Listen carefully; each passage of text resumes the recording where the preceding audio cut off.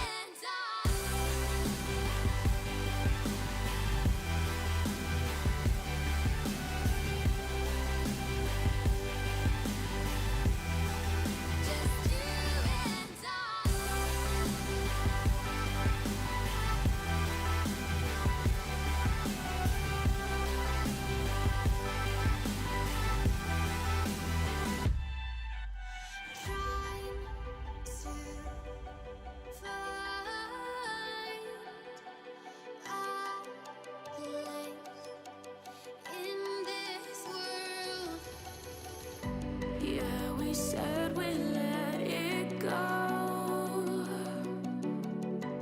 but we settled for the last. Couldn't let you want it though. Who am I to let you down? No, who am I to let you down?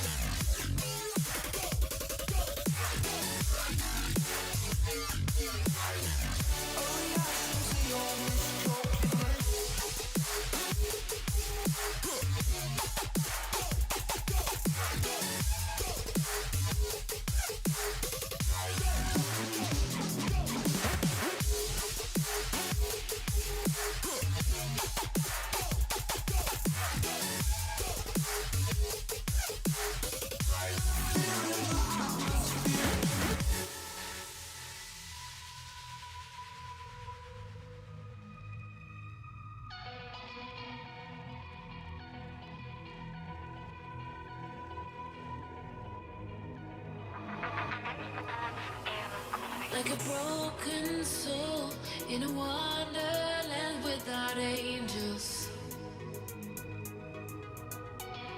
That is how I feel when the mirror shows me a stranger. Yeah. And I know they're just fragments of a world where your absence all I get to see. Take me back to the planet where you.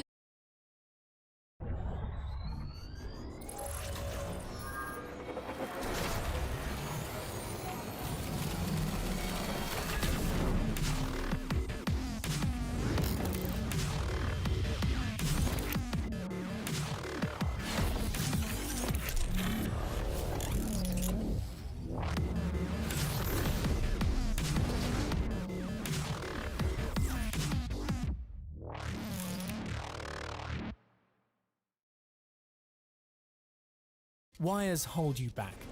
They tie you down, restrict your movements, and ultimately stop you reaching your full potential. Which is why it's time to break free from the confines of the cable and fully embrace lasting wireless gaming with Logitech G. The G603 wireless gaming mouse and the G613 wireless mechanical gaming keyboard both deliver the kind of performance and efficiency you need to compete and win at the highest levels of gaming. The G603 wireless gaming mouse can run with 1 or 2 AA batteries to suit your weight and balance tastes, and can provide up to a staggering 500 hours of non-stop play. Expect nothing less. This is largely down to the incredible new high-efficiency rated optical sensor, or HERO for short. Heroes never die. As well as enjoying 10 times the power efficiency of the last generation of sensors, it boasts exceptional accuracy and responsiveness with up to 12,000 dpi. You can manually adjust sensitivity in the Logitech gaming software, assigning up to 5 preset levels which can be switched on the fly by tapping this button. Whilst we're on the subject of buttons, the G603 has 6 which are fully programmable, either assigned to game profiles on your main PC or stored in onboard memory for when you're on the go. But all this is nothing without latency-free performance, and thanks to Logitech G's new highly optimized light speed technology and a 1 millisecond report rate, the G603 is photon fast, with no risk of interference from other Wi-Fi or Bluetooth sources, even in crowded LAN and tournament settings. Lightspeed is in fact so advanced that the G603 is faster than most wired gaming mice. An excellent kill. When you're not competing, you can also switch from peak gaming mode to the low productivity setting, pushing the report rate to 8 milliseconds and further optimizing battery life. MVP. The G603 also has the added benefit of allowing you to connect to devices via Bluetooth. To complete your optimized wireless setup though, you need to look beyond the mouse. The G613 wireless mechanical gaming keyboard is the first of its kind. Also leveraging Logitech G's incredible new 1 millisecond report rate lightspeed technology or Bluetooth connectivity, this keyboard houses the esports grade Roma G mechanical key switches. With an actuation distance of just 1.5 millimeters, these are up to 25% faster than the competition. This calls for a celebration. Combine this with an actuation force of just 45 grams, and you have a low fatigue, high performance keyboard designed to help you win. In addition to delivering faster keystroke response rates than most wired gaming keyboards on the market, the G613 also boasts incredible power performance with up to 18 months of gaming on just 2 AA batteries. To find out more about the G613 and the G603, just visit logitechg.com.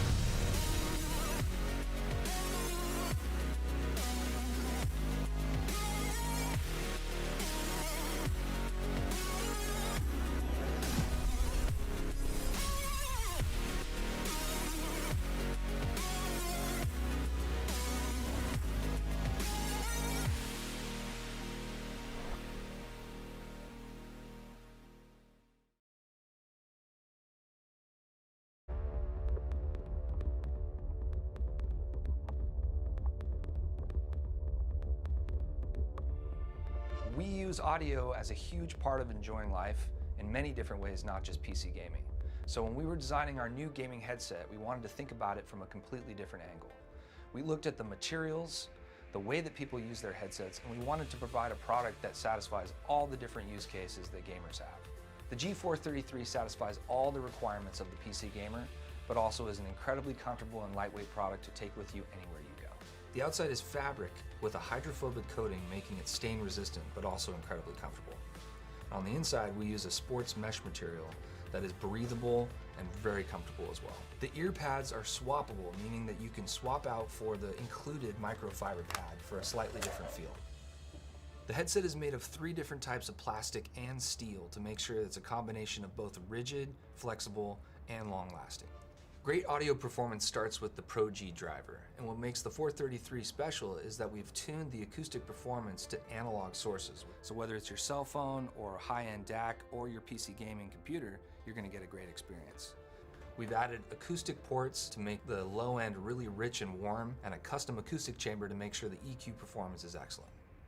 The detachable boom mic has noise canceling and a micro pop filter to make sure that you have clear communication, whether it's streaming or just chatting with your friends. The G433 is certified by Discord to make sure that you're going to get a high quality communication experience with your gaming friends. The PC gaming cable connects to the headset and allows you to mute and adjust the volume with the control box. It's also uniquely designed to virtually eliminate crosstalk between the microphone and the headset. The PC gaming cable also connects to the USB digital sound card, enabling features like DTS Headphone X 7.1 surround sound, custom EQs, and profiles through Logitech gaming software. The PC cable also connects to a Y splitter that's included, which allows you to connect to any analog source you want. The second cable is the mobile cable, which has a built-in microphone so you don't need the boom mic to communicate while you're on the go, and it also has a button to control modern cell phones. The G433 is not just a brand new headset, it's a brand new category of headset. It's incredibly lightweight and comfortable, and it uses the best technologies that you've come to expect from Logitech G.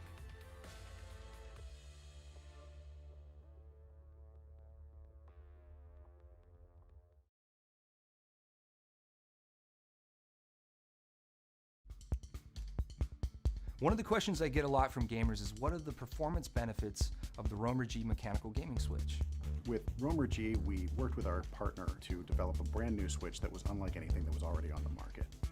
Roamer G was designed from the ground up with Japanese manufacturer Omron to provide a true innovative advantage for gamers. The actuation element is much larger and wider to provide a very stable and consistent key press and improved durability and reliability. Instead of the standard 4mm travel distance, you have a 3mm travel distance, and the actuation happens at 1.5mm instead of 2mm. Allowing the actuation to be 25% faster. This can give gamers a true performance benefit over traditional designs and can improve your gameplay. In conjunction with a 1 millisecond report rate, this speed translates to significantly increased responsiveness, which is why so many of the top esports pros and leagues have chosen Logitech as their keyboard of choice. For more info, go to logitech.com/gaming. Thanks for watching.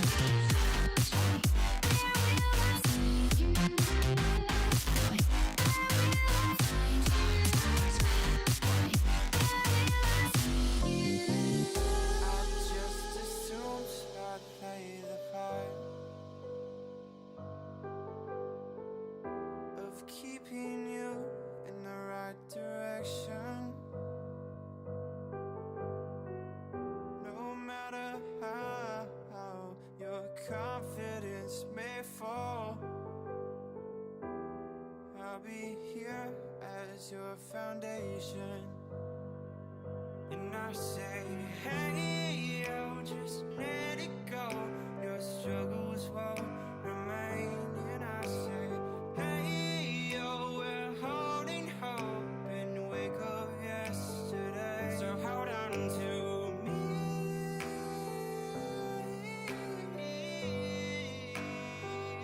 Hold on to me.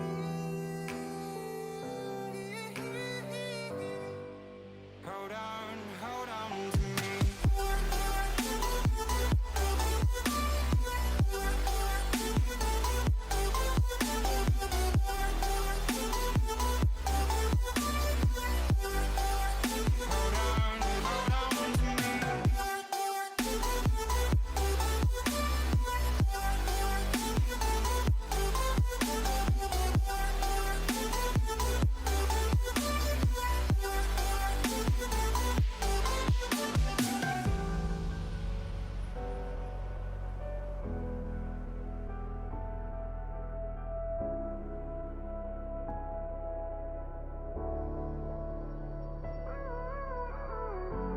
Gave you too much, now I'm swallowed.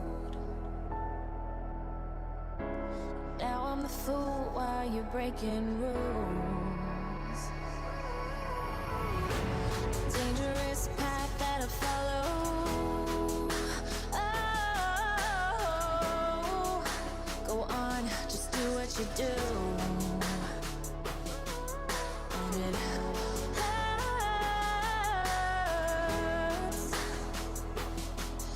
as I bleed for you, cry for you, oh, oh.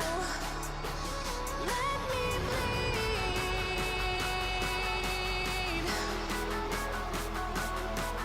As I bleed for you, cry for you, oh, oh. Let me bleed.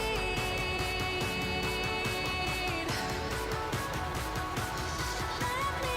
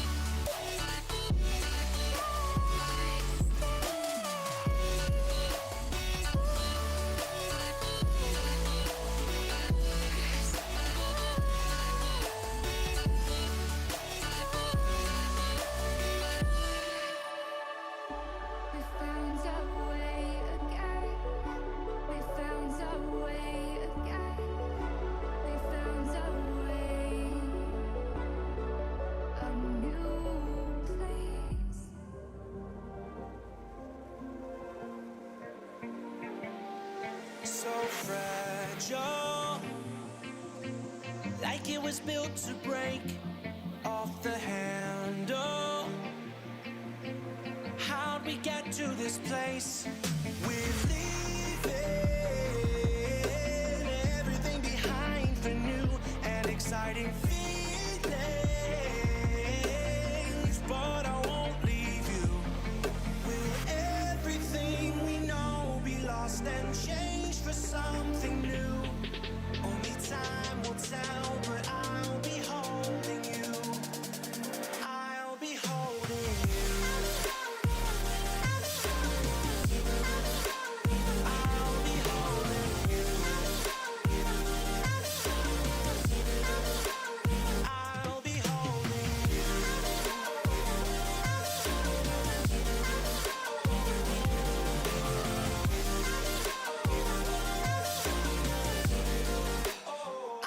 be holding you. Standing on the edge of a cliff, realize there must be more to life than this. Reaching for the stars, traveling so far, like a dragonfly. Just grab my hand from heaven's end with me tonight. Trying to find our place in this world. Reaching for the stars, traveling so far, like a dragonfly. Keep our secrets there, hide them everywhere. Just you and I.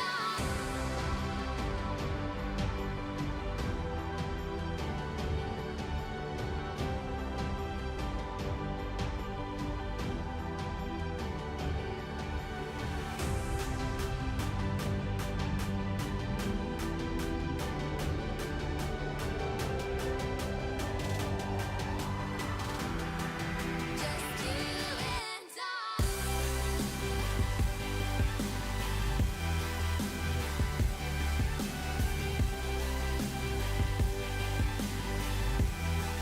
Just you and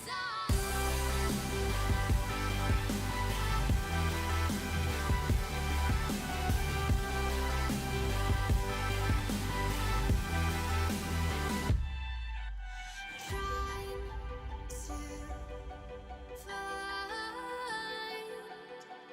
our place in this world. Yeah, we said we let it go, but we settled for the last. Couldn't let you want it though. Who am I to let you down? No, who am I to let you down, down, down?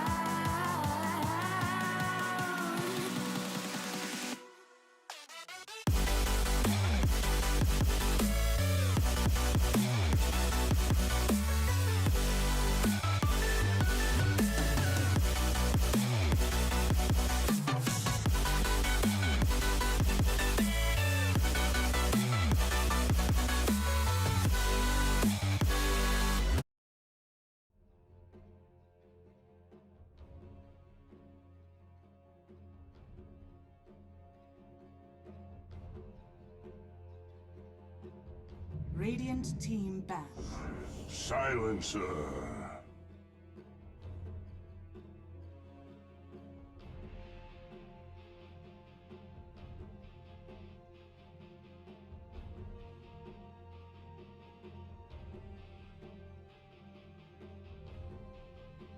Dire team ban. Radiant team ban.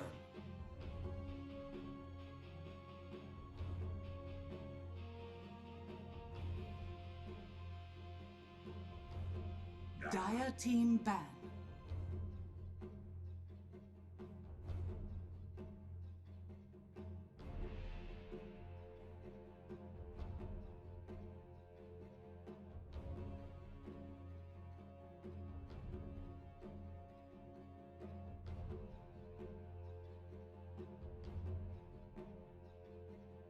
Ten seconds remaining. 5 seconds remaining. 4,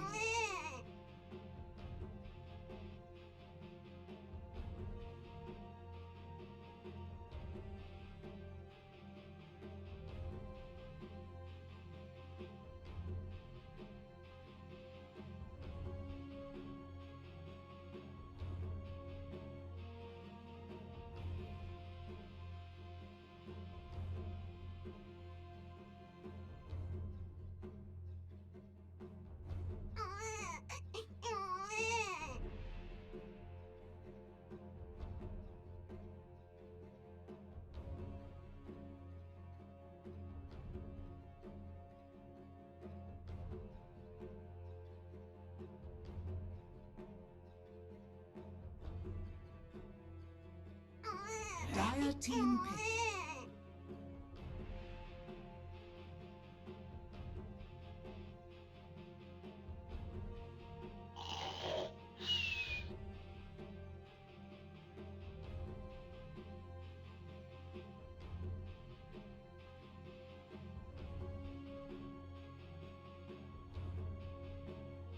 Ten seconds remaining. 5 seconds remaining.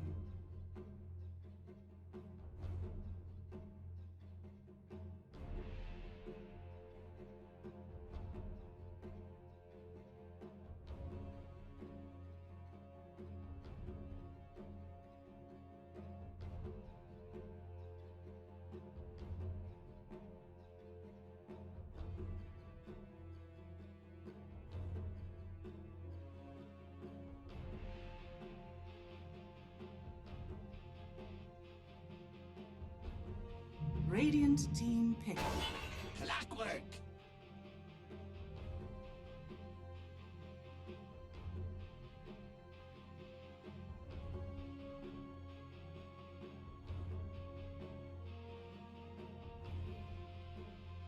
Dire team pick.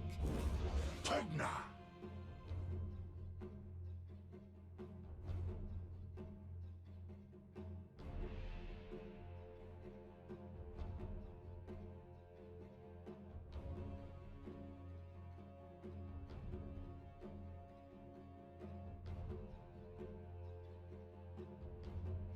10 seconds remaining. 5 seconds remaining. All right, ladies and gentlemen, boys and girls, welcome to the Dota 2 Pune Regional Qualifier of the ILG Cup Season 2. Live from Havok Nation, Pune today. We have Team Shambles going up against the ROG Titans in the first round robin match. Draft for this BO1 is already on its way. Team Shambles go for the Bane, Clockwork, and the Pangolier. I haven't seen the Pangolier live for a very, very long time. Team pick. Mirana.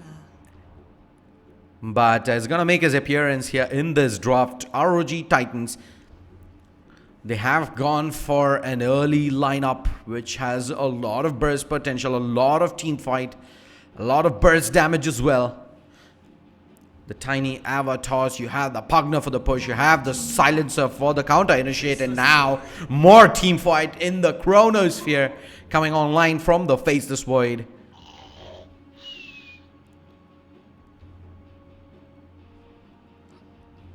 I'm guessing that's going to be a mid Pugna, safe lane Void, and an off lane Tiny.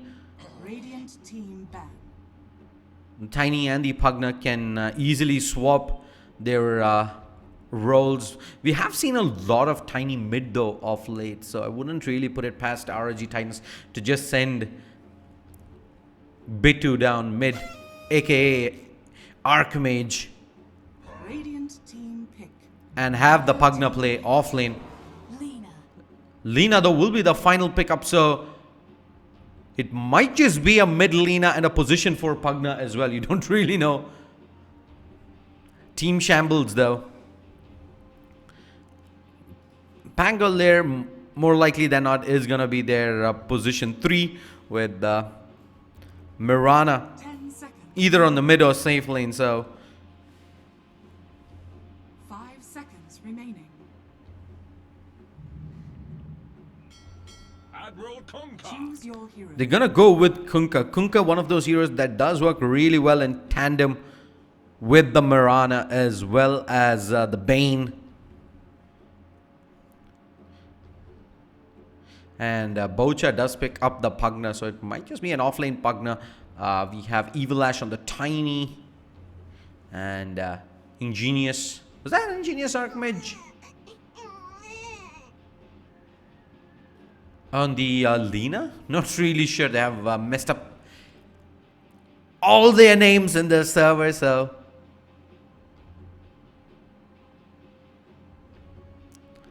Regardless, ROG Titans versus Team Shambles. First match of the day here, live from Havok Nation. Big shout out to all the sponsors. Title sponsor LXG, powered by Logitech G. Associate sponsors LG and Nvidia. Online media partner Sportskeeda.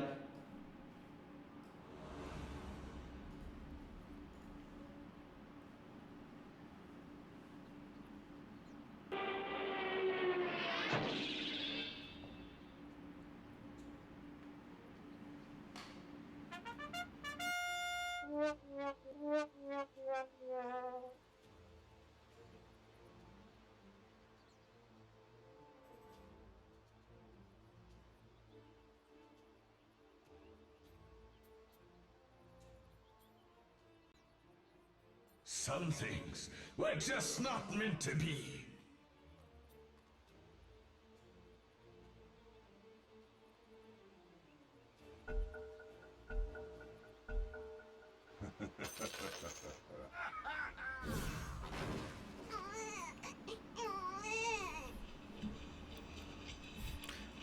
This is going to be...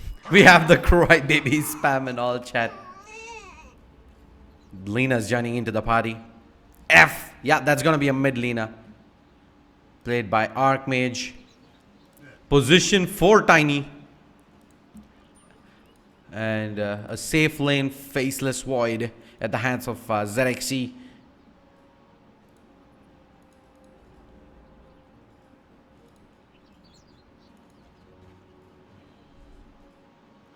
I'm not mistaken, there will be Haunter playing up the Silencer for now. Trying to babysit Faceless Void here in the early game, who's taking in a little bit of damage early on. He's just gonna taunt his way out. Desmond joins in as well. 30 seconds to battle.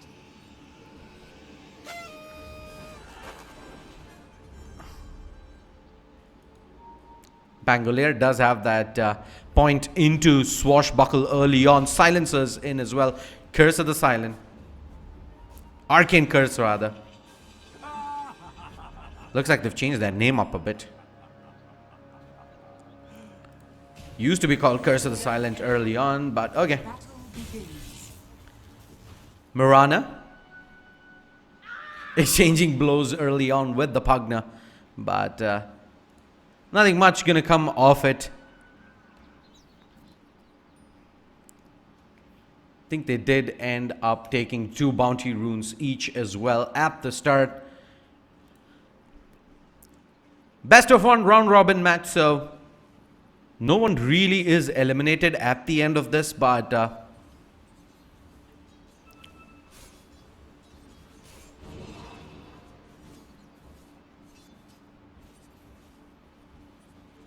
pretty good friendly in-game rivalry on display here today.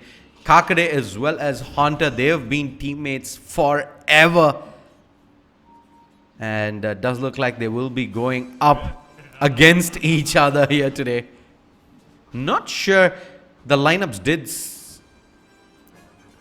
show the 2 registered, but they are playing under some weird names, so I'm not really sure.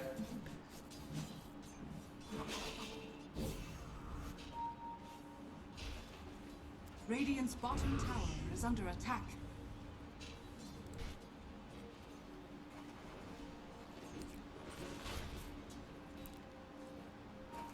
I'm interested to see how this top lane pans out. Tiny Pugna versus the Clockwork Mirana. Lots of kill potential for both these teams.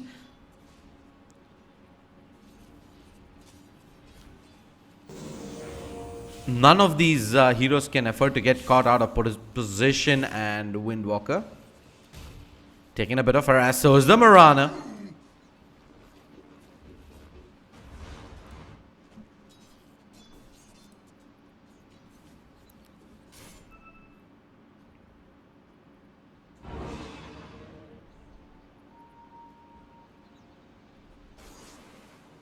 Lena copying in so much harass from the Tidebringer X. Marks Torrent does connect in, but the Light Striker is on point as well. Double damage rune on the ready. Lena will be able to pick that up and salve up, and she's going to heal up, turn back across.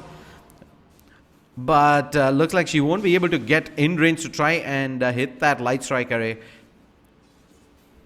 And that double damage rune should definitely zone out the Kunkka, at least for now.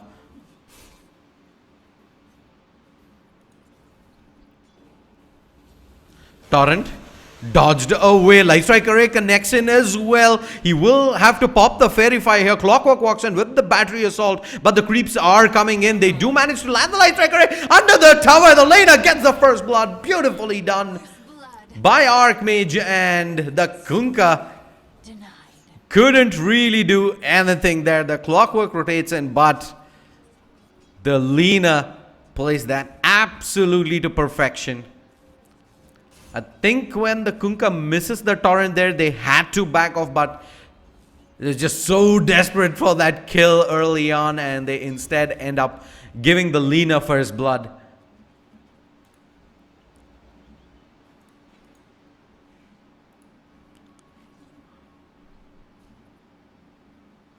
Would have expected the top lane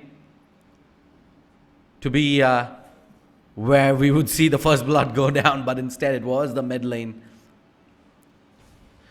Both teams playing it very cautiously here in the top lane, primarily because if they'll end up losing a couple of kills here, and then it becomes almost impossible to stand in the lane from that point on. Faces Void level 4. Hasn't really bought anything up just yet. Does have the magic stick.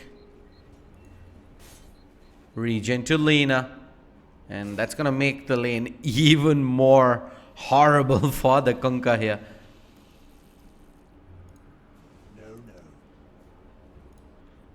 Lina, once she does hit level 4, level 5, the harass just becomes way too much. Look at that. Light Strike Array, 3 right clicks, and he's down below half his health points.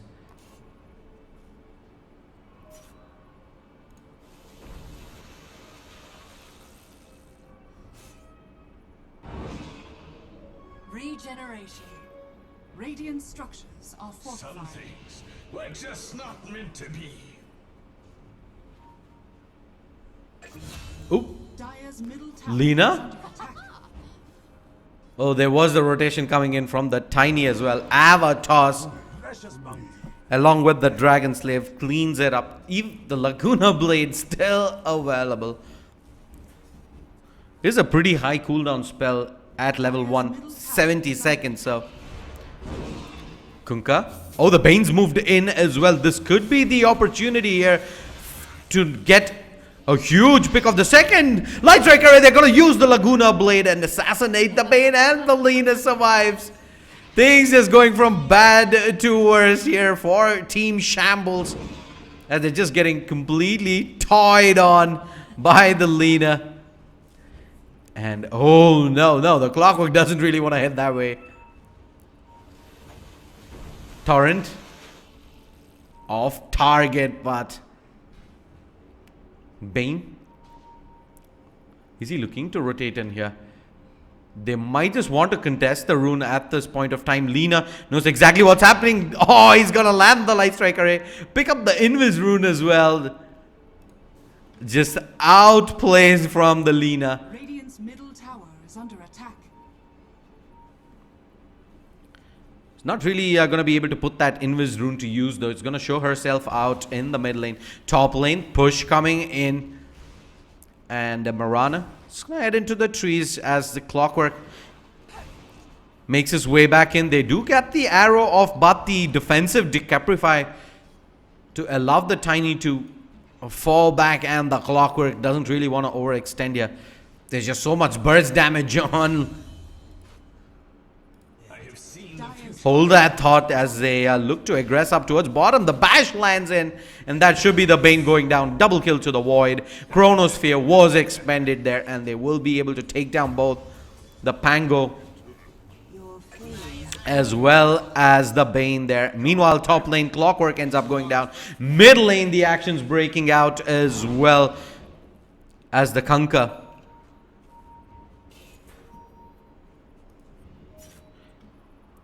gonna be put under pressure.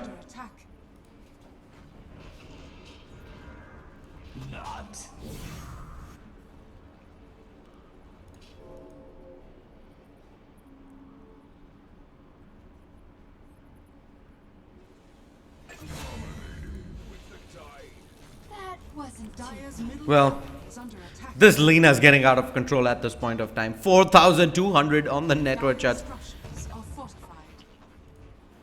I think that's close to about 500 GPM. Yes, it is. Just 8 minutes into this match.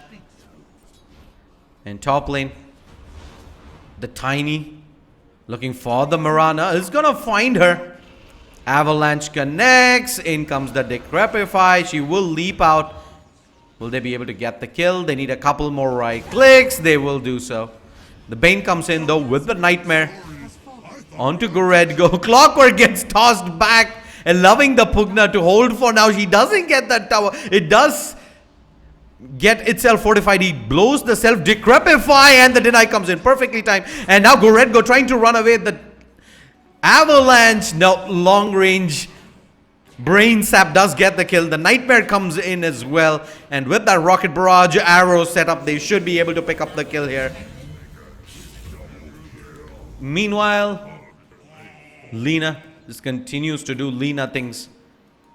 Bottom lane didn't even need the Laguna Blade by the looks of things.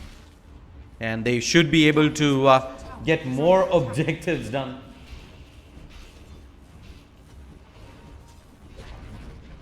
Dire's bottom tower has fallen.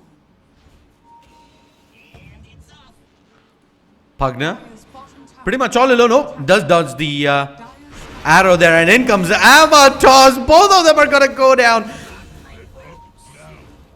The Starstorm doesn't really do enough damage there, and Goredgo will eventually go down. I didn't see a point of why he turned around there, but yeah, he did use the wand towards the end, but it wasn't nearly enough to try and save him from those 2 right clicks coming in from the Mirana there at the end. Rolling Thunder to initiate onto the Lena, and that should be enough. X marks the spot.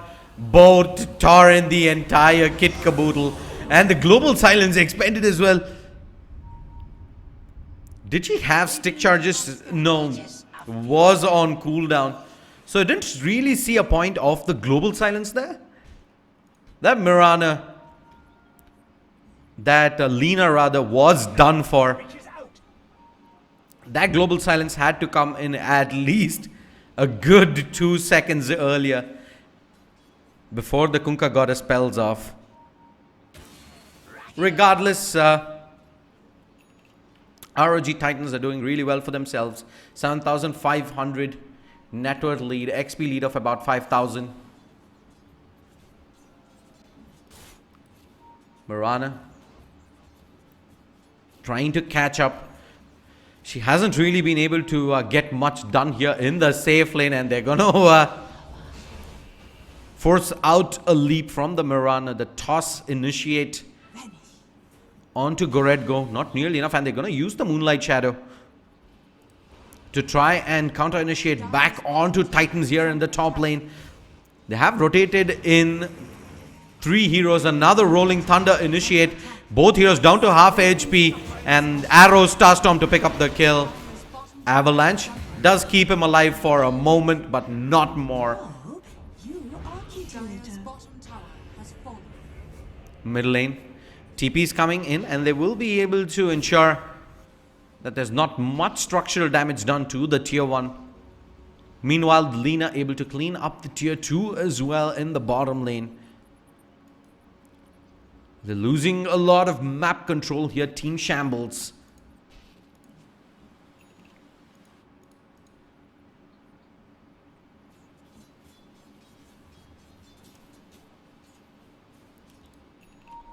Void. Chronosphere on the ready. Has picked up the Mask of Madness. And looks like they are pinging out the Bane. They're gonna go in with the Chrono and the Life Drain. They have more than enough damage to clean up But the Void is tanking the tower here at this point of time, and he's gonna get hooked in. In comes the Global Silence, forced out the Laguna Blade onto the Mirana, but the Light Striker, it doesn't really connect, and Rolling Thunder coming out, and the Lina pops the haste rune, and she's just dodging him left, right, and center. TB coming in from the Bane, and the Faceless Void has to back off, and the Kunkka is giving chase here to the Pugna, meanwhile in the back lines. He does have Torrent coming off cooldown in 1 second, but he's not going to risk diving under the tier 1 without any vision high ground. Gonna back off 13-7. ROG Titans at the moment with 1 kill per minute. They've just been fighting it out, and more importantly, converting these fights into objectives. There's pretty much only the mid and top tier 2s remaining, while Shambles, they haven't really been able to get any structures down just yet. Dire's middle tower is under attack. Moonlight Shadow, as they look to try and find the Silencer and the Lina. Radiant are scanning. But both those players are long gone. They even dropped the scan. The scans, though, is in the wrong area. They're going to be pushing in towards mid. Prize kill on the Lina if they can find her. But she does have a Yule Scepter. Can be used defensively if she does end up getting caught out of position. Or to set up for the Light Striker offensively. Dire's top tower is under attack. Top 3 on the network shots, all from ROG Titans right now. Goal lead of about 10,000. XP lead of about 6,000, give or take a few.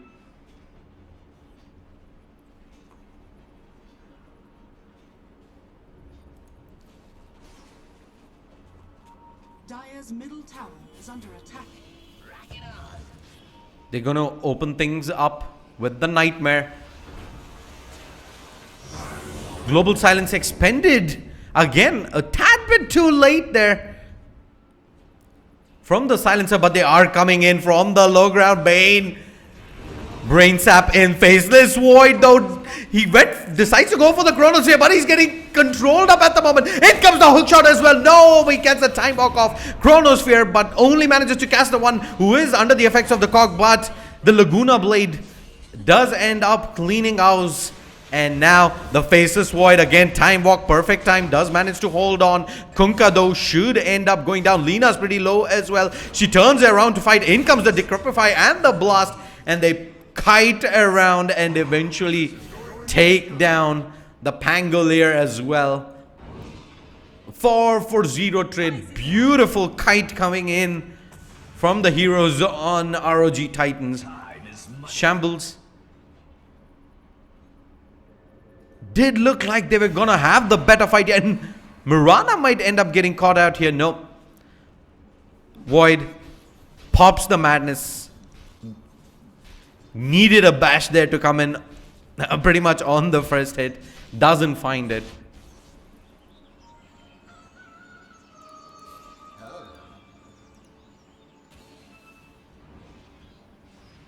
Laguna Blade onto the Bane, and they pick up yet another kill.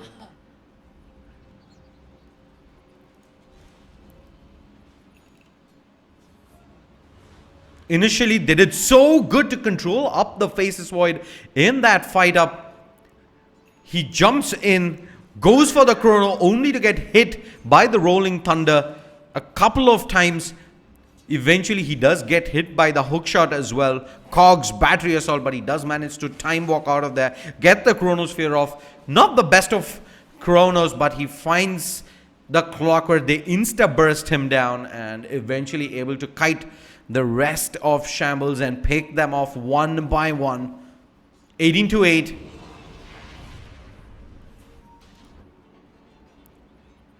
As we do see a 5-man smoke coming in for Team Shambles.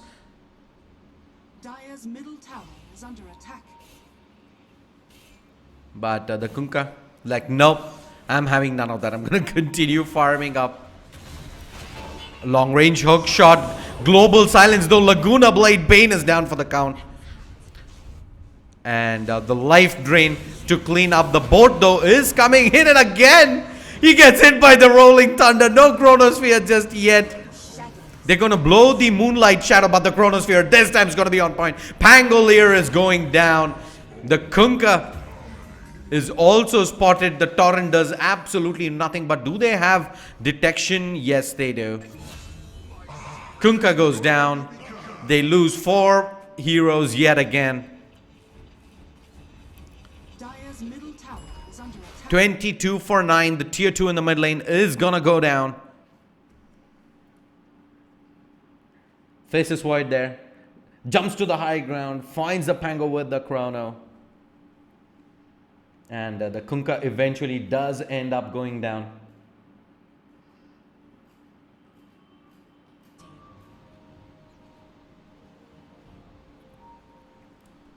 Twice now that the Faceless Void has gotten hit by Rolling Thunder. As I say that, I hear the Laguna Blade Banes down again.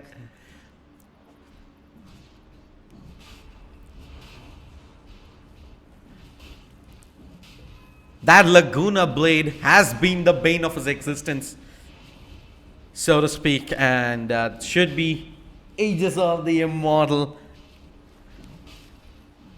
Going to ROG Titans. Roshan has fallen to Lena's gonna pick it up, who does have the Ether Lens completed up as well, and half of the Aghanim Scepter on the ready.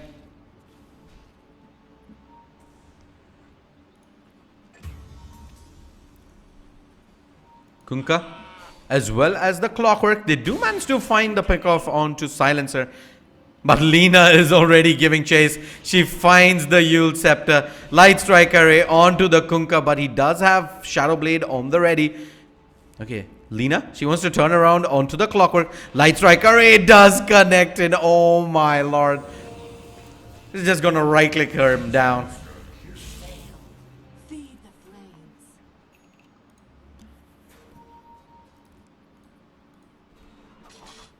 And top lane, Bane. Oh, the arrow does connect and onto Pugna. Forces out the global silence here in the backlines. Is he gonna survive? Oh, the Decrepify perfectly timed, but now the Star Storm does connect in, and the long range Fiends group as well, and the Tiny goes down. Despite blowing the global silence, they ends up losing both the players in the top lane. Team Shambles may be far behind, but they're definitely not bowing out without a fight.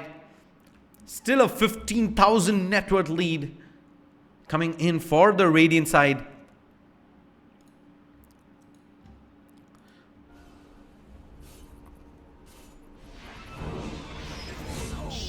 Lena blows the full combo onto the Bane yet again. All he wanted to do was get to the shrine there. Just get to the shrine.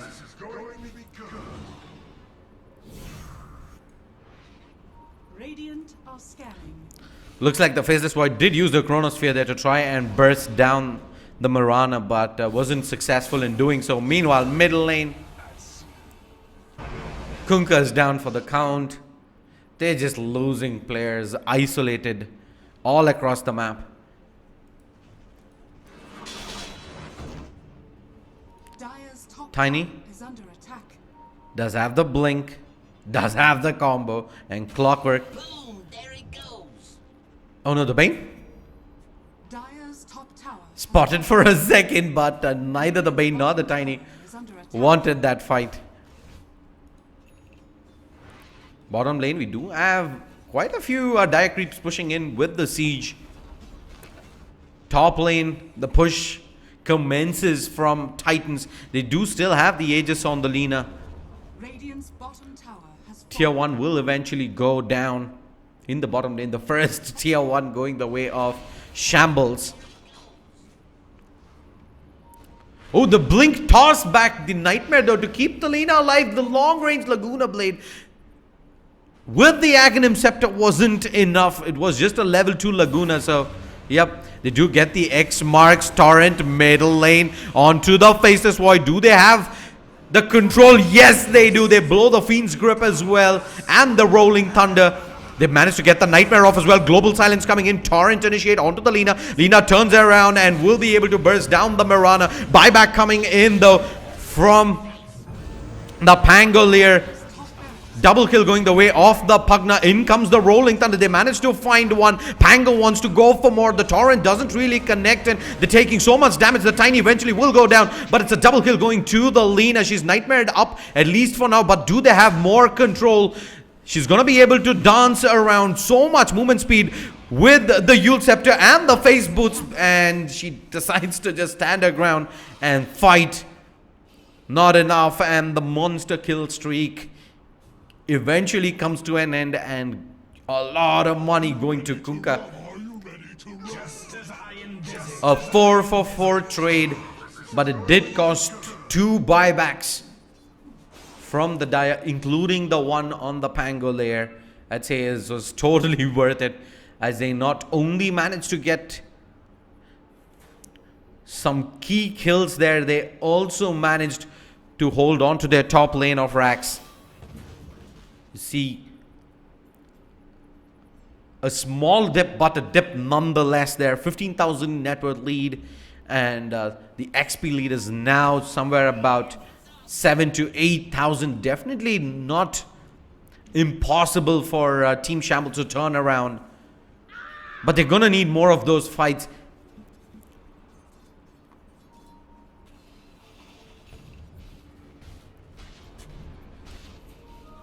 Radiant's middle tower is under attack.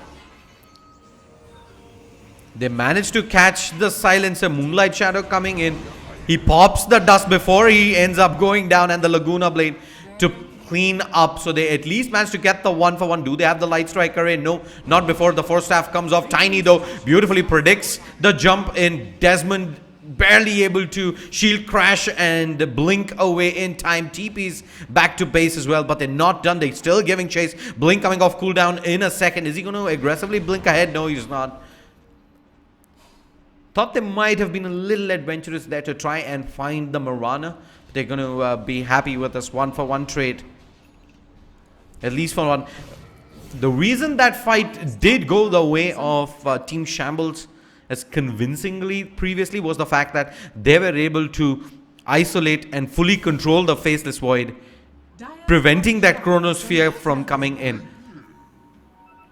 And they need to continue to do so time and again. They also need to ensure that they don't get a free... Oh, the Global Silence comes off. They do manage to catch out Evil Ash here. The Chronosphere just a second late, and the arrow connects in as well. Can they turn this around onto the Voidy? Time of goal, he goes down. Huge mistakes there from ROG Titans. They decide to try and save the Tiny there and end up losing the Faceless Void as well. That was a 2,000 net worth swing from that fight alone. And mistakes like that definitely gonna come back to haunt ROG Titans if they continue to do them time and again. Just as I envisaged. Lino though continues to get stronger and stronger. She has a fully completed Black King bar now. Roshan gonna respawn back in about 40 seconds time. Triple fire.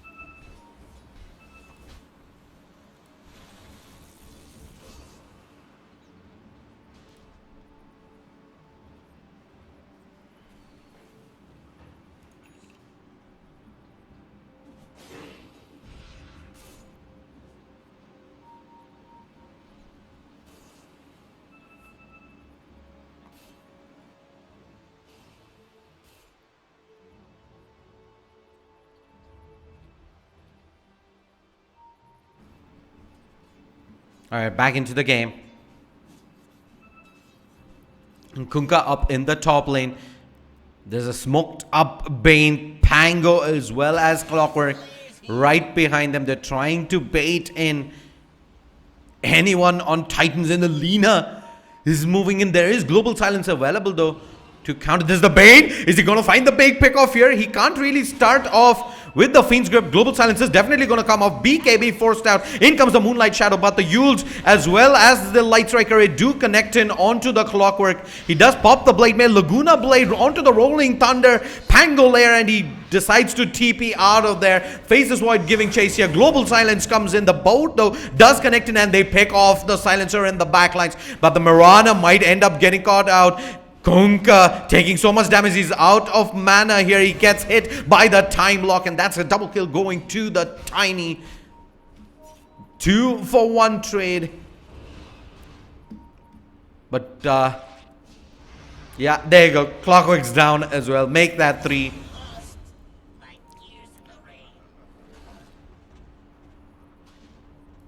Bane there couldn't really blow the Fiend's Grip early on because they are just straight up gotten cancelled by the Global Silence. So he had to start things off with the Nightmare into Rocket Barrage. But the Lina just turns around, pops the BKB. A 3-for-1 trade as ROG Titans immediately head into the Roshan pit.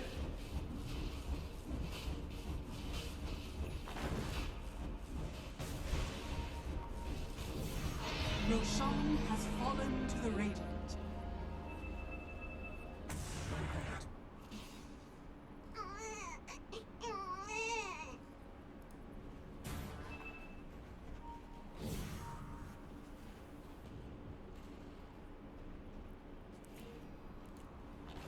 Dire's bottom shrine is under attack. Faces Void. He has a BKB completed now, and this time they're going to give him the Aegis and not to the Mirana. So, not to the Lina rather, who is pretty tanky right now considering the fact that she does have the blacking bar and a regen. She's going to pick up the cheese as well. 30 minutes in, 34-20. Regeneration. Invisibility.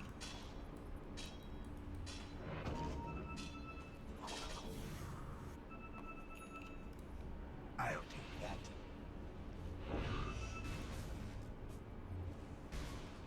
Tiny picks up a gem. Something that Titans do need if they're looking to siege high ground up against the Moonlight Shadow. Lina looking for a pick off here in the bottom lane. Oh, she lands the Light Striker from the low ground, but I don't think she has any sort of vision here. She lands a second Light Striker as well, forces out the Laguna Blade. She's going to pop the BKB, but she does not have vision. Global Silence comes in as well. Buys her time, but she has no vision. She needs to back off. She needs to back off now. They're going to go ahead and blow the Fiend's Grip, knowing for the fact that Global Silence was expended. Lina going to buy back. As the siege begins at the top lane. Nightmare Arrow does connect in long range onto the Void. Do they have any follow-up? The hook shot misses. Torrent comes in, but he will be able to time walk away here. X marks boat, connects in onto the Void, but yeah, they've lost their main source of control. They're going to blow the Chronosphere to try and burst the Kunkka. The Kunkka holds on. Nightmare, he's just so tanky right now. And with the BKB, they should be able to pick up the melee barracks here. Glyph has been expended. 500 HP.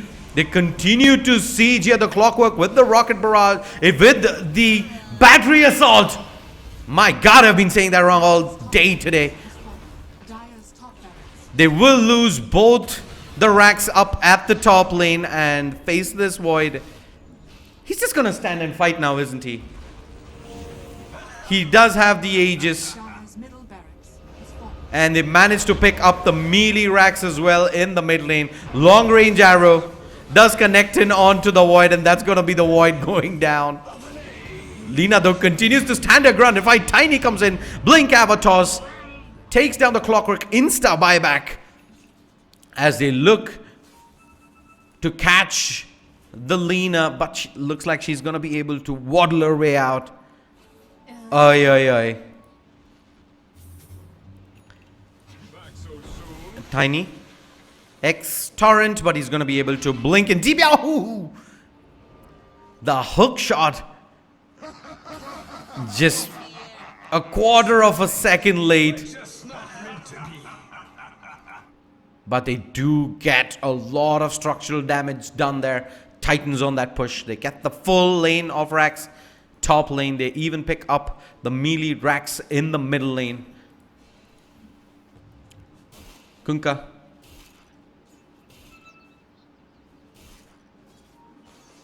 Trying to push the wave in here in the bottom lane. He does have that halberd picked up with the Shadowblade Crystallis. Mirana completes up the Manta style. Tiny looking to give chase. Shadowblade on the ready. He does have the Echo Saber as well, waiting for the Lina. Laguna Blade dodged by the Manta. She's going to be able to leap out of there as well. Tiny looking to give chase. He does connect in with the Echo Saber shot to slow things down. Arrow not going to be on point. Forces out the Rolling Thunder as well, but under the effects of the Moonlight Shadow, Desmond going to be able to back away. Global Silence forced out. The boat connection onto Tiny. Bane's coming in as well. They don't have detection, but in comes the Faceless Void. Chronosphere's ready. Oh, catches 3 players on the Chrono. They're all just gonna melt here. Beautiful Chrono coming in from Taihei. Catches 3. Double buybacks forced out. Pango as well as the Kunkka comes back in. But at what cost?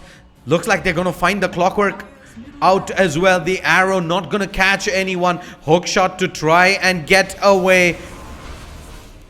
Silencer getting gone on by the Pangolier in the backside, but it's gonna be the Mirana who does get focus fired down. Kunkka, this might end up being a dieback. In comes the Laguna. He is down for 102 seconds. Wait, was that a dieback on the Kunkka? Yeah, it was. They're all melting. GG is called, and ROG Titans will take the first match of this round robin format in the Pune regional qualifier for Dota 2 of the ILG Cup Season 2. Big shout out to all the sponsors. Title sponsor LXG, powered by Logitech G. Associate sponsors LG and Nvidia. Online media partner Sportskeeda. We will be back shortly while ROG Titans go up against Team Secret. But this is the fake one. Do stay tuned regardless. See you soon.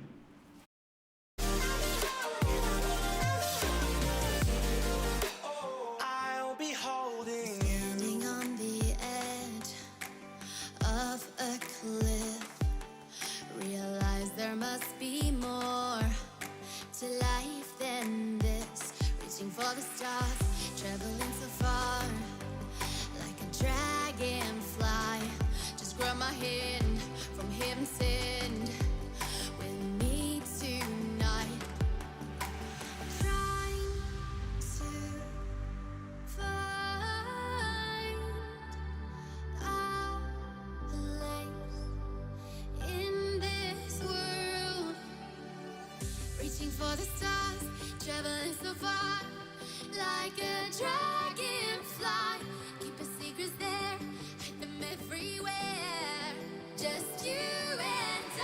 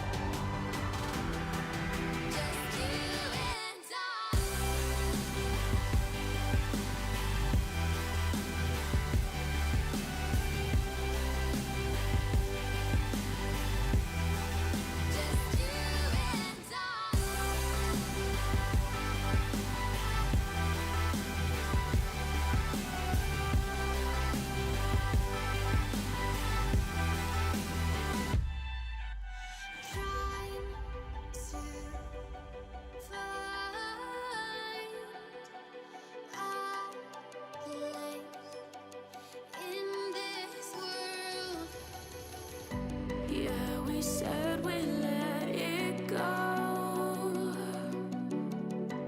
but we settled for the last. Couldn't let you want it though. Who am I to let you down? No. Who am I to let you down, down, down?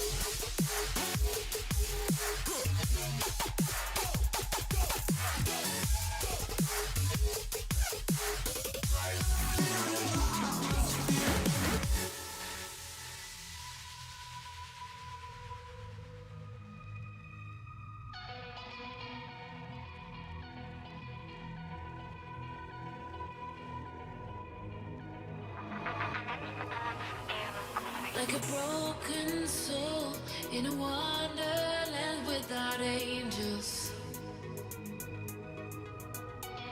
That is how I feel when the mirror shows me a stranger. Yeah. And I know they're just fragments of a world where your absence all I get to see.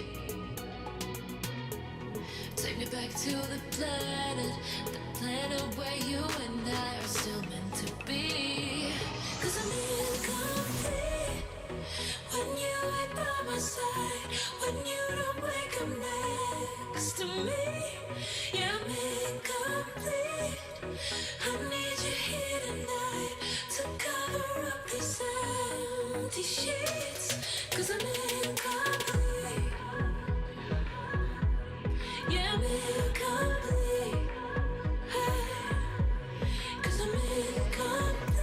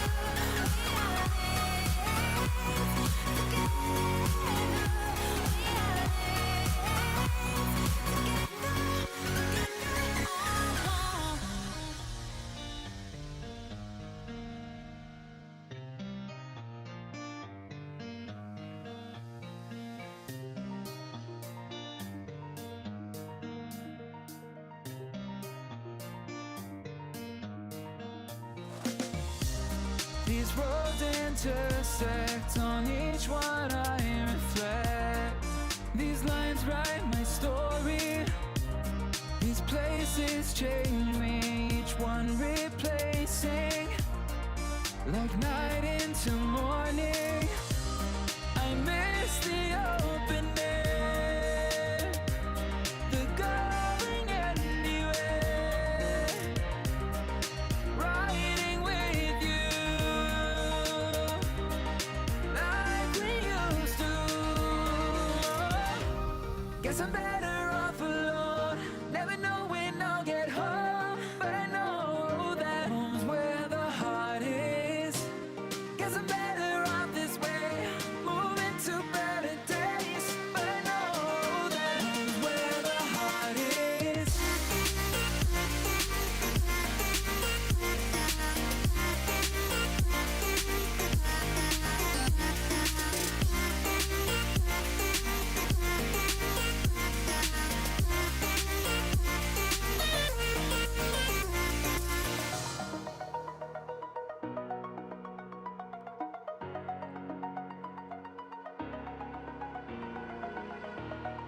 Over the edge, feel like I'm floating through the air.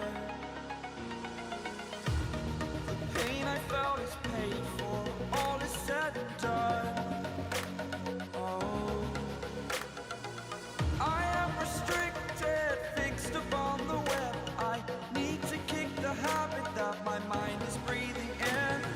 Break out, I've got to see. Spent all my life holding all of it closely. I played it innocent, a feel of discontent. I'm finally facing it all, fearless.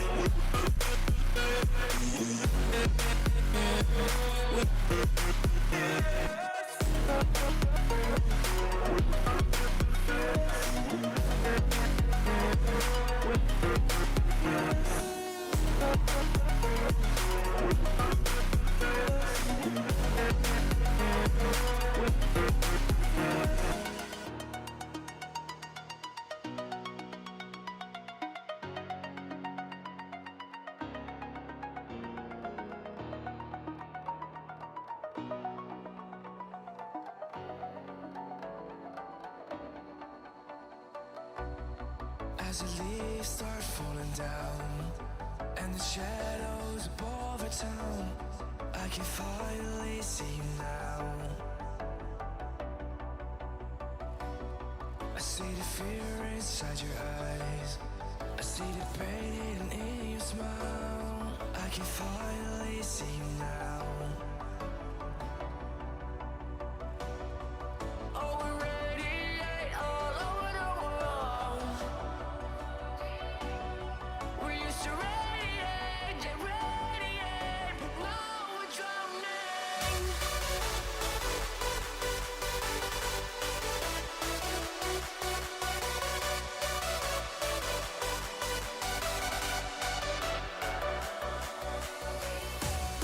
As the leaves start falling down and the shadows above the town, we used to radiate, but now we're drowning.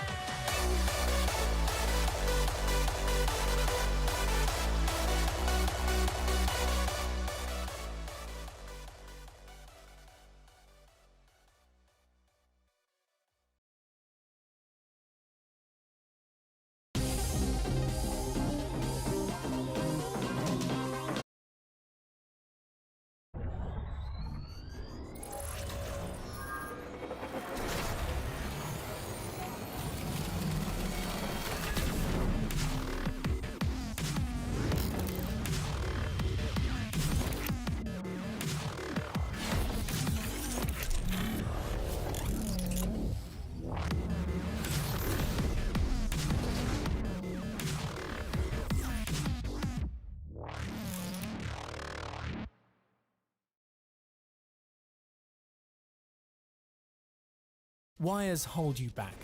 They tie you down, restrict your movements, and ultimately stop you reaching your full potential. Which is why it's time to break free from the confines of the cable and fully embrace lasting wireless gaming with Logitech G. The G603 wireless gaming mouse and the G613 wireless mechanical gaming keyboard both deliver the kind of performance and efficiency you need to compete and win at the highest levels of gaming. The G603 wireless gaming mouse can run with 1 or 2 AA batteries to suit your weight and balance tastes, and can provide up to a staggering 500 hours of non-stop play. Expect nothing less. This is largely down to the incredible new high-efficiency rated optical sensor, or HERO for short. Heroes never die. As well as enjoying 10 times the power efficiency of the last generation of sensors, it boasts exceptional accuracy and responsiveness with up to 12,000 DPI. You can manually adjust sensitivity in the Logitech gaming software, assigning up to 5 preset levels which can be switched on the fly by tapping this button. Whilst we're on the subject of buttons, the G603 has 6 which are fully programmable, either assigned to game profiles on your main PC or stored in onboard memory for when you're on the go. But all this is nothing without latency-free performance, and thanks to Logitech G's new highly optimized light speed technology and a 1 millisecond report rate, the G603 is photon fast, with no risk of interference from other Wi-Fi or Bluetooth sources, even in crowded LAN and tournament settings. Lightspeed is in fact so advanced that the G603 is faster than most wired gaming mice. An excellent kill. When you're not competing, you can also switch from peak gaming mode to the low productivity setting, pushing the report rate to 8 milliseconds and further optimizing battery life. MVP. The G603 also has the added benefit of allowing you to connect to devices via Bluetooth. To complete your optimized wireless setup though, you need to look beyond the mouse. The G613 wireless mechanical gaming keyboard is the first of its kind. Also leveraging Logitech G's incredible new 1 millisecond report rate lightspeed technology or Bluetooth connectivity, this keyboard houses the esports grade Roma G mechanical key switches. With an actuation distance of just 1.5 millimeters, these are up to 25% faster than the competition. This calls for a celebration. Combine this with an actuation force of just 45 grams, and you have a low fatigue, high performance keyboard designed to help you win. In addition to delivering faster keystroke response rates than most wired gaming keyboards on the market, the G613 also boasts incredible power performance with up to 18 months of gaming on just 2 AA batteries. To find out more about the G613 and the G603, just visit logitechg.com.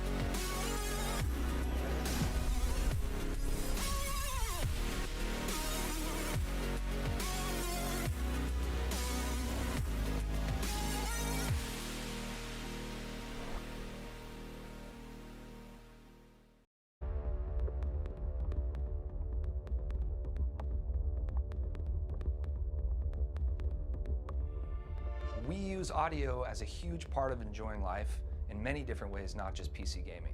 So when we were designing our new gaming headset, we wanted to think about it from a completely different angle. We looked at the materials, the way that people use their headsets, and we wanted to provide a product that satisfies all the different use cases that gamers have.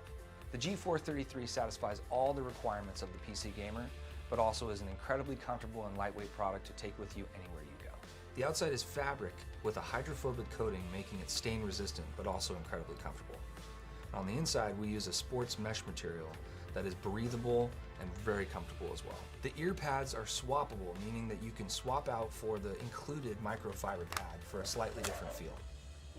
The headset is made of 3 different types of plastic and steel to make sure it's a combination of both rigid, flexible, and long-lasting. Great audio performance starts with the Pro G driver, and what makes the 433 special is that we've tuned the acoustic performance to analog sources. So whether it's your cell phone or high-end DAC or your PC gaming computer, you're going to get a great experience. We've added acoustic ports to make the low end really rich and warm, and a custom acoustic chamber to make sure the EQ performance is excellent. The detachable boom mic has noise canceling and a micro pop filter to make sure that you have clear communication, whether it's streaming or just chatting with your friends. The G433 is certified by Discord to make sure that you're going to get a high quality communication experience with your gaming friends. The PC gaming cable connects to the headset and allows you to mute and adjust the volume with the control box. It's also uniquely designed to virtually eliminate crosstalk between the microphone and the headset.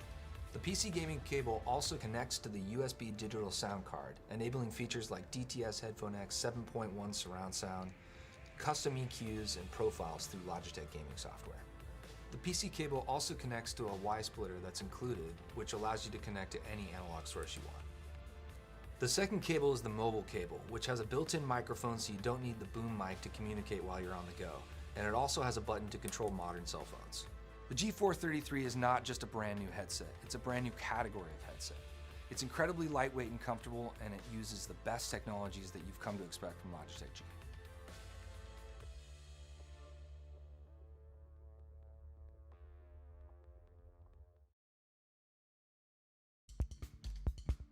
One of the questions I get a lot from gamers is what are the performance benefits of the Roamer G mechanical gaming switch?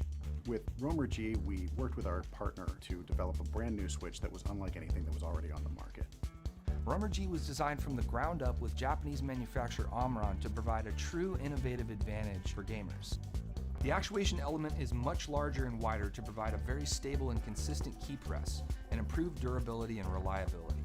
Instead of the standard 4mm travel distance, you have a 3mm travel distance, and the actuation happens at 1.5mm instead of 2mm. Allowing the actuation to be 25% faster. This can give gamers a true performance benefit over traditional designs and can improve your gameplay. In conjunction with a 1 millisecond report rate, this speed translates to significantly increased responsiveness, which is why so many of the top esports pros and leagues have chosen Logitech as their keyboard of choice. For more info, go to logitech.com/gaming. Thanks for watching.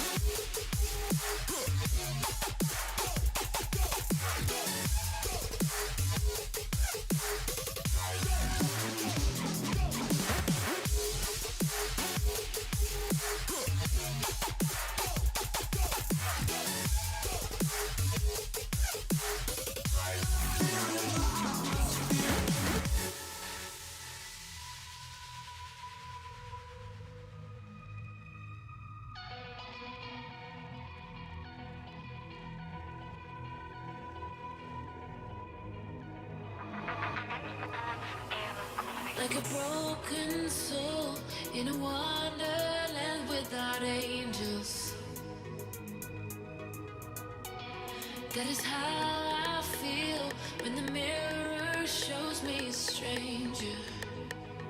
Yeah. And I know they're just fragments of a world where your absence all I get to see. Take me back to the planet where you and I are still meant to be.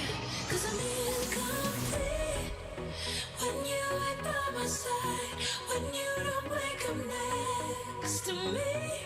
Yeah, I'm incomplete. I need you here tonight to cover up these empty sheets. 'Cause I'm incomplete. Yeah, I'm incomplete. Hey, 'cause I'm incomplete.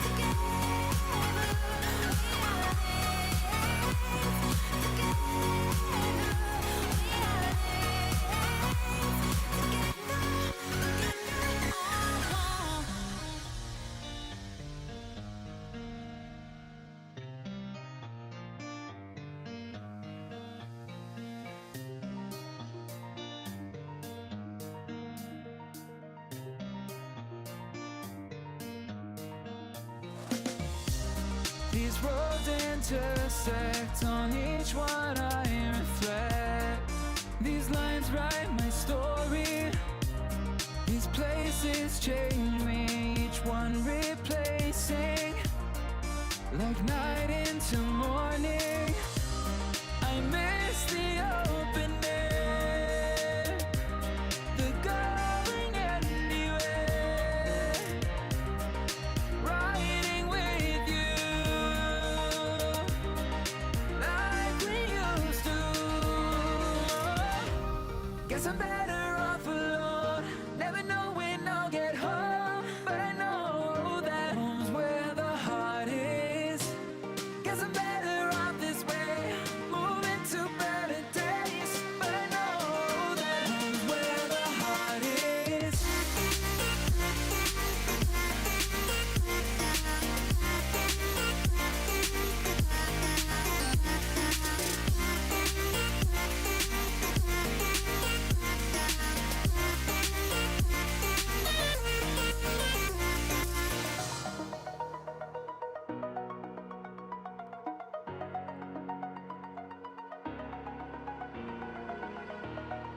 Over the edge, feel like I'm floating through the air. The pain I felt is paid for, all is said and done. Oh, I am restricted, fixed upon the web. I need to kick the habit that my mind is breathing in.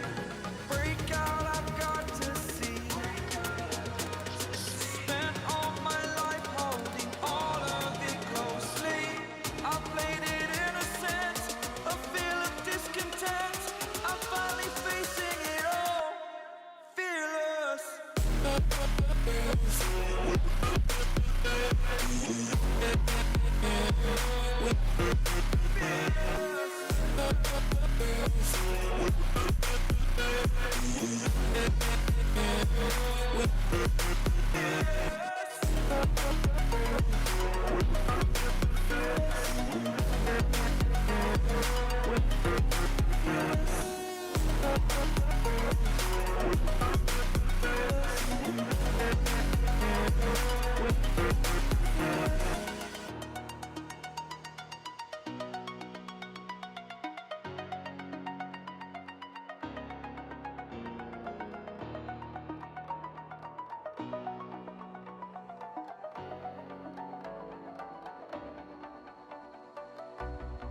As the leaves start falling down and the shadows above our town, I can finally see you now. I see the fear inside your eyes, I see the pain in your smile. I can finally see you now. Oh, we radiate all over the world. We used to radiate, but now we're drowning.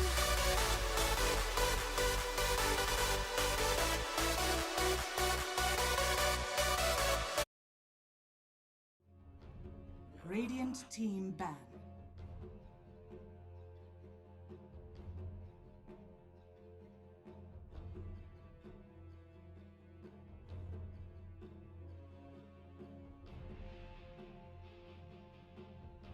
Dire team ban.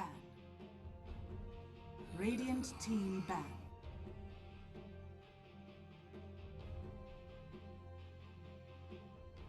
Dire team ban.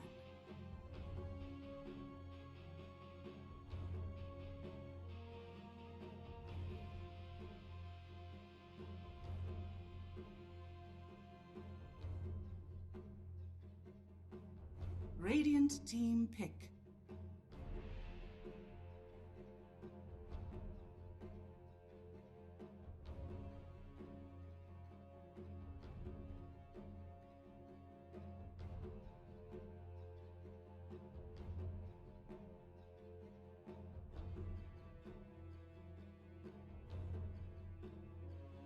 Ten seconds remaining. 5, 5 seconds remaining. Dire team pick. Dire team pick. Radiant.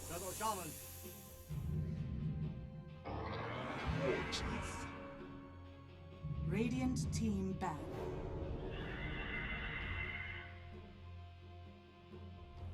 Dire team ban.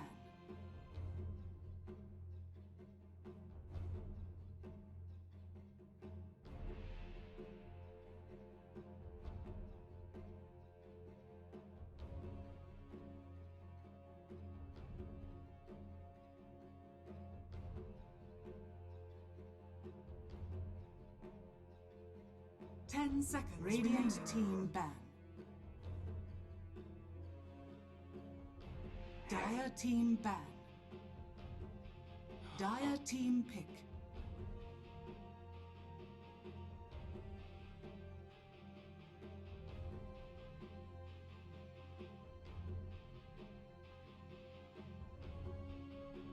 Radiant team pick. Pugna.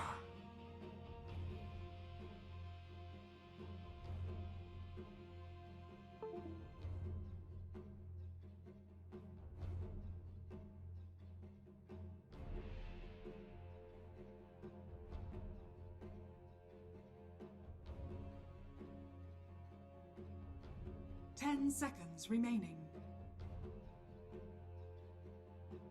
5 seconds remaining.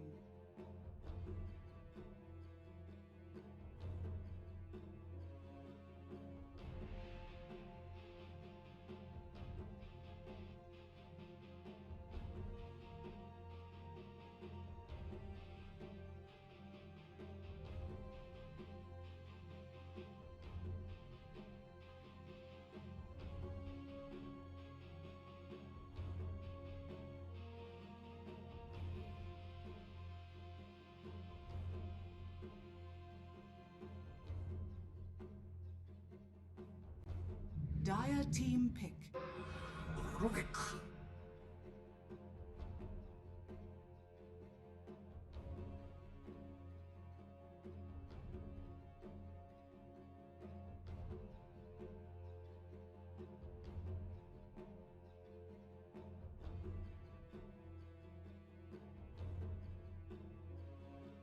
10 seconds remaining.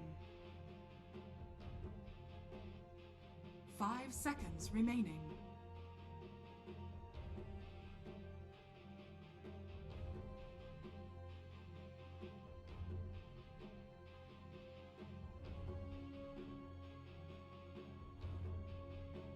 Radiant team pick.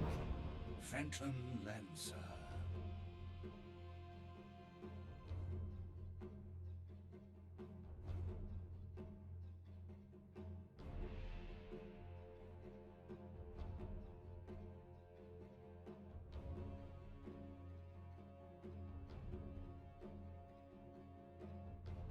Ten seconds remaining. 5 seconds remaining.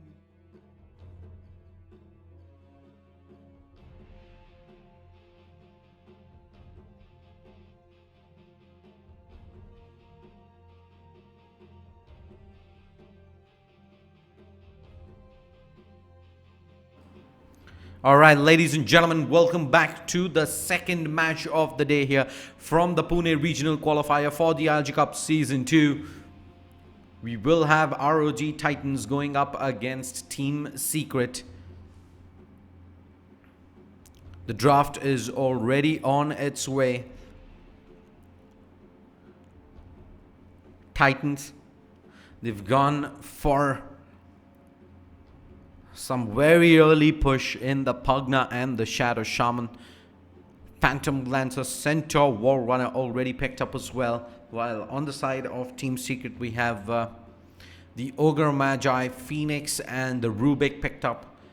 From what I have seen of late in the local as well as the international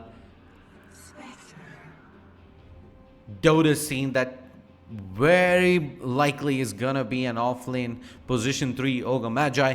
Spectre gets picked up for the safe lane position 1. Spectre versus the Lancer, one of the old school matchups. both Radiant team pick. ultra hard carries late game. So it pretty much comes down to who ends up finding the space to get their farm in. Kunkka picked up. There should be a mid Kunkka coming in. We haven't seen ROG pick up Archmage's hero. He did play a main laner the last time around. 5 seconds remaining.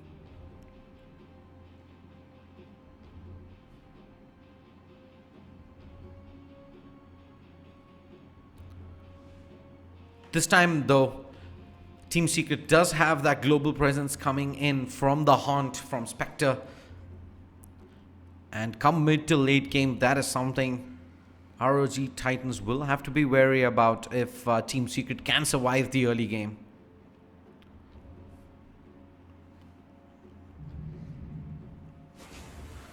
They're gonna pick the Huskar. Alright. Huskar Dodo for ROG Titans here. A victory here will move them into the grand finals, which will be coming up later today.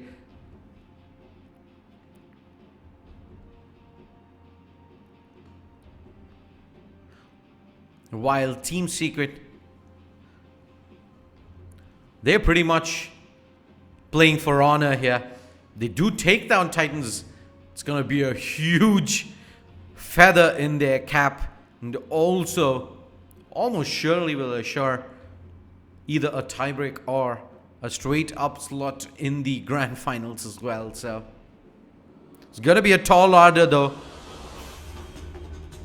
They do have the control going up against Huskar.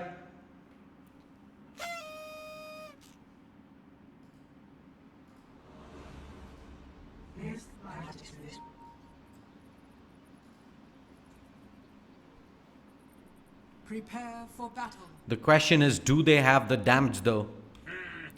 They will once the Spectre does get some items in. Until then, they're going to have to rely on the Kunkka to bring in the physical damage. But the Kunkka is going to be under a lot of harass here in the mid lane. Looks like they will have to keep the Yoga Magi full time here to ensure that the Kunkka doesn't really get completely run over in the lane.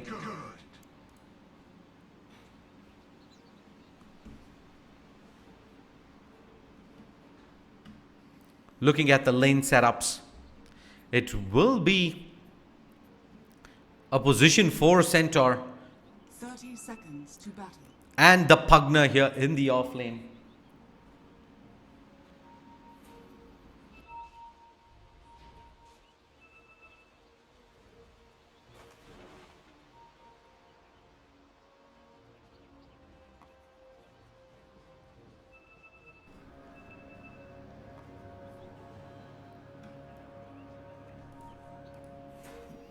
Top lane. Does look like Titans want to contest the boundary rune. They will have the Phoenix go for the Icarus dive, but I don't think it was timed right. 2 bounty runes each.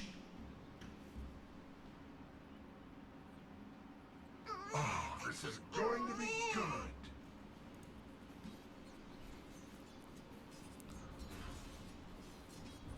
And Huskar begins the Flaming Harrow's harass here in the middle lane.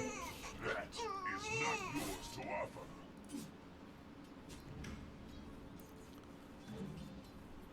Top lane. Early point into Aethershock for the Shadow Shaman. And already the Phoenix down to half HP. Bottom lane. Spectre. It's not a fun lane whatsoever. Pugna plus the Centaur. You have the Centaur up in the front lines, just bullying you away from creeps. And then there's the Pugna who just brings in tons of burst damage early on. And it's just going to be a tall order for Spectre to find really anything here in the bottom lane.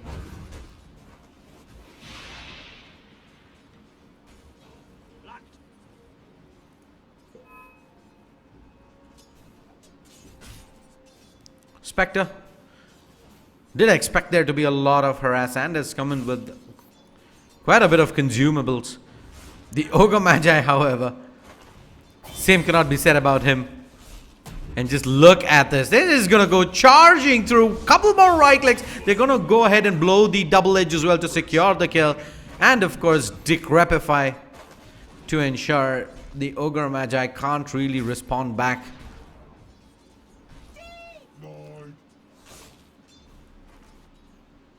This is pretty much going to be the tail for Spectre unless they either manage to find a brilliant play and an opening, or they have rotations happen here, because they can't really let the Phoenix all alone in the top lane as well and give Phantom Lancer full free reign.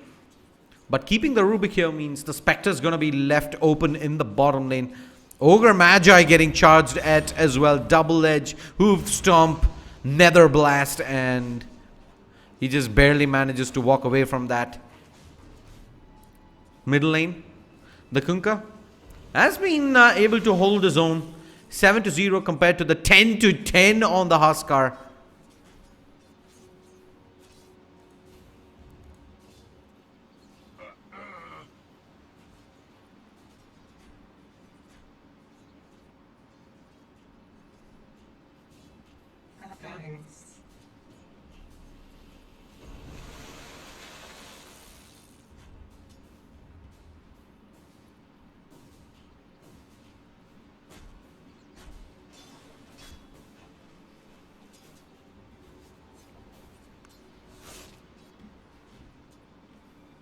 Bottom lane. They do manage to catch the Spectre here. Decrepify, double edge, couple more right clicks required. She will be able to stick up, and that should be the retreat called in. Spectre just barely survives. But just look at this. This is what Centaur can basically do to you.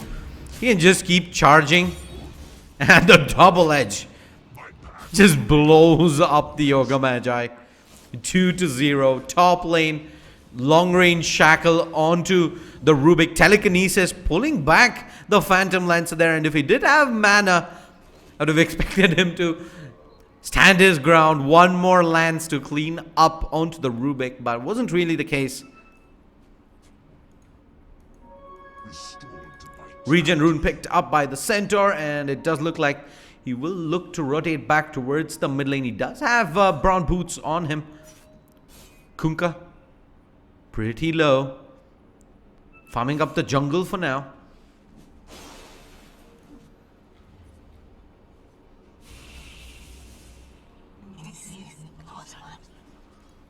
Centaur looking to give chase onto the Kunkka, but the Kunkka does have a lot of control in the X torrent. And should be A-okay at least for now. He's just going to go ahead, X marks, TP out. Full heal and be back. Oh, he spots it out. Cute little trick, but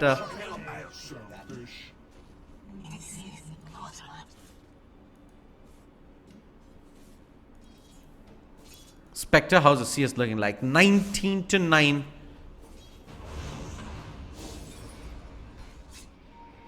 Fairly decent, considering the fact that she is going up against Ogre plus the Centaur.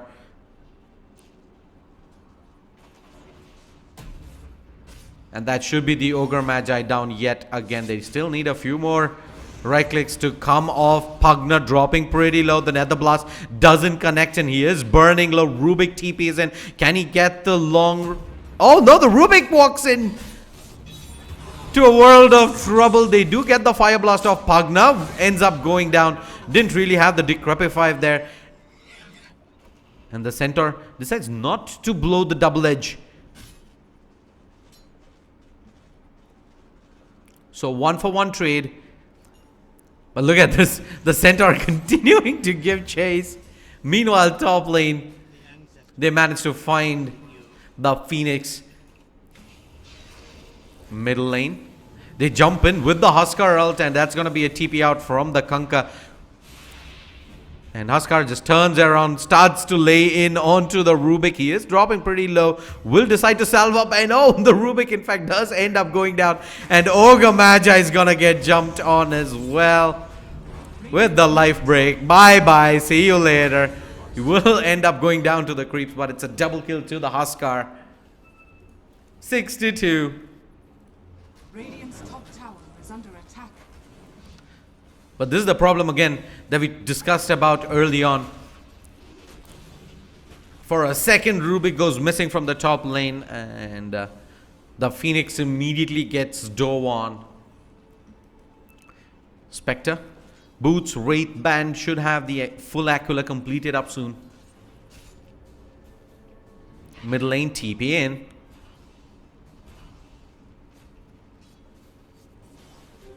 Invisibility.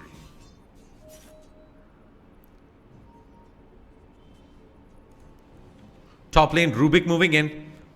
Can't get in range for the telekinesis though. Onto the Shadow Shaman. Pings coming out. They do manage to spot out the Kunkka top lane as well. They're getting ready to engage in. Shadow Shaman Tower is under attack. doesn't really spot him. In comes the life break. Huskar able to find the Kunkka. Body block coming in from the center, and that's a dead Kunkka in the Radiant jungle. He's getting hunted down. Slowly but surely, the Huskar beginning to peel away. 2,000 net worth lead on the Kunkka. Radiant's middle tower is under attack. As they look to dive, the Phoenix here didn't manage to get the shackle off. Dire structures are fortified. And oh boy, in the middle lane, he goes down yet again. The shackle coming in. Rubik should be going down. TP out successfully. And the Phantom Lancer will pick up the kill. Quick double kill in the middle lane as well. There was the Ogre Magi who came in later on and ended up going down regardless. And they have absolutely no answers to the Talhe Huskar.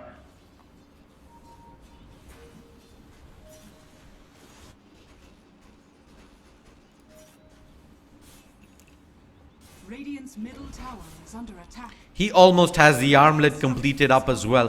TP from the Rubik. Looks like they might end up contesting this, at least to an extent. Telekinesis, pull back. In comes the Spectre with the Haunt.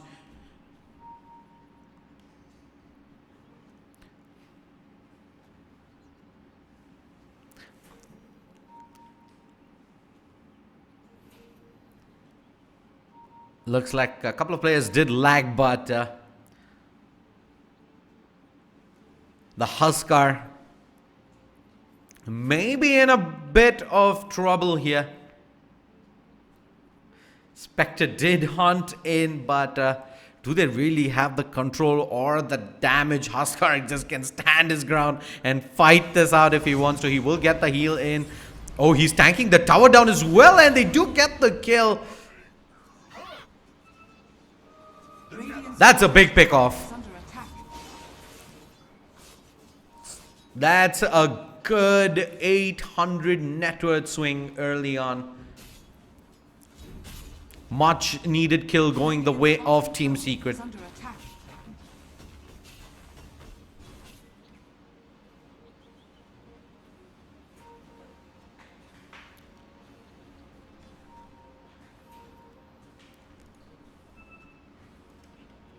They're walking low ground. Centaur begins to give chase. Does get telekinesis off perfectly, but the Hex, does he have the shackle? No, he doesn't, but instead they're going to find both. With the Huskar rotating in. They're going to give Huskar the kill there at the end. Meanwhile, the dagger doesn't connect on the Pugna. And that's going to mean the tier 1 is going to be under siege here in the bottom lane. Phantom Lancer free farming away at the top lane. The Phoenix can no longer stand here all alone. And in the meantime, they find a kill here. Spectre ends up going down. Radiant's bottom tower has fallen. Tier 1 is down in the bottom lane. Phantom Lancer almost bringing the Tier 1 down in the top. Supernova is available, but at this point of time, Huskar is a huge problem for a Secret. Radiant's bottom tower is under attack.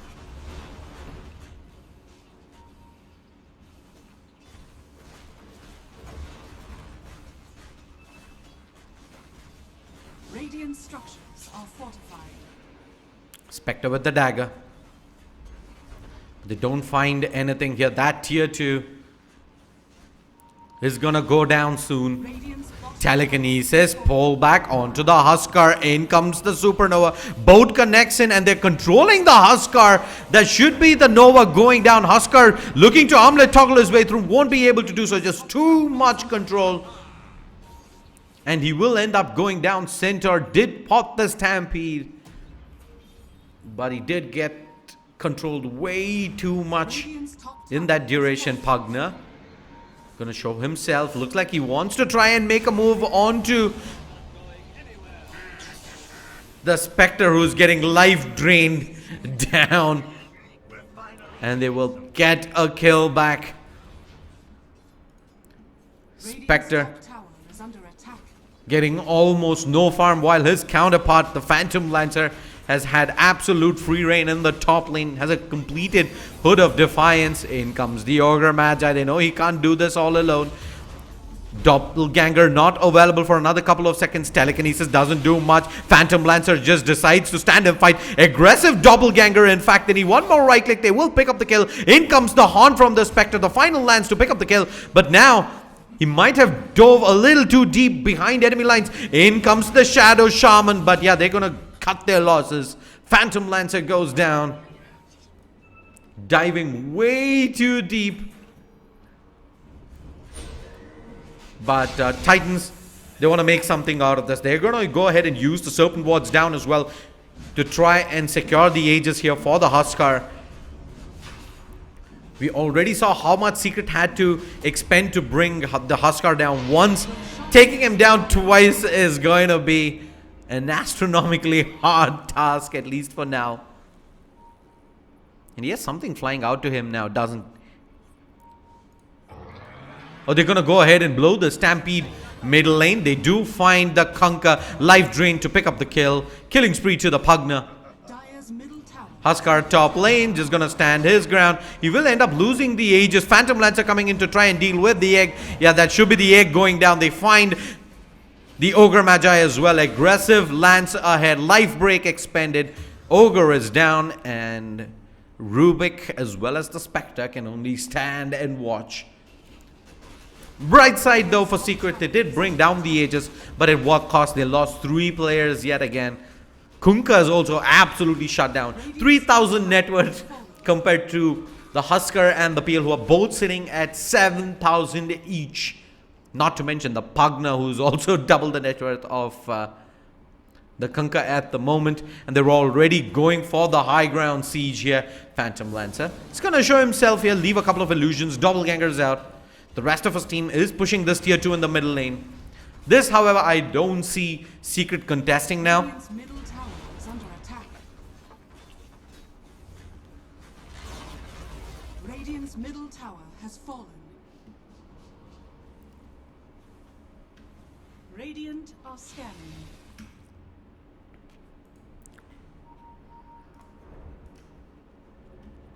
Bottom lane, Spectre. Gonna TP out. I'll take that. Fortune's changed.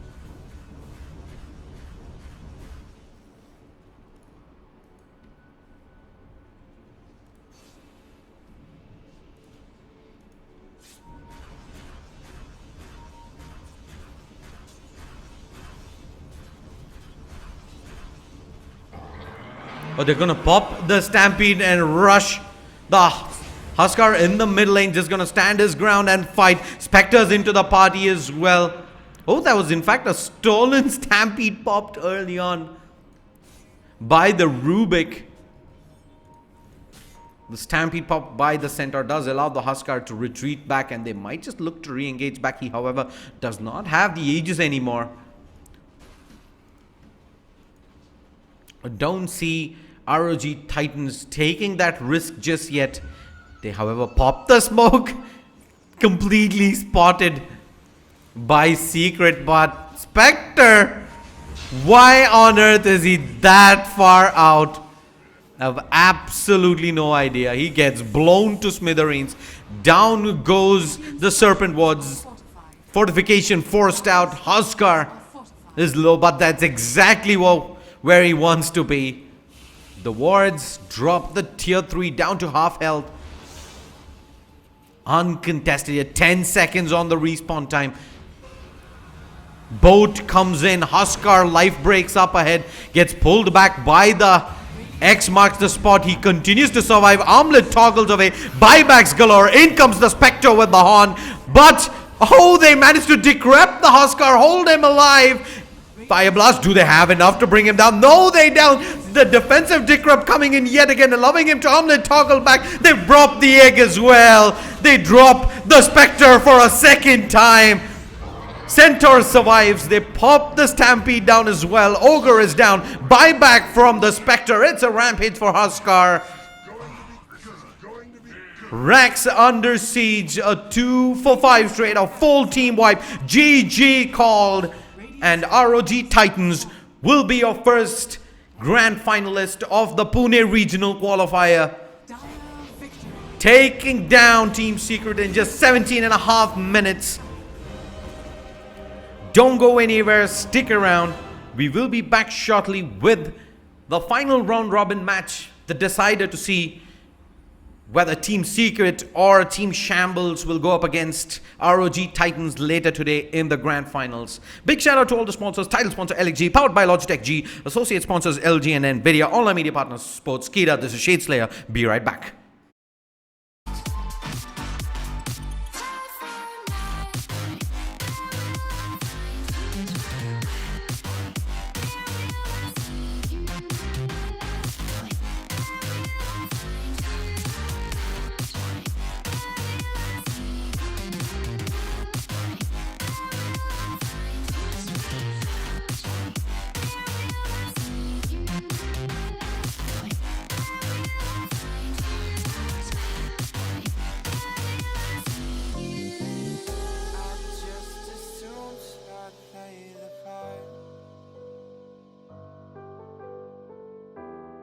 Keeping you in the right direction, no matter how your confidence may fall, I'll be here as your foundation. And I say, hey, yo, just let it go. Your struggles won't remain. And I say, hey, yo, we're holding hope and wake up yesterday. So hold on to me.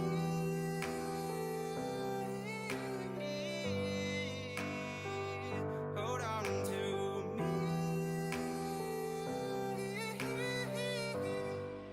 Hold on to me.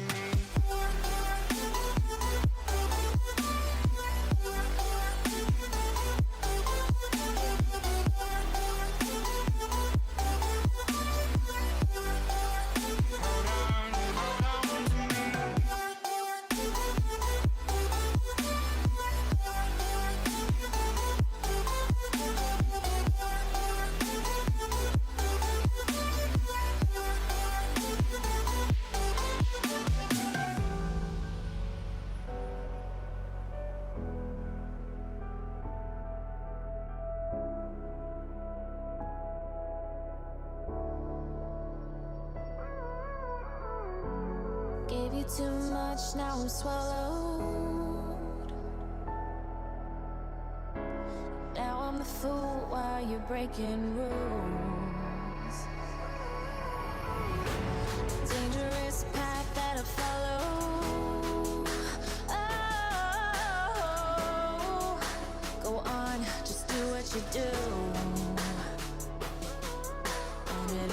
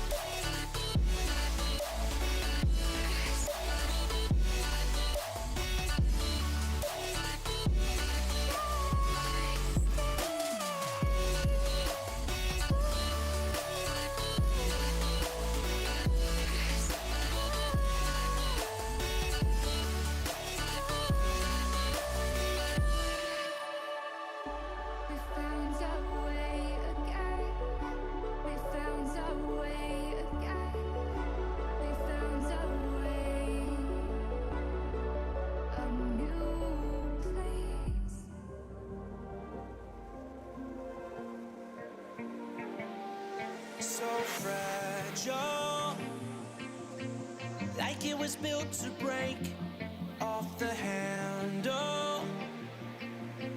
How'd we get to this place? We're leaving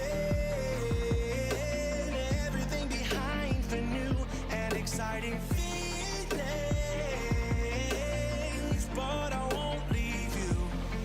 Will everything we know be lost and changed for something new? Only time will tell, but I'll be holding you. I'll be holding you. I'll be holding you. I'll be holding you. I'll be holding you.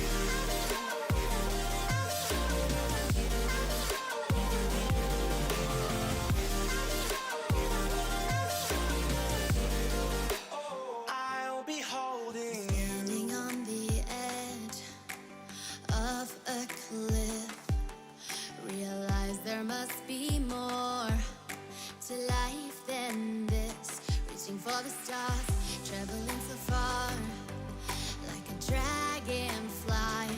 Just grab my hand from heaven's end with me tonight. Trying to find our place in this world. Reaching for the stars, traveling so far, like a dragonfly. Keep our secrets there, hide them everywhere. Just you and I.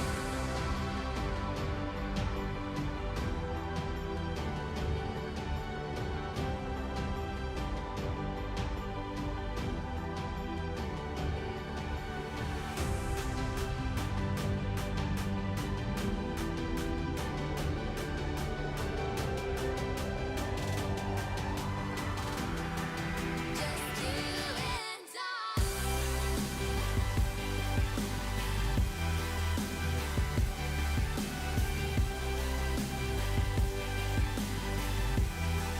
Just you and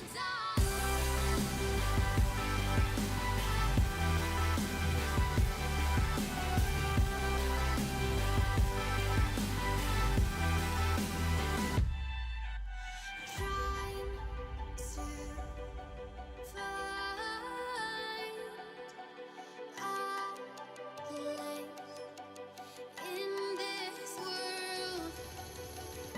Yeah, we said we let it go, but we settled for the last. Couldn't let you want it though. Who am I to let you down? No, who am I to let you down, down, down?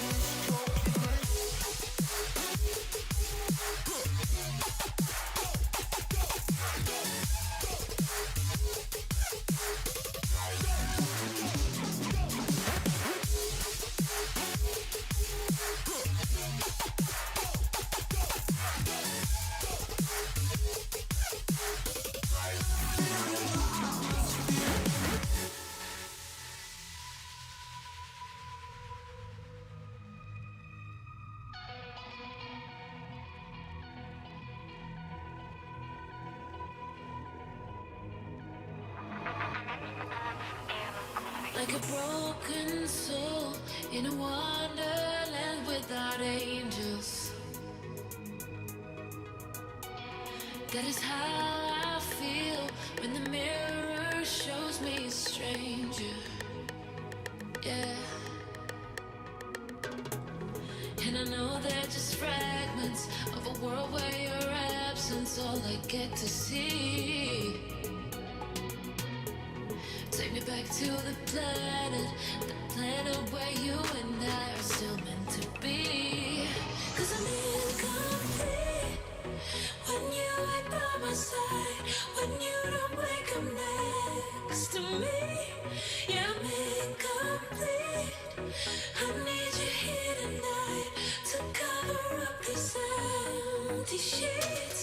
'Cause I'm incomplete. Yeah, I'm incomplete. Hey, 'cause I'm incomplete. I need you here tonight to cover up these empty sheets. 'Cause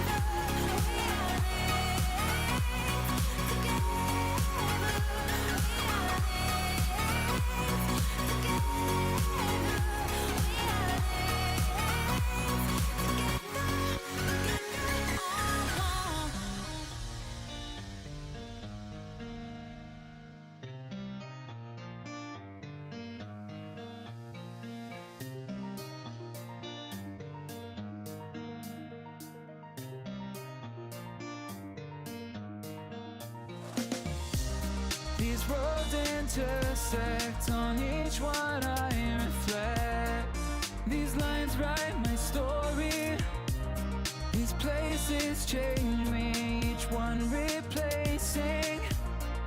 Like night into morning, I miss the open air, the going anywhere, riding with you, like we used to.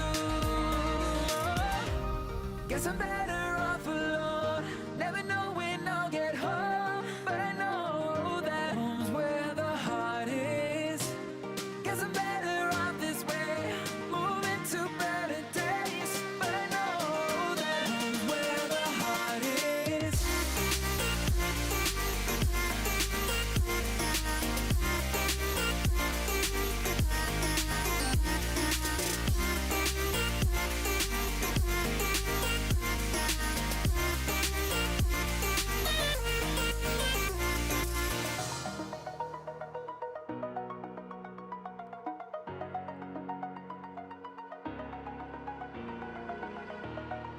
Over the edge, feel like I'm floating through the air.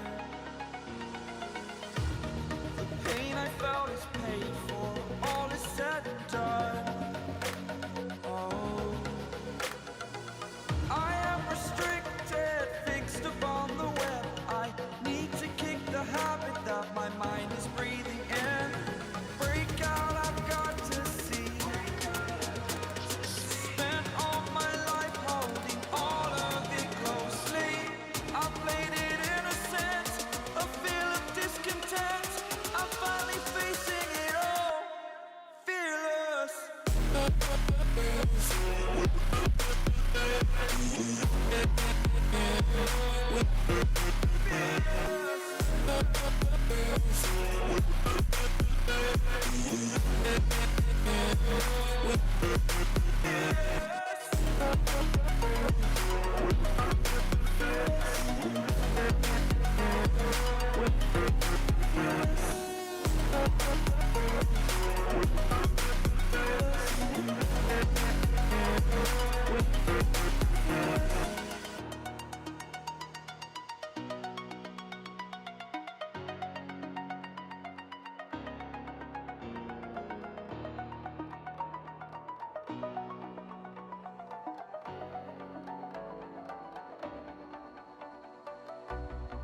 As the leaves start falling down and the shadows above our town, I can finally see you now. I see the fear inside your eyes, I see the pain hidden in your smile. I can finally see you now. Oh, we radiate all over the world. We used to radiate, but now we're drowning.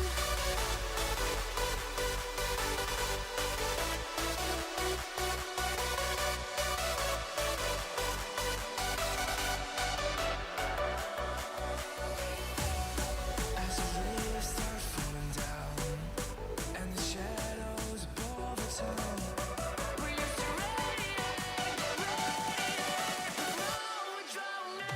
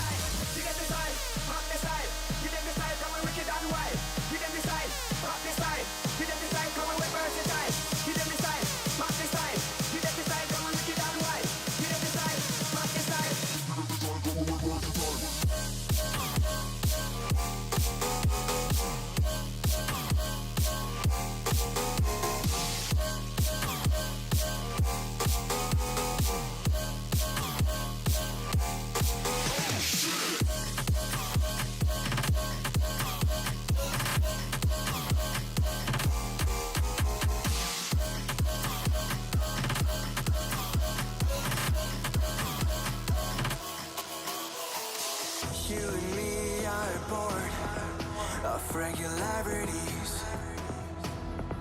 Living all the dreams, playing all the games, and getting high on love. They can chase us down, but we will always win.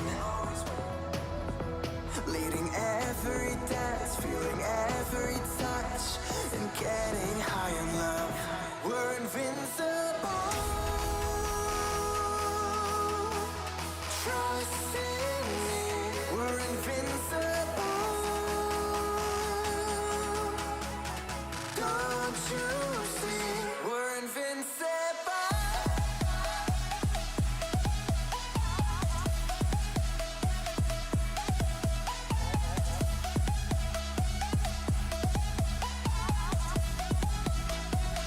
We're invincible.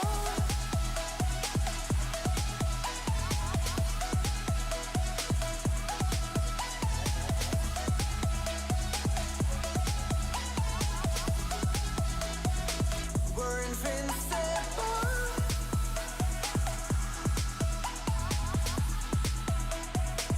We're invincible.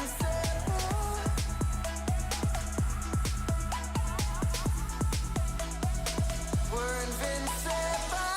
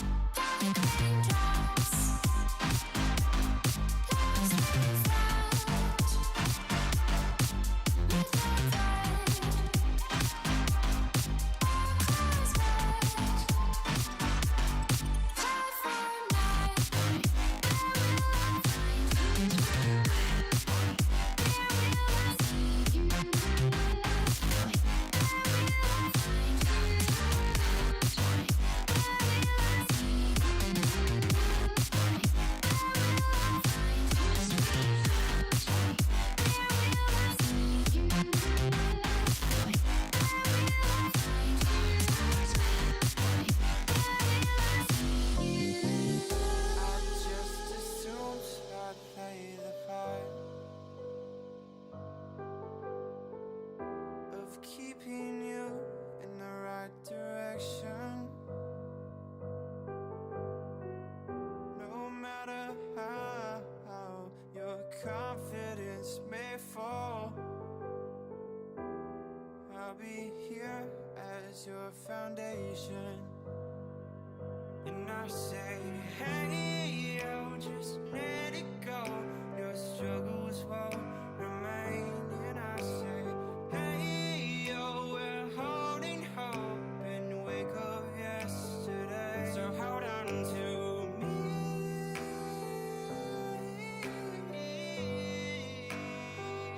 Hold on to me. Hold on to me.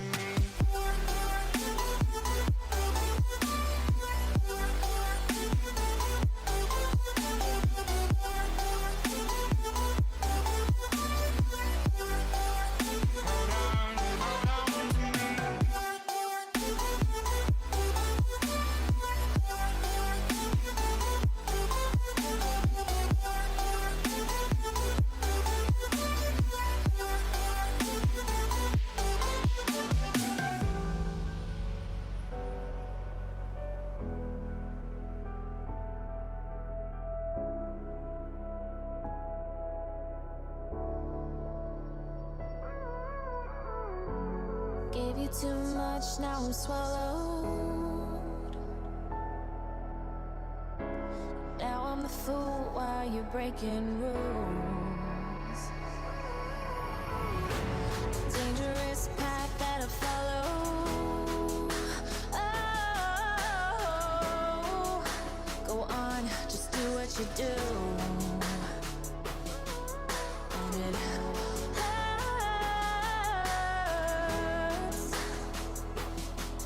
as I bleed for you, cry for you. Let me bleed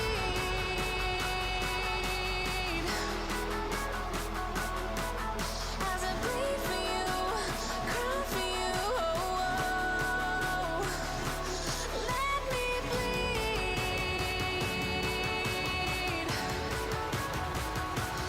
Let me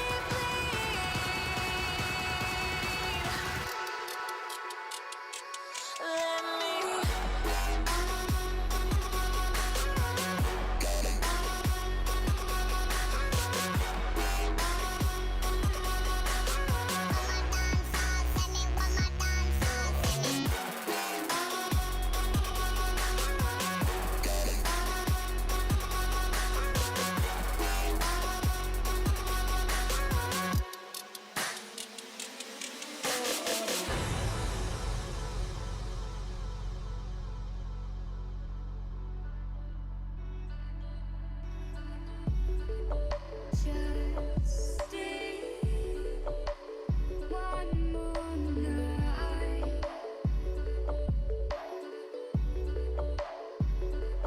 I'll be by your side.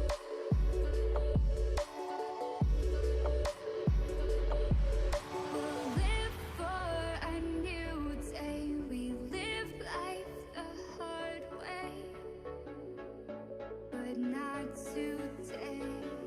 Just stay. Just stay.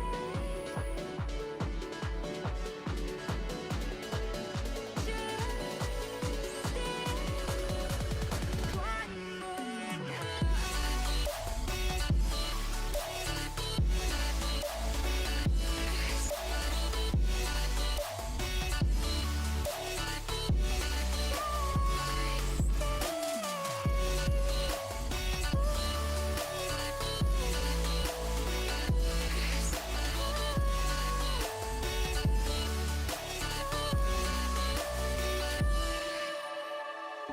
We found our way again. We found our way again. We found our way. A new place.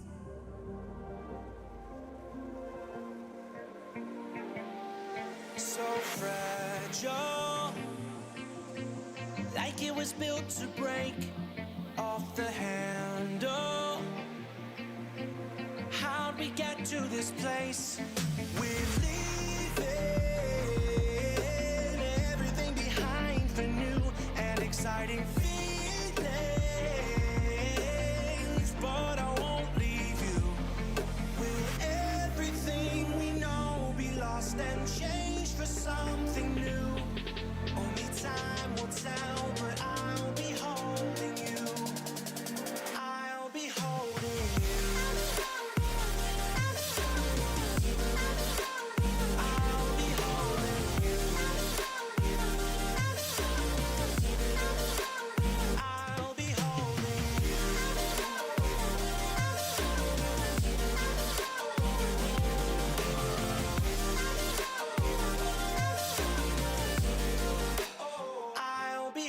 Standing on the edge of a cliff, realize there must be more to life than this. Reaching for the stars, traveling so far, like a dragonfly. Just grab my hand from heaven's end with me tonight. Trying to find our place in this world. Reaching for the stars, traveling so far, like a dragonfly. Keep our secrets there, hide them everywhere. Just you and I.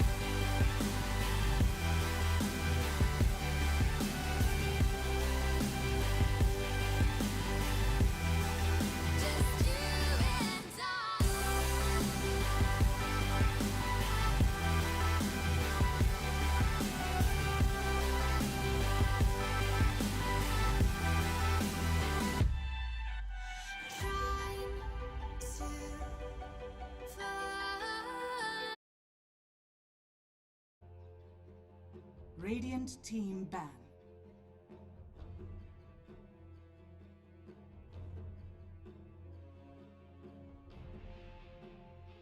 Dire team ban.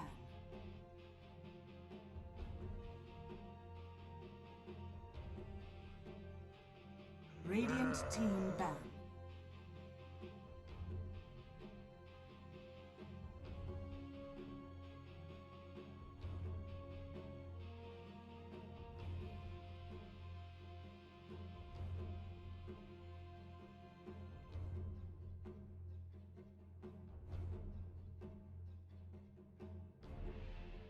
Ten seconds remaining. 5 seconds remaining.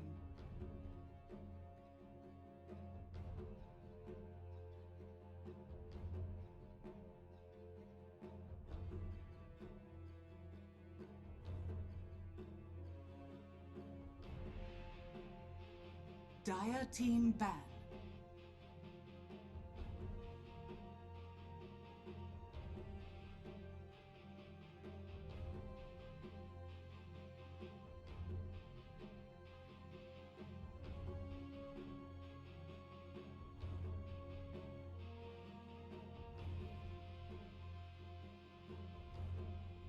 Ten seconds remaining.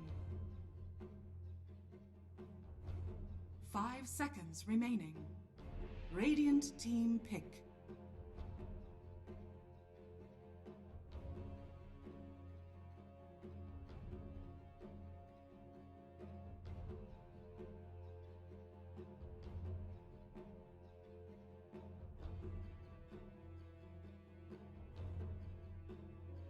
Dire team pick. Earth Shaker.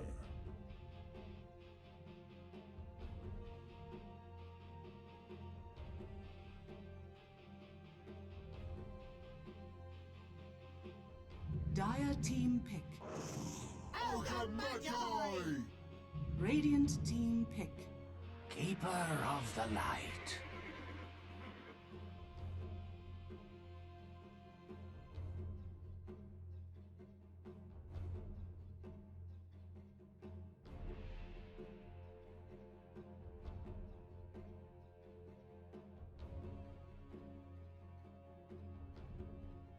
Ten seconds remaining. 5 seconds. Radiant team ban.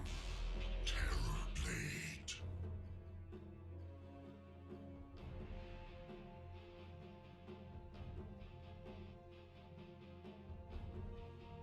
Dire team ban.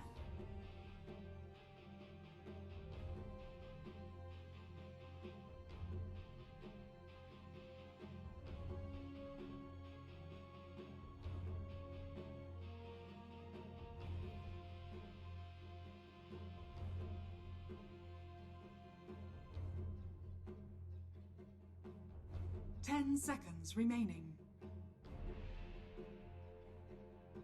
5 seconds remaining.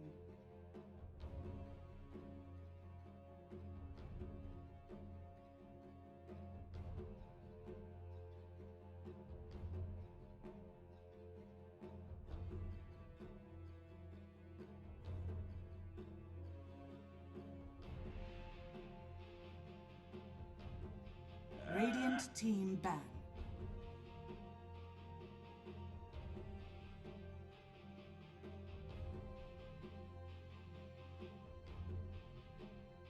Dire team ban.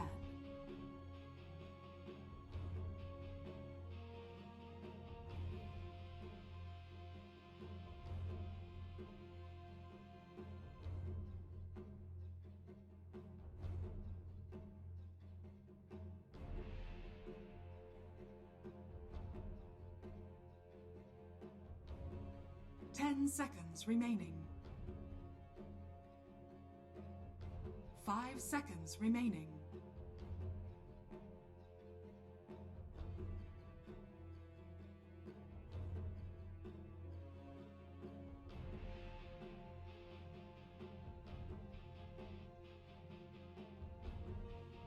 Dire team pick.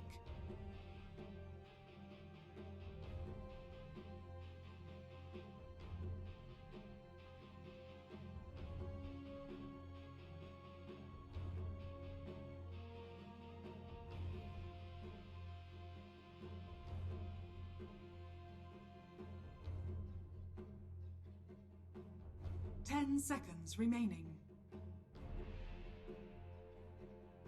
5 seconds remaining.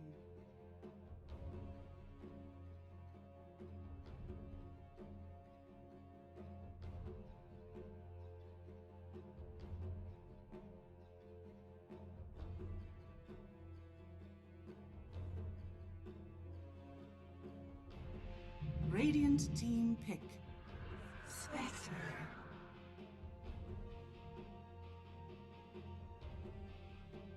Dire team pick. Weaver.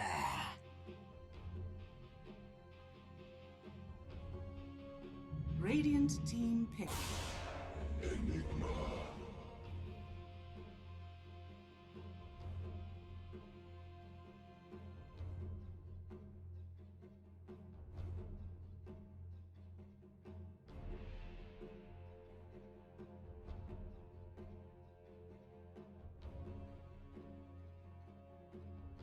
10 seconds remaining. 5 seconds remaining.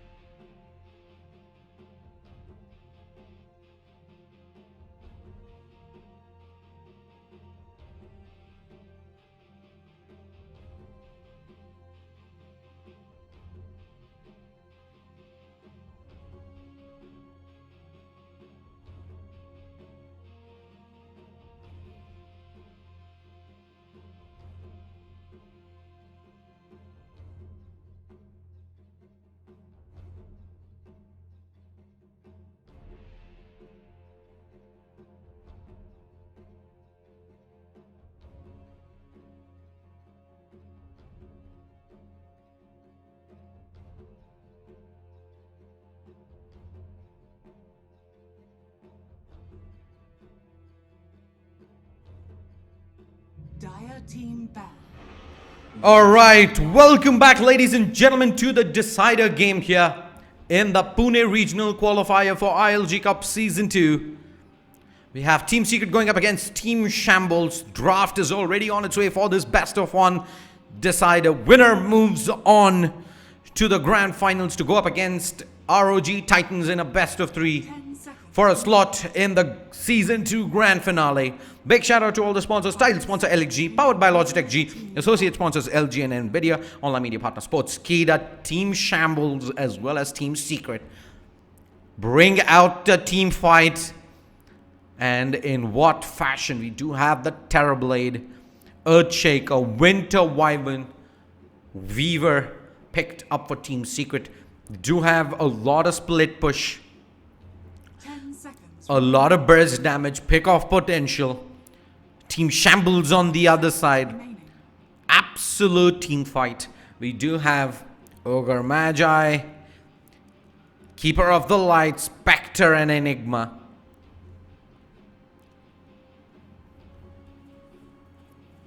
Winter Wyvern does provide Team Secret a reliable way to cancel the black hole even through BKB. So Enigma, he's gonna have to time his black holes right. He's gonna have to catch the right targets.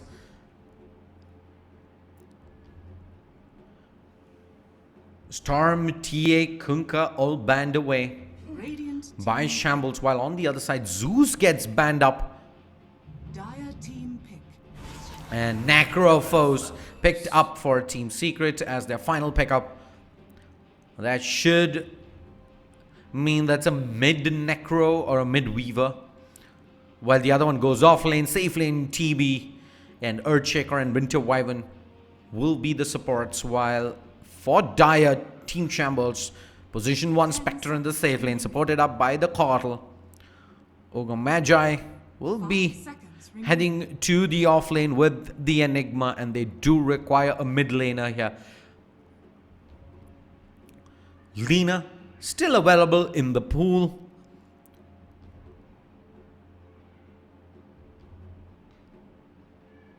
Looking at the other popular ones,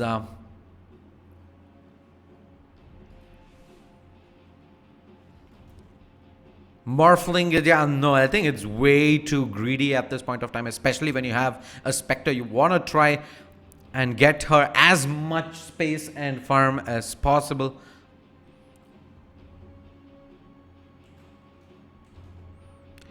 Could be an Invoker as well. Does work really well, considering the fact that they do have a lot of global presence.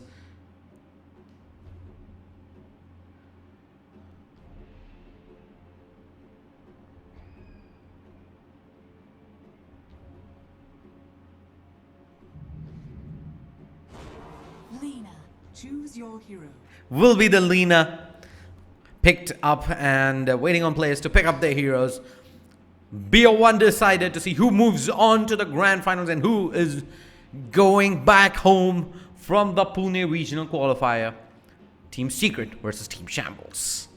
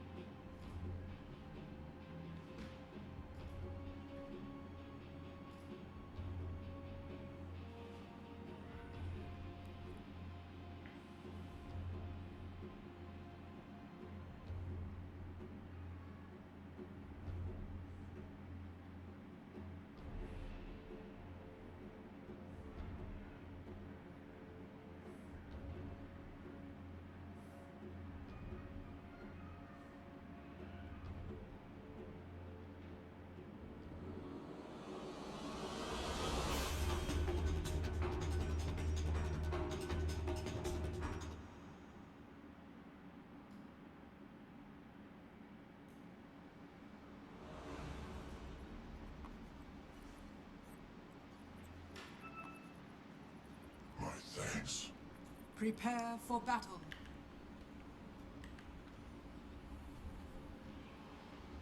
Alright, let's go ahead and use the sign to introduce you to the teams on the side of the Radiant. We do have Team Secret M on the Necrophos, Muni playing up the Weaver.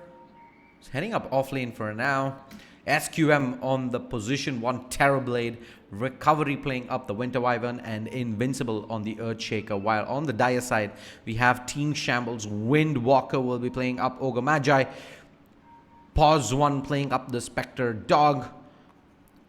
On the Enigma, Desmond playing up the Keeper of the Light, and that finally puts Madness on the mid laner.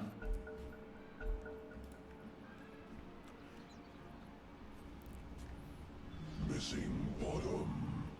Missing top.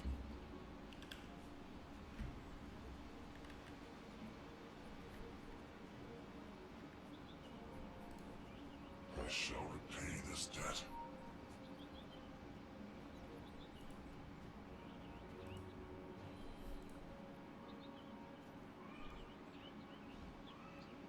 Thirty seconds to battle.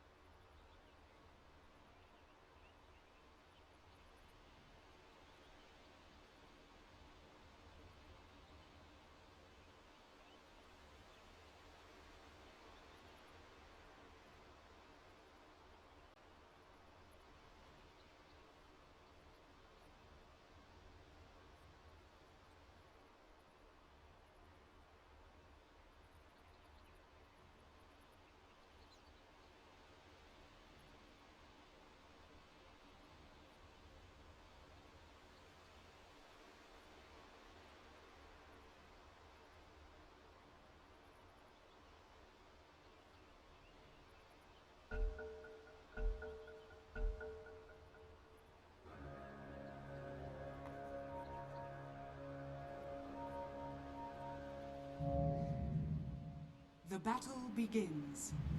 All right, we are back live into the game. We were getting gone on by Wayne Walker, who will be backing off. He's pretty much all alone.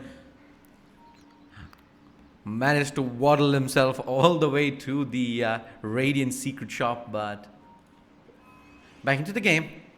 Enigma seems to have taken a bit of damage as well here in the bottom lane. So has the Keeper of the Light. Terrorblade already having popped Metamorphosis, and Arctic Burn was used by the Winter Wyvern as well. So both teams exchanging a bit of damage here. And Keeper of the Light with the Illuminator is gonna be an absolute nuisance to the Terrorblade. In the bottom lane, the onus will be on the Winter Wyvern to try and prevent the Enigma and the Caudal from being able to out-harass the TB.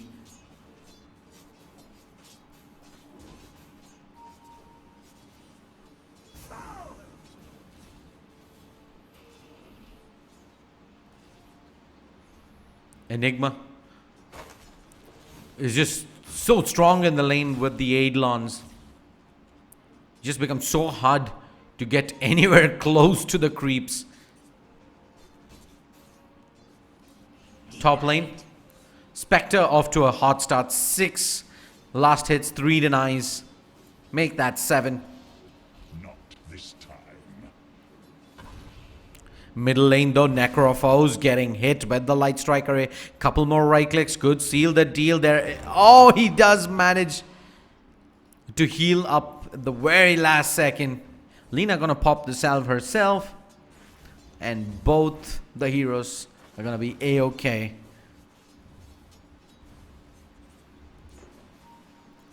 Last hits though, completely being dominated by the Necrophos for now.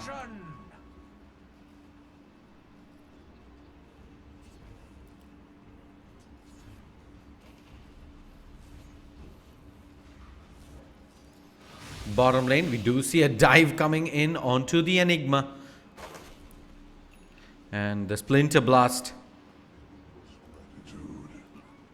Not really lethal there, and the Enigma gonna be able to salve back up. He has put that 1 point into Maleficus. Will be able to control up the TB or the Winter Wyvern if they do end up overextending in the lane.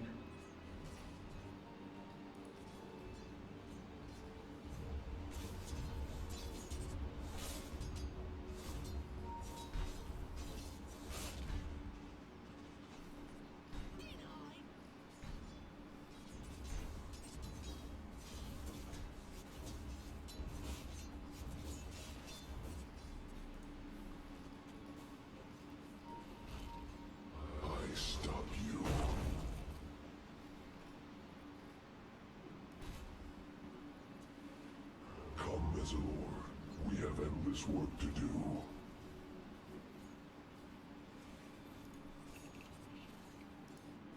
Bottom lane, TB.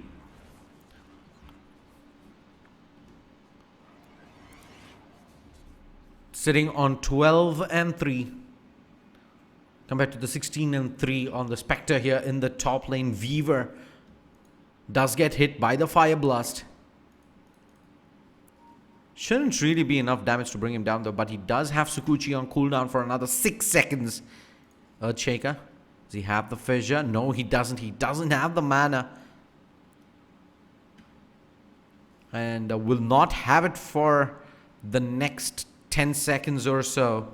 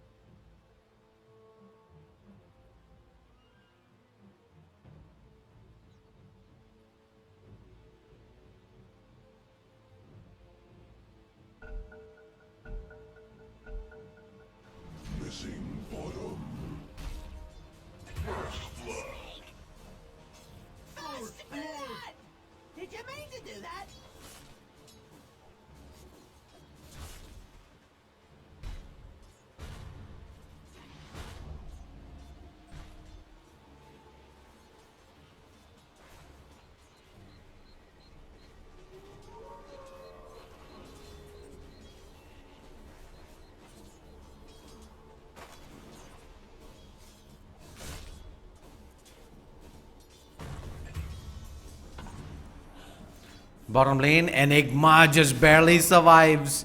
The Terrorblade unable to close out the kill.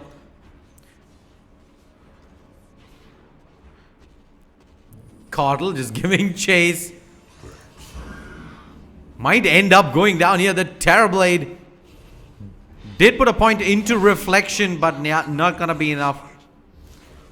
Skipping Conjure Image altogether is going to limit his farming potential.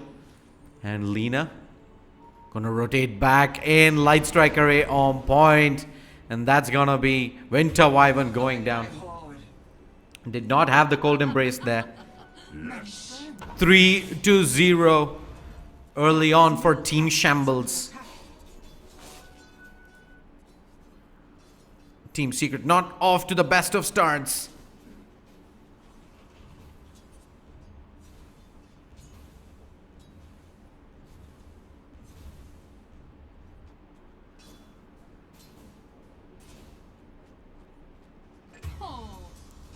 And Spectre top lane does get the kill. Will they be able to get a return though onto the Yoga Magi? Doesn't look like that's gonna be the case. He is going for the body block and he's gonna end up dropping. It was your own damn fault. Oi, oi, oi. They did not account for the damage that was coming in from the enchant totem hits.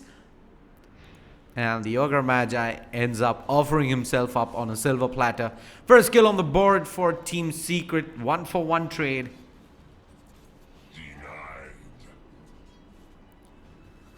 Dire's middle tower is under attack.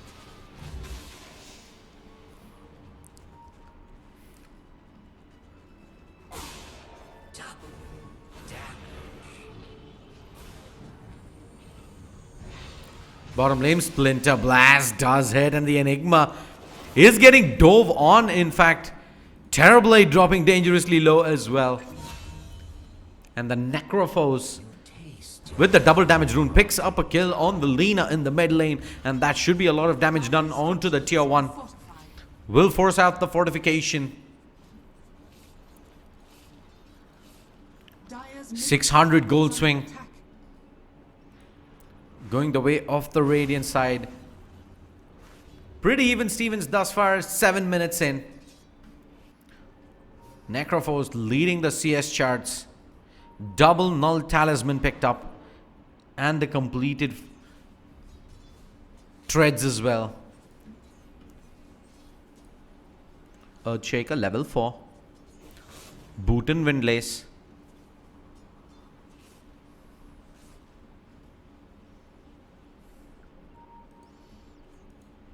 Weaver.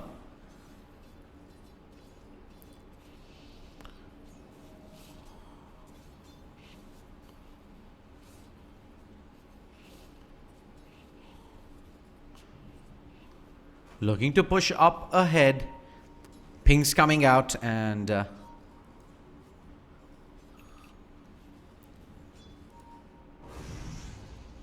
Earthshaker, however,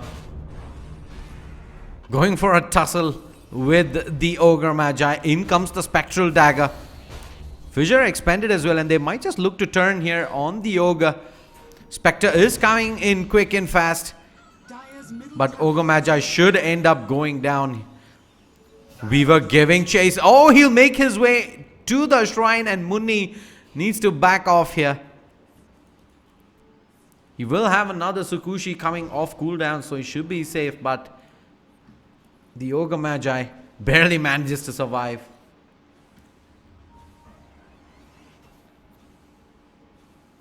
Dire's middle tower is under attack.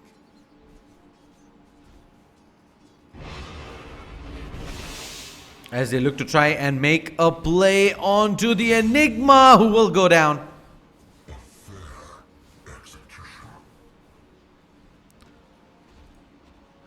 Tries to go for the TP out, but there's far too much damage there with the Metamorphosis from the Terrorblade.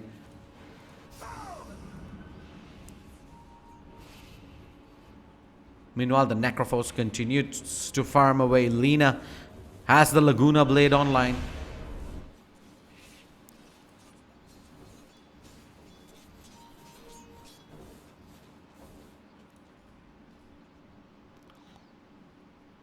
Winter Wyvern. Not sure if he did spot out the Lina there, but our pings coming out there. In fact, dire pings.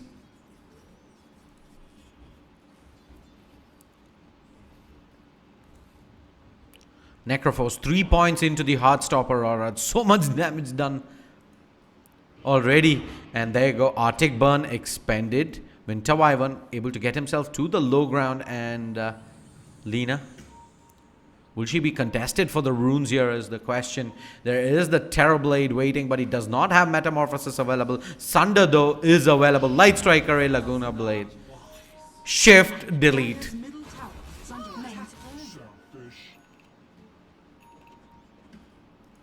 Necrophos, though, should be able to pick up the tier 1 in the mid lane. Deny, nope. No chance here. Fissure, though, will not prevent Lina from picking up the invisibility rune. Immediately pops it. She does not have the Laguna Blade, though. Is she going to go for this? Yes, she is. She needs a few more right clicks, though. No mana available. It's in fact on cooldown. In comes... Oh, we do hear the black hole going off in the back lines. Terrorblade stakes up, gets out the Sunder, and Enigma ends up wasting the black hole, but they're losing a lot of heroes here. Necrophos walks in. Out comes the Reaper Scythe, and the Lina will eventually go down, but the Spectre has joined back into the fight. They will have the heal coming back out. Ogre Magi is done for. They absolutely can't kill this Necrophos at all. He's just going to stand his ground and fight. Lina ends up going down. And the Terrorblade there barely was able to get off the Sunder. 2-for-2 trade at the end. Was in favor of the Radiant side, considering the fact that they are slightly behind, and also they did get the price kill on the Lina.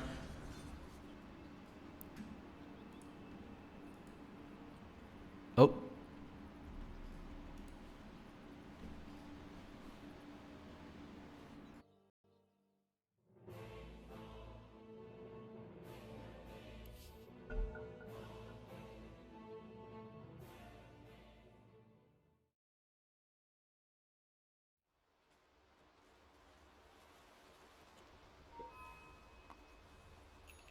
Looks like we did disconnect there for a second, but we're back into the game. Middle lane, Necrophos getting dove on. Spectre needs to fall back here. Necrophos stands his ground, pops the Ghost Shroud, and continues to fight. Reaper Scythe, though, is going to be on cooldown, not even required. The Death Pulse there should be enough to pick up the kill. And now this Necrophos is a lot of trouble. Lina walks in. Laguna Blade will be able to bring down the Earthshaker. Double damage still available. And they're doing so much damage in. No, he can't get the Ghost Shroud out. Will end up going down. And now the Winter Wyvern might end up going down as well. Does have the Cold Embrace available. Will pop it high ground. TP away from the Enigma. And Spectre should back off. But oh no, Weaver gets hit by the LSA from Fog and goes down. That double damage rune just does so much work there. First the Necro, then the Weaver.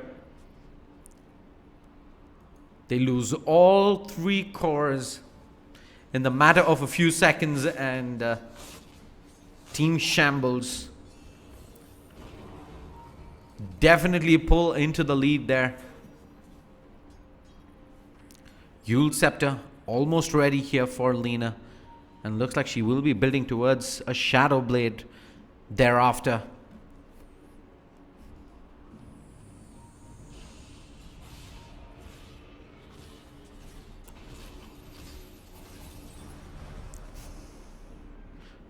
Winter Wyvern getting gone on the Eidolons, able to clean up.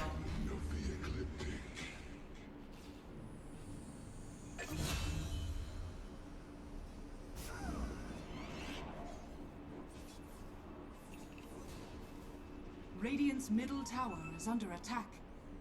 Radiant structures are fortified.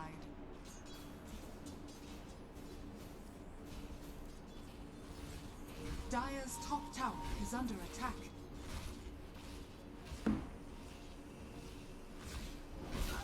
Dire's structures are fortified. Dire's top tower is under attack. Top tower under siege by the Weaver and the Necrophos. Earthshaker pulling the creep wave out.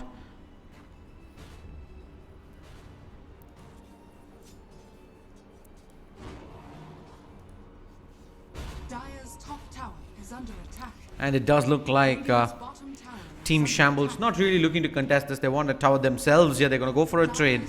1 for 1. TP is coming in towards the middle lane. They want the Lina. They're moving in a lot of heroes. They're going to get the long range Winter's Curse off. In comes the Haunt from the Spectre. Lina is down. Metamorphosis forced out as well. And the Spectre will be able to trade 1 for 1. They do lose the Winter Wyvern, but they pick up a much bigger kill in that of the Lina. And the Terrorblade continues to farm up. He does have Reflection available. He's going to lose a lot of mana. Not going to be having enough for the Sunder. He does have the Magic Stick. If Team Shambles do decide to commit in, but for now, Enigma, front lines, does have the Black Hole with the Blink. Top lane Spectre versus the Weaver. Weaver just takes in so much damage from the Spectre there, who does have a Vanguard to his name.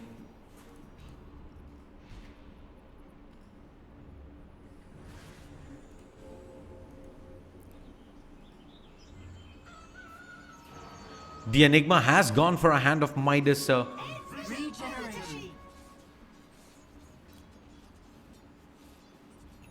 there is a timing window for Team Secret to exploit, but I think they're just going to sit back and have the Terrorblade farm up. He does have his Metamorphosis on cooldown for now. Not really the best of farms either. In fact, the Enigma has managed to overtake him in terms of net worth thanks to that Hand of Midas pickup. Radiant's bottom tower is under attack.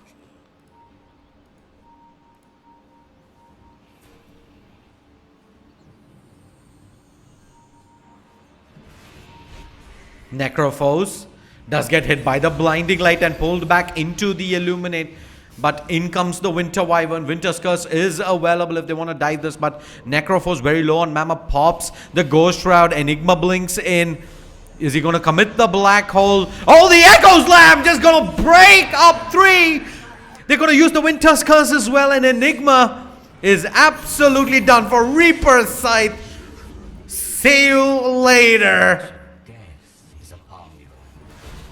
The marvelous reveal of the Blink Dagger coming in from the Earthshaker completely rips apart Team Shambles in Secret. Radiant structures are fortified. Pushing ahead, but what a play coming in. Dear Lord. Dire's structures are fortified. Dire's middle tower is under attack.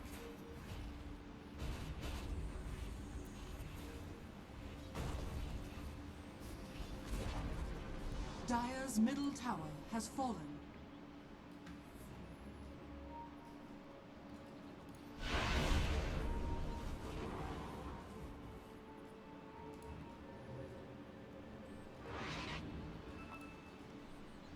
Spectre TP's back to the shrine, and Lina slowly but surely falling behind in terms of net worth to the Necrophos. Does have a Hood of Defiance now and just 500 gold away from the Blink Dagger pickup.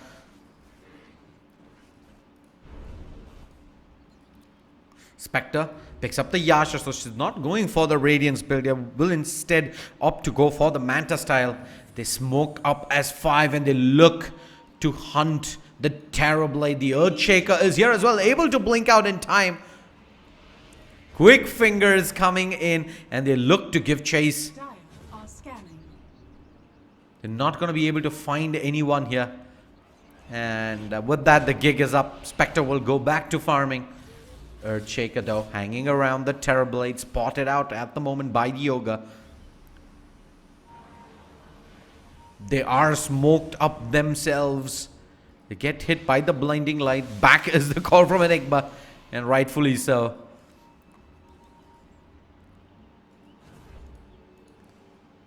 Necrophos and the Earthshaker, though, they go on a hunt themselves. Necro should have the blink dagger. No, he doesn't. It's about 200 gold away. So they decide to roam into the dire jungle. Pings coming out. They're diving deep behind enemy lines. They find the Keeper of the Light. That should be the Reaper Scythe expended. No, actually not even required. Killing spree to the Necrophos. Weaver joins into the party as well. But then they know for a fact they're split up for now. They get the Yule Scepter onto the Terrorblade. Can they get it? Winter's Curse comes out, but then the Laguna Blade able to drop the Terrorblade. In comes the Haunt from the Spectre's dagger out onto the Necrophos, but they got the big kill on the TB. More space created for the Spectre to farm up. 1,500 gold away now from picking up the Manta style. A golden thread. And it does look like Weaver will be going in for the Diffusal Blade to try and control up that Spectre during the fights. You don't really want her to Spectral Dagger and have free reign to move in and out of fights. They will have an additional way to control her up, an additional way to control up the Lina as well. Oh, the Reaper side blown on the Ogre Magi. They just wanted a quick kill and wanted to back off. Yule Scepter onto the Earthshaker. Are they going to respond back here? They know they don't. Oh, Laguna Blade available, but it does not pick up the kill. They will end up getting the last right click in regardless. And now that should be the Enigma going down. Necrophos low on mana as the Weaver looks to re-engage back in. And it does look like we've DC'd for a second. Aye. Indian server. Please. Please, oh please. Hasn't been kind to us today. Alright, hopefully we haven't missed much. Yeah, they didn't really pursue that fight from that point on Team Secret.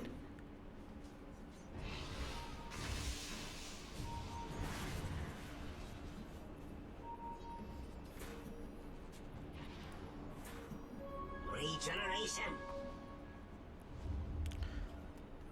4-man smoke as they look to head towards the mid lane. They see the Spectre, but there are 3 heroes there. Black Hole is available. Oh my god! What an echo yet again. This Earthshaker is an absolute beast. Ogre Magi is like, yeah, I'm gonna turn around. I'm done for. See you later. This life has not been kind to me whatsoever. Holy moly. Radiant's top tower is under attack. And that's going to give them access to Roshan as well. Wait, what? Terrorblade? He ends up misclicking the teleport instead of the metamorphosis. So TP wasted. Nothing much in the grand scheme of things.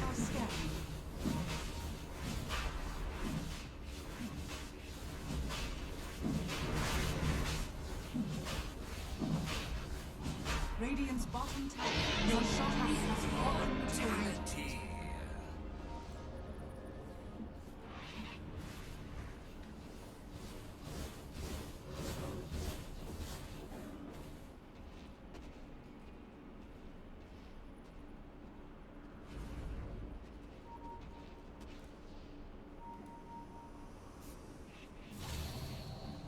Enigma does get spotted, and looks like the Weaver wants to hang around now.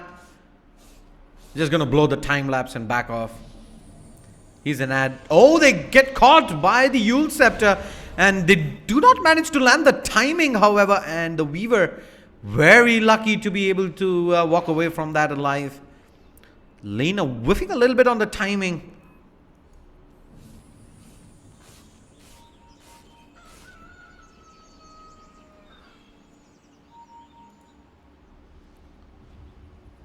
%, Ghost Shroud slow. Talent picked up over the +40 Death Pulse heal. So they want that control. in these fights. They don't really need it if the Earthshaker can keep hitting these Echo Slams. The long range fissure. Echo committed. Ogre Magi just stood there and watched. He wasn't really paying attention now, was he? Manalik doesn't really do much. Immediately dispelled by the Yule Scepter, and it's gonna be the Spectre on the sidelines for 80 seconds. Does she have buyback? Yes, she does. She can buy back if needed, but I don't think she will be forced into a situation to do so. Bye, Winter Wyvern. Lena just casually walks back like, yeah, I know you don't have any backup there whatsoever. Down you will go.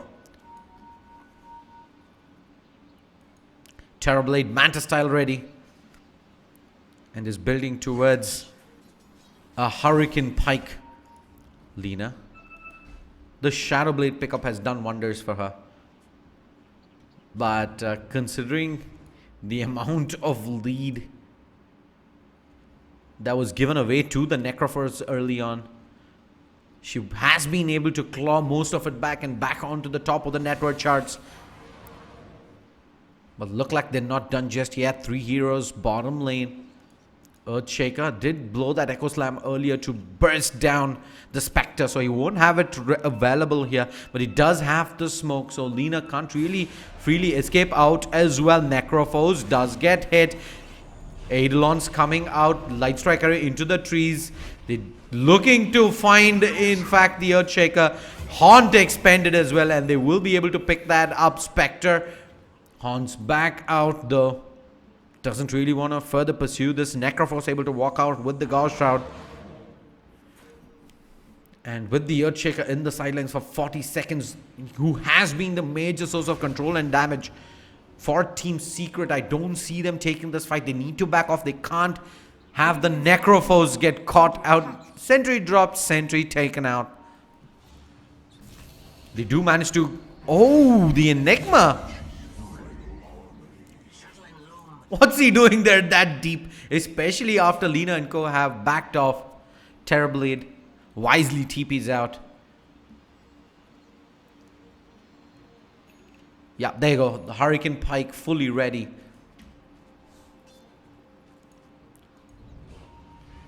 Can be used offensively. Primarily is going to be used defensively to targets who do get hit by the LSA. Echo Slam, they find the Lena walking into a sentry. Yule's out. Arctic Burn though, gonna secure the kill. Another key pick off. They learned their lesson, did Team Secret. They have sentries everywhere ready if the Lena decides to move in. Look at this. Radiant Jungle, 1 sentry. I think I spotted another one. 2. Top, there's 1. There's nowhere this Lena can walk around freely. Black Hole though, onto the Terrorblade. Silenced up, he does use the Hurricane Pike. He does have the Sunder, gonna use it. 1 right click with the Metamorphosis to pick up the kill. But he is pretty low, will pop the Manta style eventually. Necrophos zoning them all out. Cold Embrace to heal him back out. And that should be the tier 2 going down in the bottom lane. Necro does go for the 70 attack speed. Okay. Not sure if that was a misclick or intentional, but he wants to be the siege machine. He's gonna stand up in the high ground, pop the Ghost Shroud. The Terrorblade Illusions walk in. Glyph has been expended and it's the tier 3 under siege. No answers. Terrorblade walks in. Tier 3 is down for the count. Enigma back in 6 seconds, and that's going to be the cue for Team Secret to back off. I shall repay this debt. Lena, LSA doesn't connect.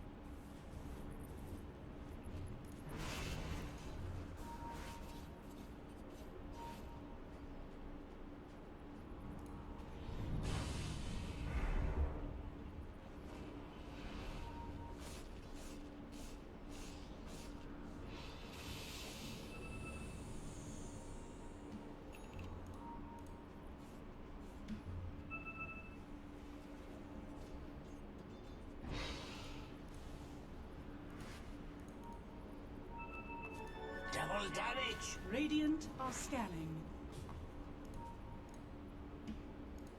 A golden thread. For me.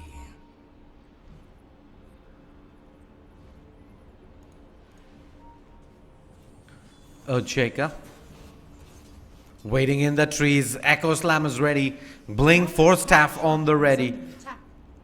Dire Heroes though gonna group up near their shrine.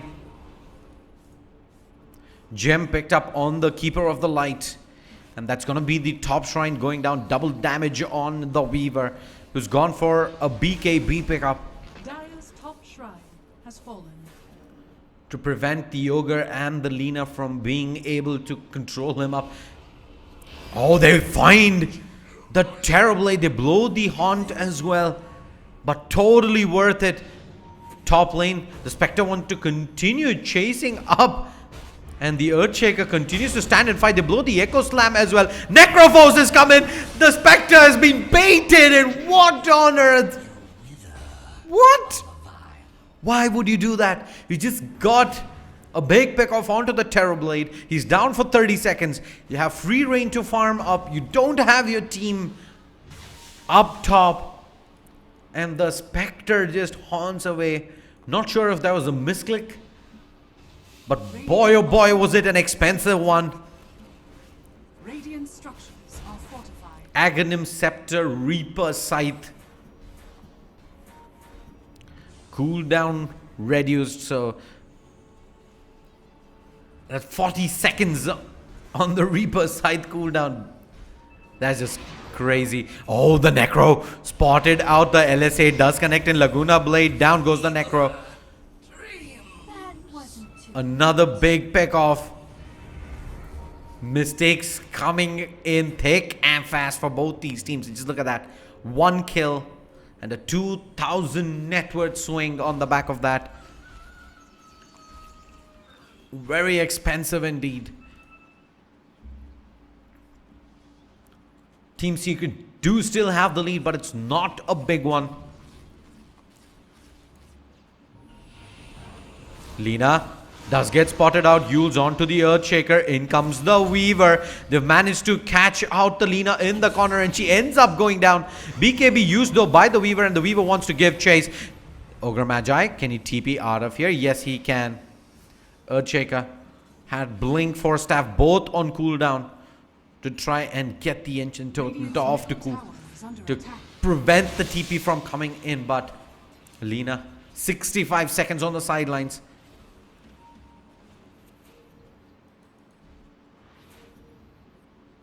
Dire's bottom shrine is under attack. Haste. There is a gem in base. I think that's going to be the Necro who's going to be carrying that up.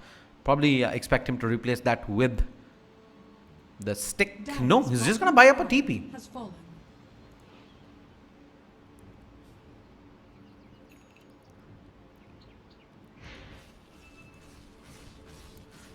Terrorblade BKB completed. So it's gonna be double BKBs on the side of Team Secret. A triple BKB is almost ready as well. There you go, bought up by the Necrophos. All 3 cores having magic immunity.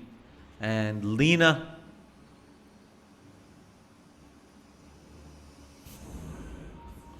not gonna be able to pull off her antiques time and again. She does have the Aghanim Scepter though, so the Laguna Blade can still pierce through that Black Ink bar, but she won't be able to reliably go for that Yule's combo time and again. Her timing's gonna have to be just absolutely spot on. Pings towards the mid lane. They do manage to catch the Necrophos. In comes the Black Hole, catches 3 players. They've got the targets. They lose 2, they lose 3. Big plays. Terrorblade moving in though too. The fight forces himself up ahead. Weaver continues to fight up. Defensive Yules coming out from the Lina. Lina able to Shadowblade walk away. They get the kill though. Earthshaker able to find him. Weaver wants to give chase. They have a bigger priority target here. Echo Slam coming in. Spectre being controlled up. Spectre turning around to try and fight this. He jumps high ground, drops the gem, and Terrorblade needs to back up. He's out of mana, out of HP. But what a big black hole coming in to turn the tides of this match in favor of Team Shambles. Tier 1 will go down in the middle lane. Looking at that, Necrophos survives, but the BKB black hole controls 3.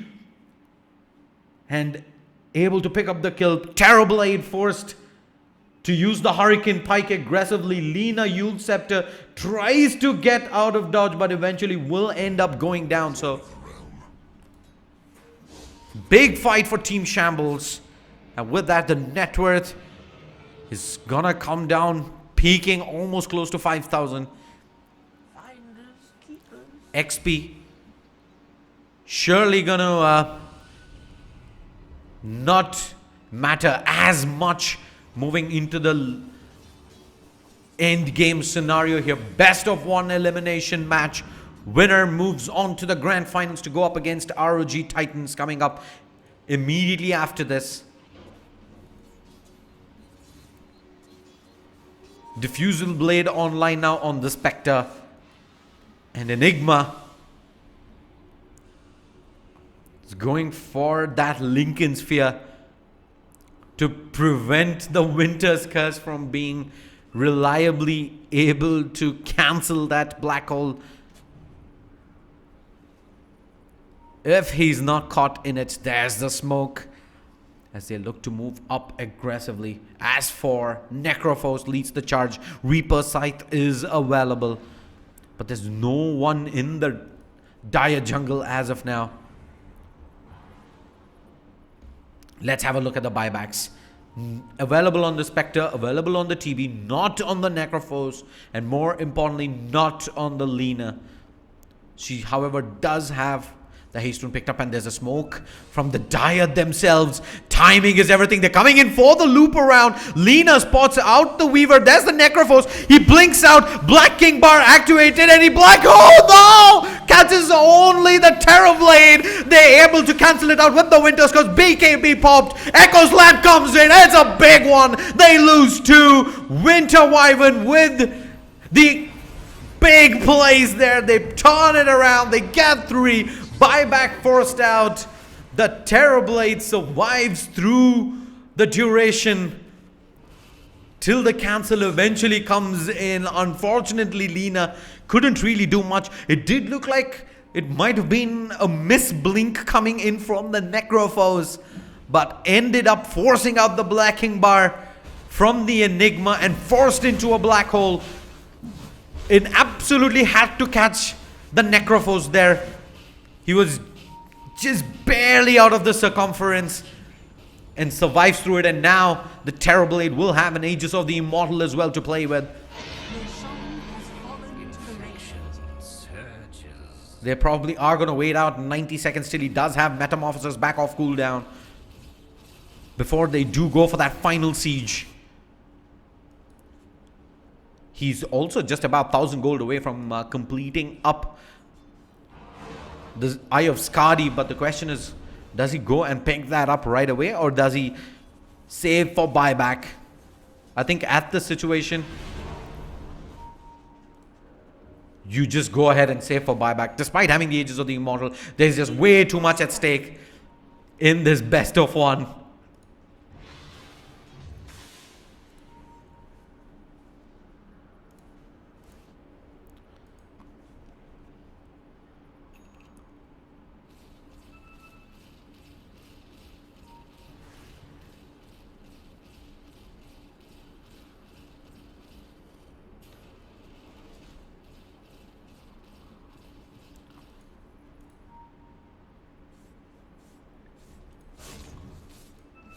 Spectre looks like he's building towards that Abyssal Blade.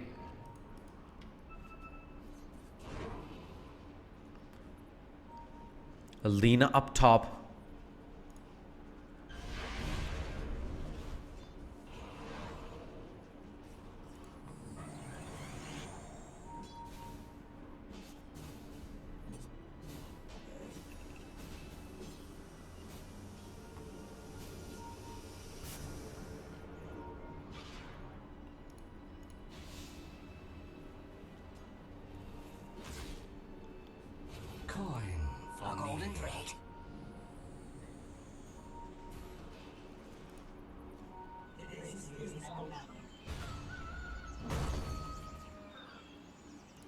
Money to burn. Double damage.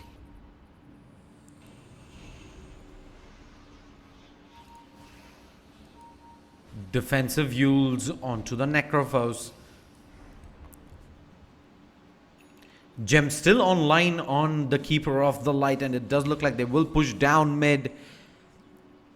Terrorblade does have the Eye of Skadi. He does have the buyback online as well. Aegis of the Immortal on the ready. Metamorphosis comes out. Manta Style is ready as well. Popped immediately. TB leads the charge.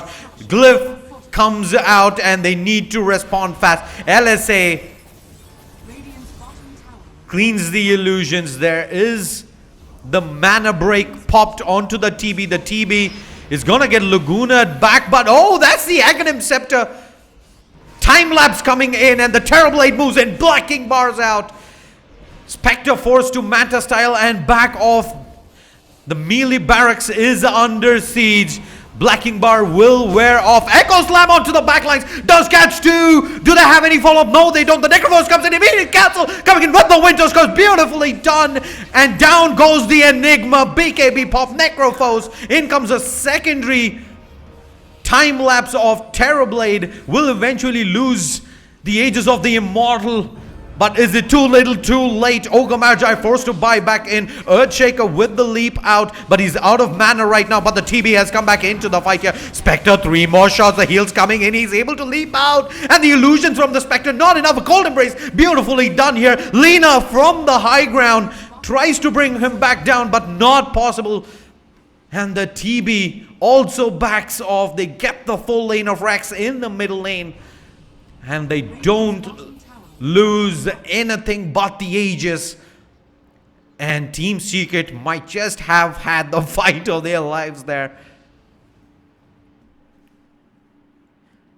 You can see Terrorblade, Blacking Bar decides to stand and hit the melee barracks. There is the big Echo Slam in the backlines. No follow-up whatsoever. There comes the Black Hole, immediately cancelled by the Winter's Curse, and the Enigma just gets battered down by the Spectre herself. Necrophos pops the BKB as well to continue and fight on 31-21. But the first lane of Rax does go the way of Team Secret, and they now have almost a 25,000 XP lead, a 12,000 gold lead, and are clearly firm favorites to take this. Keeping an eye out on the buybacks. Spectre doesn't have one. Enigma doesn't have one. Spectre just 800 gold away. Should be able to farm that up before Team Secret does make it to the top lane of Rax. Ogre and the Enigma, more importantly, they won't have one for the next 6 minutes at least. Enigma actually just about a minute and a half.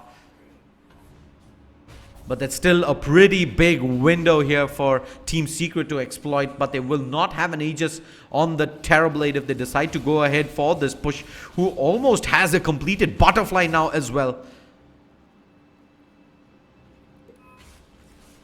Spectre, Abyssal Blade on the ready. Another way to control up the Terrorblade and prevent him from getting that Sunder off. And top lane, they find the Lina. 95 seconds on the sidelines. They can force a buyback out here. But they need the Terrorblade back, who has joined back in with a double damage rune. Alright.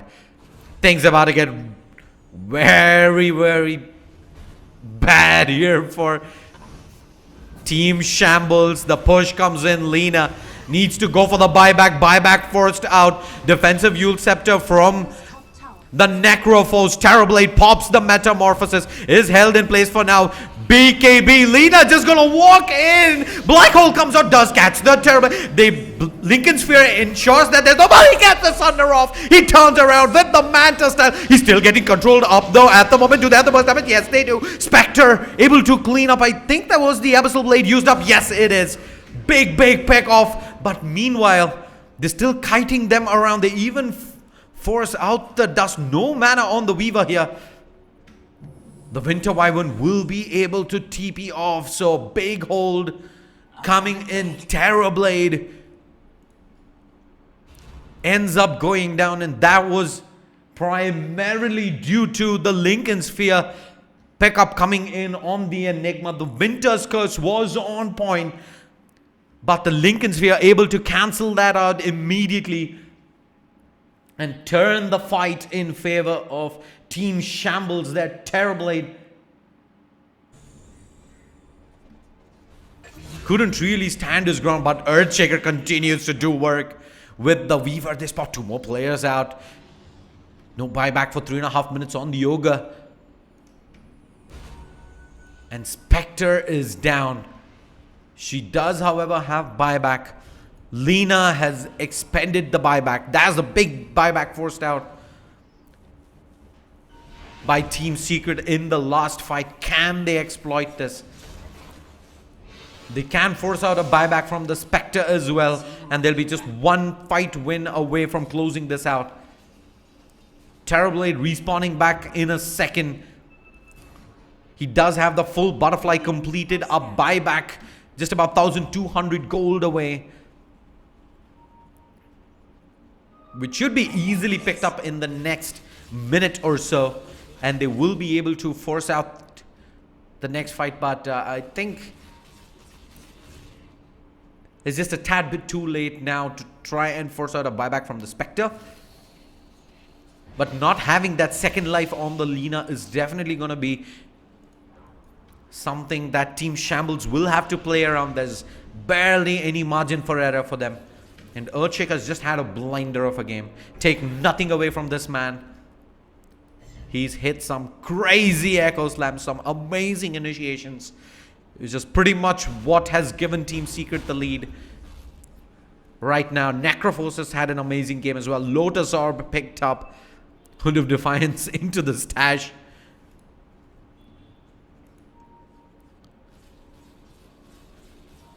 And Terrorblade does have buyback ready. Necrophos 500 gold away from getting the buyback. I think he sold his hood there. Should be able to complete up his buyback money here pretty soon. Boots of Travel ready on Lena. She's 6 slotted as well. May look to replace up the Ether Lens with maybe a Hex. Moving ahead, but that's pretty much going to be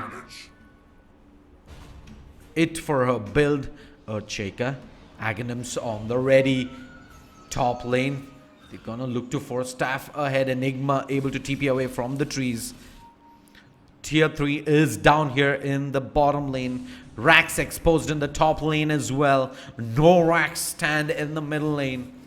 Maybe the final stand coming in here for Team Shambles. Their spot in the Pune regional qualifier hangs in the balance. Glyph forced out. Terrorblade moves up to the high ground with the illusions. The melee Rax goes down uncontested. Double damage just... Did he have a double damage? No. That was pretty much just the mana break on him. But the damage was there regardless, and it's only a ranged Rax remaining in the bottom lane, and absolutely nothing that Team Secret had to commit bar the Metamorphosis. So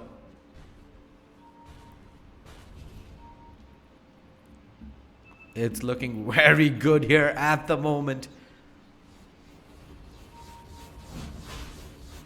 for Team Secret as they go for Roshan. No chance of a contest here by the looks of things. They do, however, have the Haunt, but using a Haunt to try and snipe the Aegis, I don't think they know they're pinging. They want to go for this by the looks of things. Roshan is not going down soon enough. In comes the Haunt. Out of mana. Terrorblade is dropping really low. He does manage to get the Sunder off, but the Black Hole does catch him. They have absolutely nothing to cancel that out. Terrorblade is down for the count. Echo Slam connects on to 3. Buybacks coming galore, but no. Necrophos is not there to deal the damage. BKB forced out from the Weaver, but the Weaver can't do this all alone. He needs to back off. He walks back in. Not sure if he went there to pick up the cheese, but that's going to be the Weaver getting caught out by the Yules. Do they have control? No, they don't. They do get hit by the fire blast, and that will be the multicast coming off as well, and he's going down, and Necrophos gets caught out in the back lane as well. Secondary black hole coming out. BKB does absolutely nothing. Necrophos is down for the count. That's a dieback on the Necro. He's down for 7.5 minutes. Team Shambles come up with the fight of their lives. They get the full 5-man wipe. They get the dieback on the Necrophos as well. And it is only the Winter Wyvern left standing. They have 100 seconds here to go for this. Buyback from the Earthshaker. Buyback from the Terrorblade. But the Terrorblade does not have Metamorphosis to fight this out. 13 seconds on the... Oh, Winter Wyvern just gets deleted off the server. No mana though on the Spectre. In comes the Glyph. Terrorblade needs to move in. Reflection onto the Ogre Magi, but it's not nearly enough. Tier 3 is down. Long range Fissure to try and stall the Spectre, but she's going to be able to use the cheese up. Force Staff away, but the Spectre is committing in. BKB forced out from the Terrorblade. He will have to turn around and fight this out. Laguna Blade. Terrorblade's under perfect timing. He's able to survive that one out, and Lina forced back, but they're going for the tier 4s. It's under jeopardy here. Spectre up in the front lines, getting controlled up. They get the kill on the Terrorblade. He is down. He's down for 117 seconds.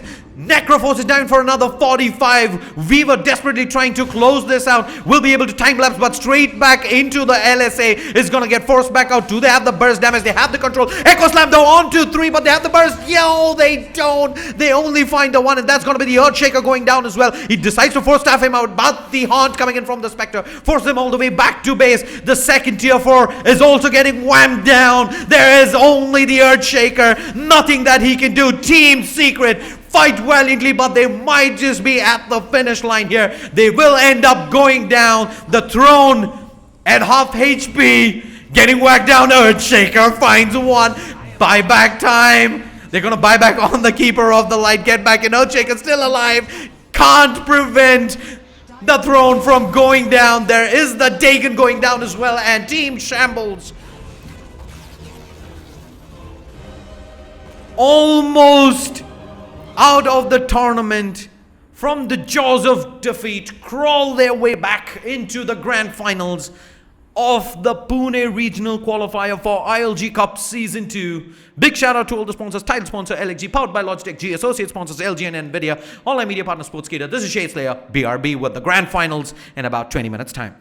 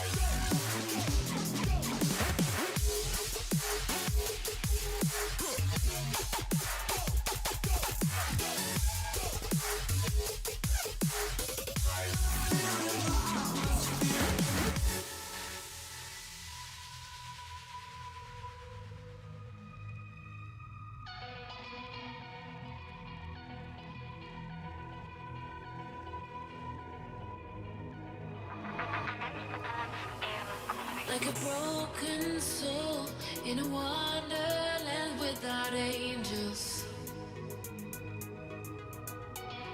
That is how I feel when the mirror shows me a stranger. Yeah. And I know they're just fragments of a world where your absence all I get to see. Take me back to the planet where you and I are still meant to be. 'Cause I'm incomplete when you ain't by my side, when you don't wake up next to me. Yeah, I'm incomplete. I need you here tonight to cover up these empty sheets. 'Cause I'm incomplete. Yeah, I'm incomplete. Hey, 'cause I'm incomplete. I need you here tonight to cover up these empty sheets.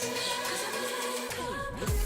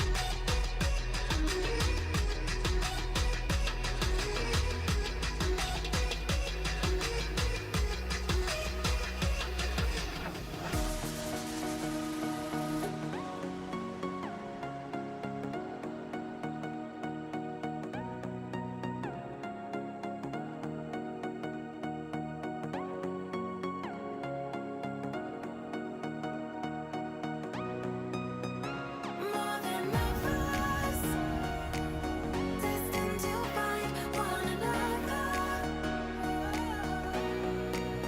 Like lightning and thunder, can't have one without the other. It was raining in the stars. We can't be torn apart. We are linked together, forging fire forever. We are linked together, together.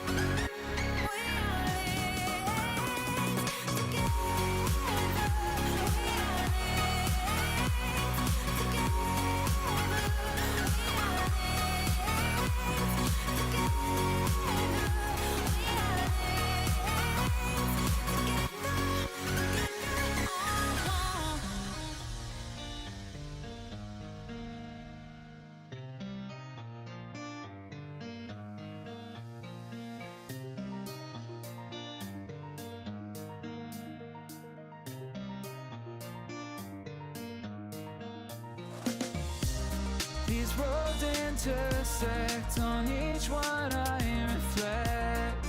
These lines write my story. These places change me, each one replacing. Like night into morning, I miss the open air, the going anywhere, riding with you like we used to. Guess I'm better off alone, never knowing I'll get home, but I know that home's where the heart is. Guess I'm better off this way, moving to better days, but I know that home's where the heart is.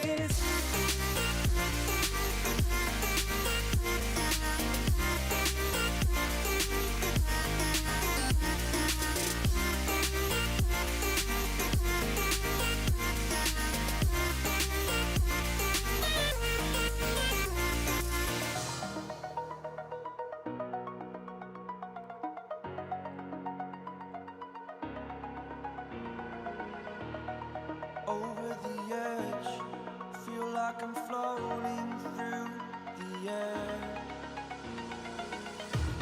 The pain I felt is paid for, all is said and done. Oh, I am restricted, fixed upon the web. I need to kick the habit that my mind is breathing in. Break out, I've got to see. Spent all my life holding all of it closely. I played it innocent, a feel of discontent. I'm finally facing it all, fearless.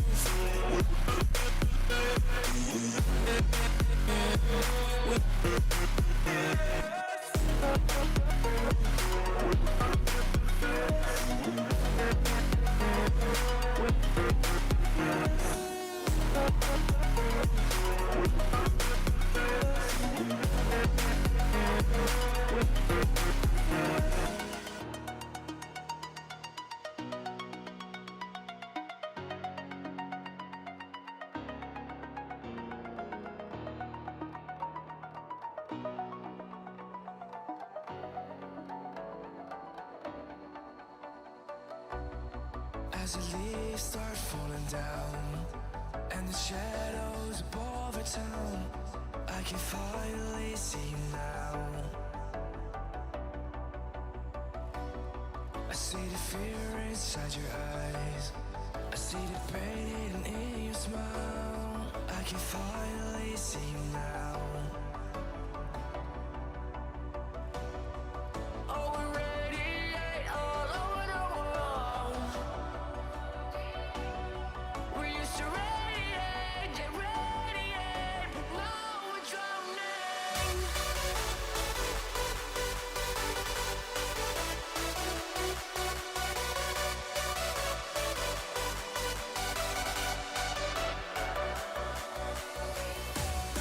As the leaves start falling down and the shadows above the town, we used to radiate, yeah, radiate, but now we're drowning.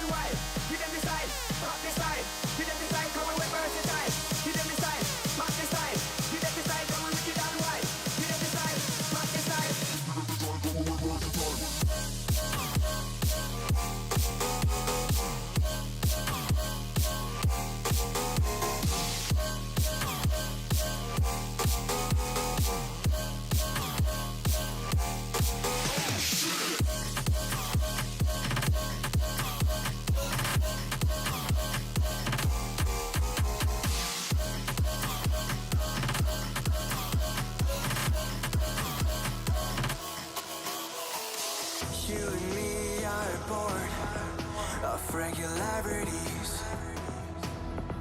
living all the dreams, playing all the games, and getting high on love. They can chase us down, but we will always win. Leading every dance, feeling every touch, and getting high on love. We're invincible. Trust in me. We're invincible. you see? We're invincible.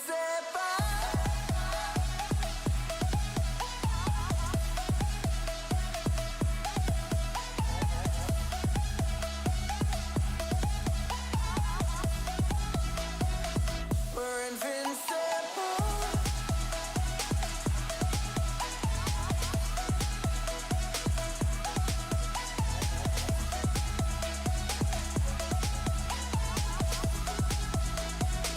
We're invincible.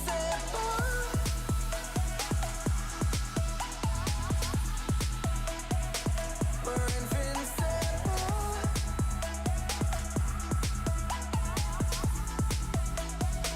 We're invincible.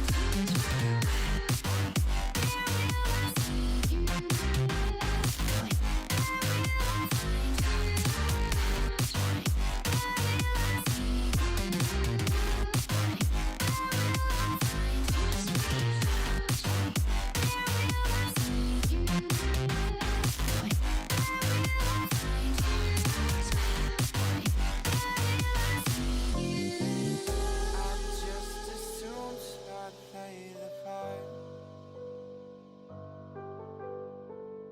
of keeping you in the right direction.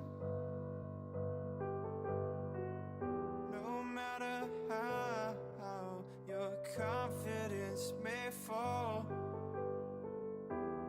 I'll be here as your foundation. And I say, hey, yo, just let it go. Your struggles won't remain. And I say, hey, yo, we're holding hope and wake up yesterday. So hold on to me.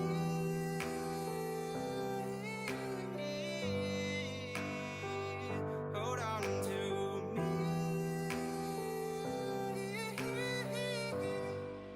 Hold on to me.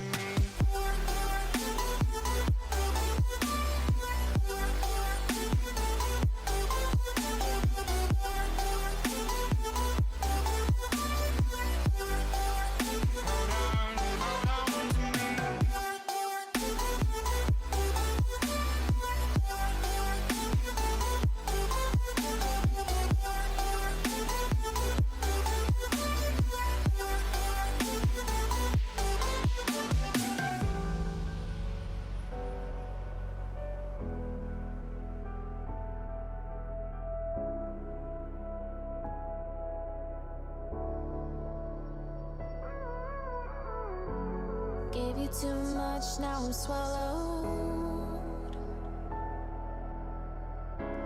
Now I'm the fool while you're breaking rules. Dangerous path that I follow. Oh, go on, just do what you do. And it hurts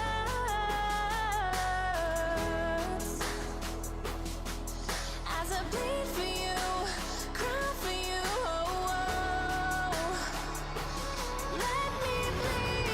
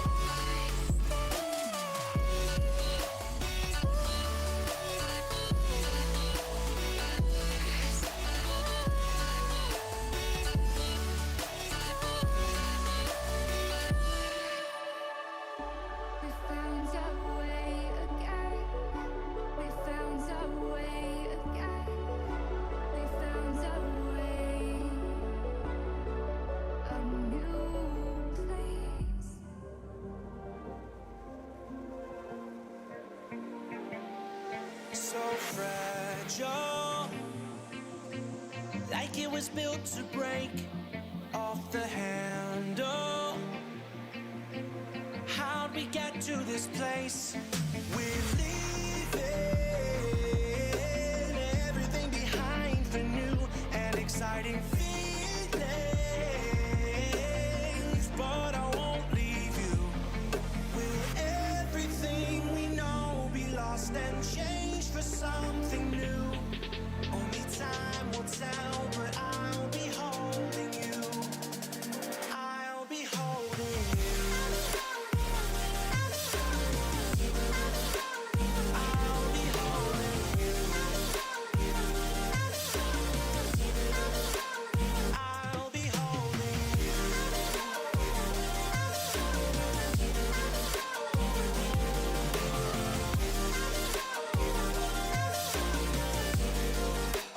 I'll be holding you. Standing on the edge of a cliff, realize there must be more to life than this. Reaching for the stars, traveling so far, like a dragonfly. Just grab my hand from heaven's end with me tonight. Trying to find our place in this world. Reaching for the stars, traveling so far, like a dragonfly. Keep your secrets there, hide them everywhere. Just you and I.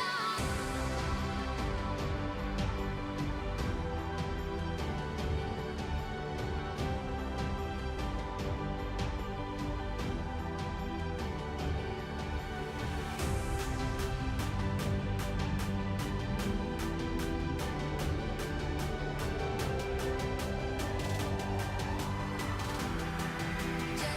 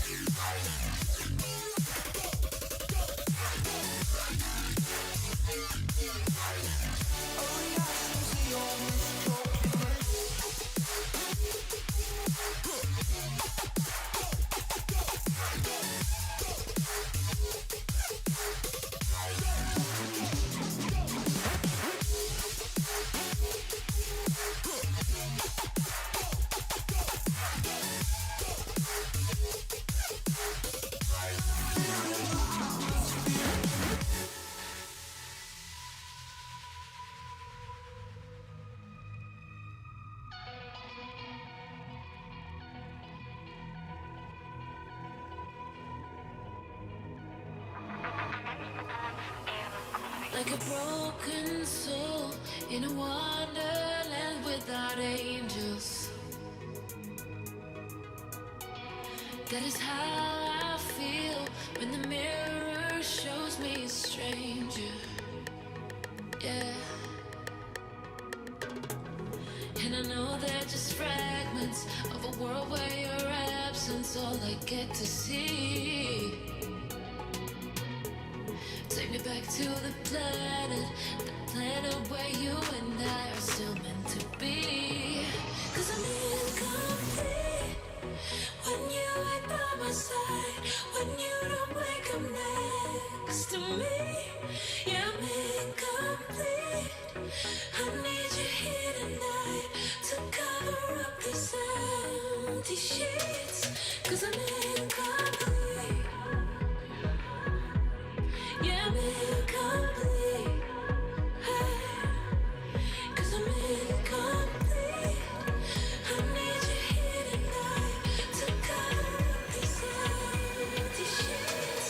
'Cause I'm incomplete.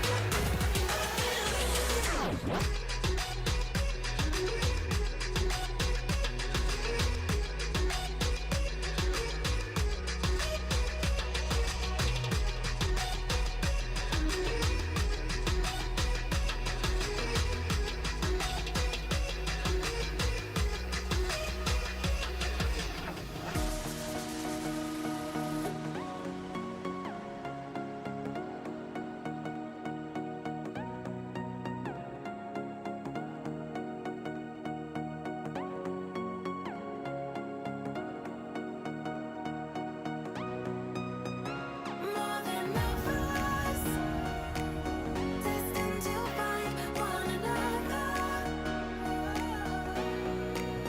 Like lightning and thunder,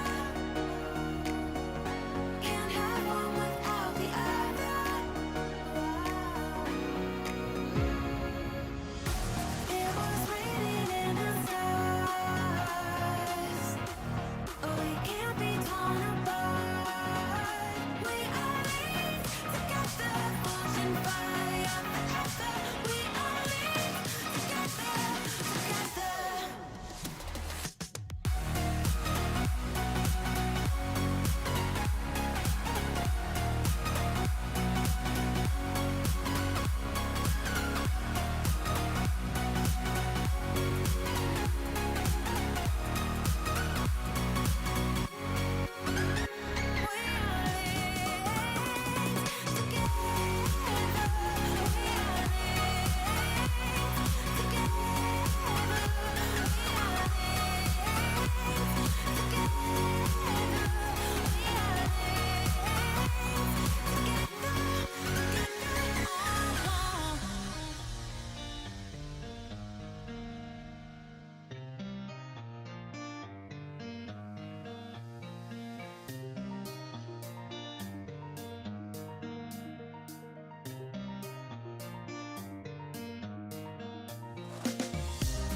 These roads intersect, on each one I reflect. These lines write my story. These places change me, each one replacing. Like night into morning, I miss the open air, the going anywhere, riding with you like we used to. Guess I'm better off alone, never know when I'll get home, but I know that home's where the heart is. Guess I'm better off this way, moving to better days.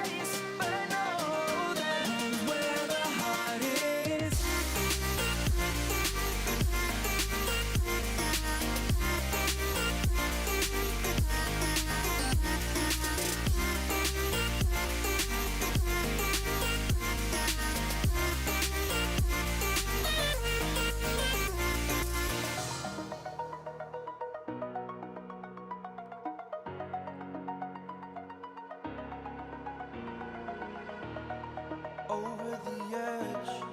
Feel like I'm floating through the air. The pain I felt is paid for, all is said and done. Oh, I am restricted, fixed upon the web. I need to kick the habit that my mind is breathing in. Break out, I've got to see. Spent all my life holding all of it closely. I played it innocent, a feel of discontent. I'm finally facing it all, fearless.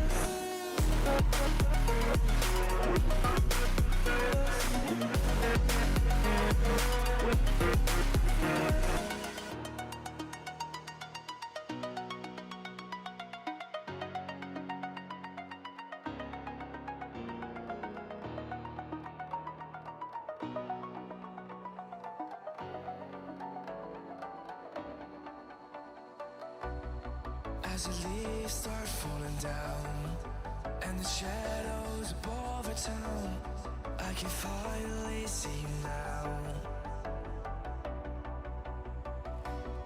I see the fear inside your eyes, I see the pain hidden in your smile. I can finally see you now. Oh, we radiate all over the world. We used to radiate, yeah, radiate, but now we're drowning.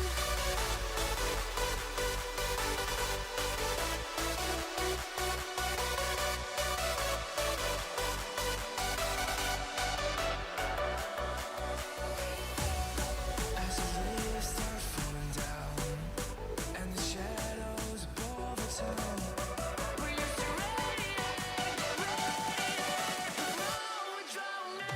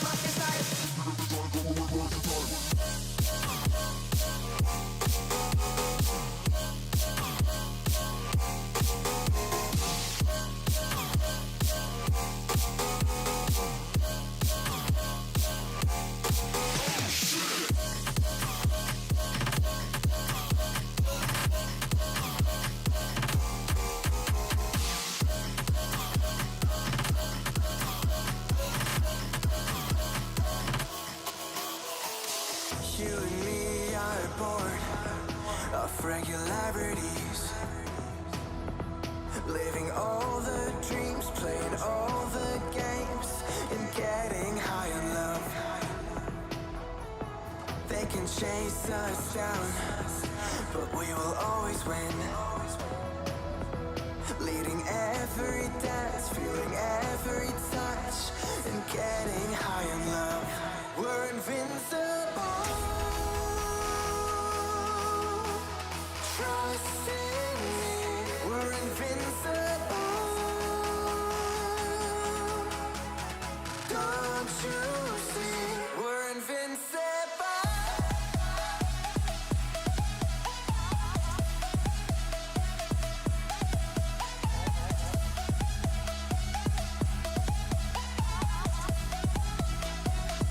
We're invincible.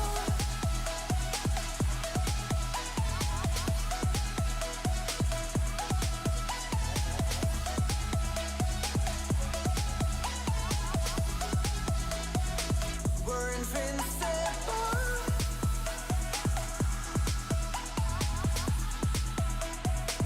We're invincible.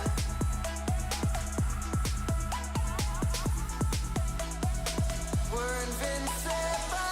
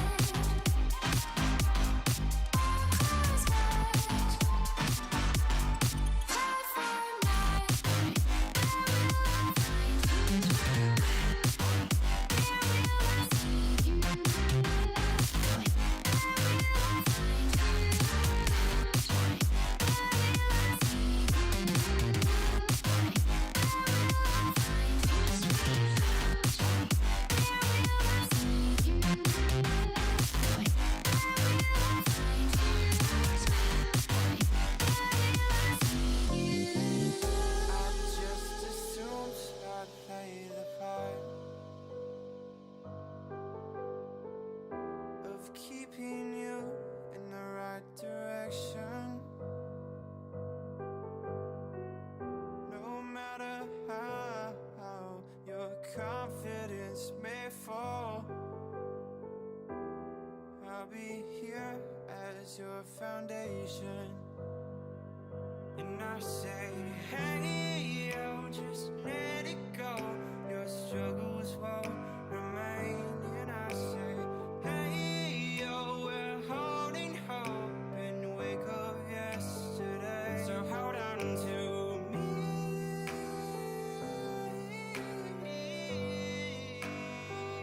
Hold on to me.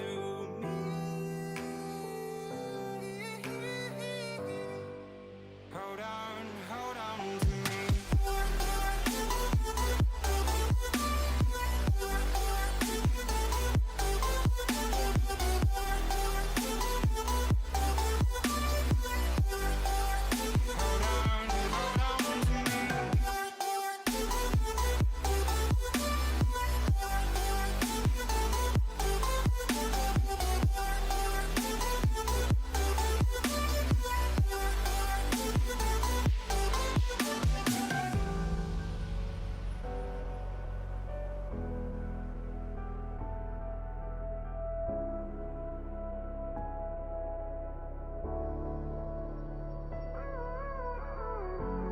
Gave you too much, now I'm swallowed. Now I'm the fool while you're breaking rules. Dangerous path that I follow. Oh, go on, just do what you do. And it hurts as I bleed for you, cry for you. Let me bleed.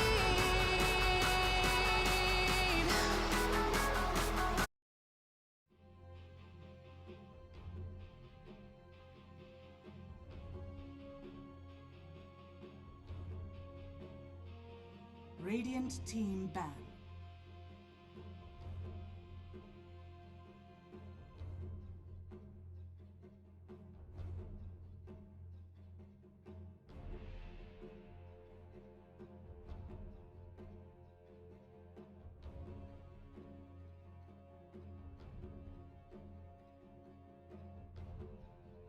Ten seconds remaining. 5 seconds remaining. Dire team ban.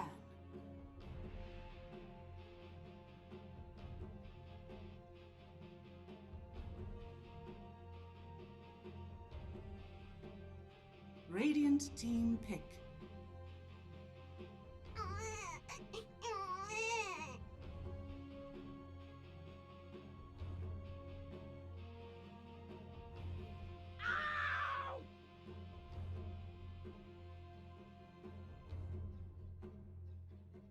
Dire team pick. Winter Wyvern.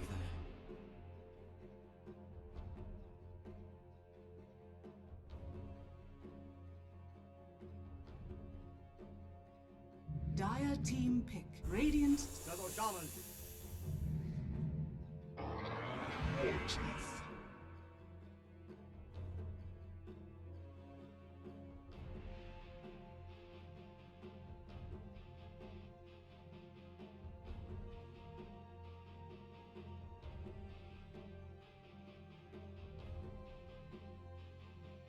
Ten seconds remaining. 5 seconds remaining.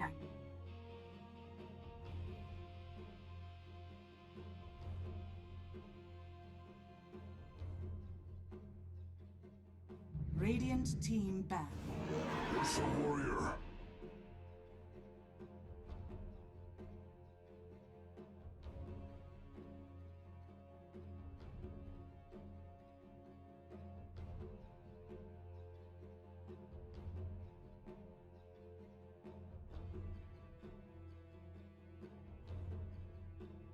Ten seconds remaining. 5 seconds remaining. Dire team ban.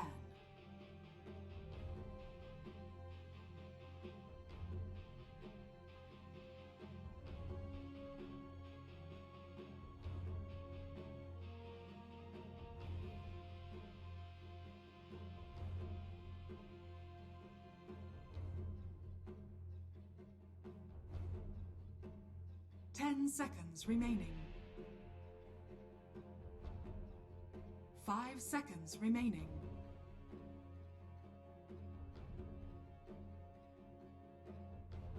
Radiant team ban.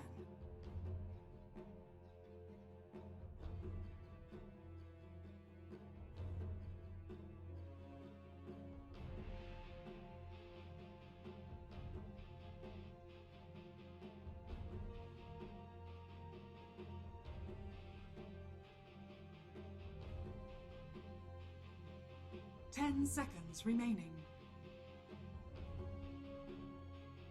5 seconds remaining.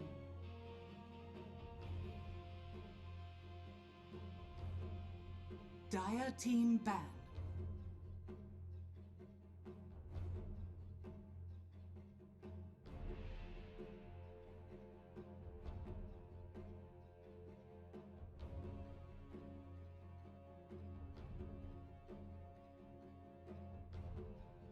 Dire team pick.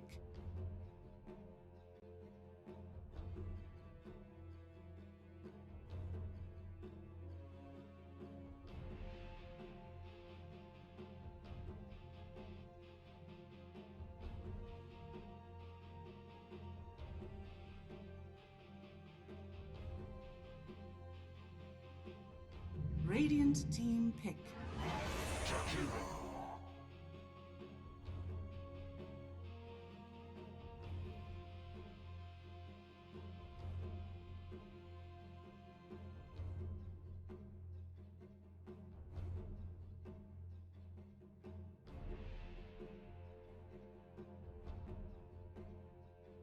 Ten seconds remaining. 5 seconds remaining.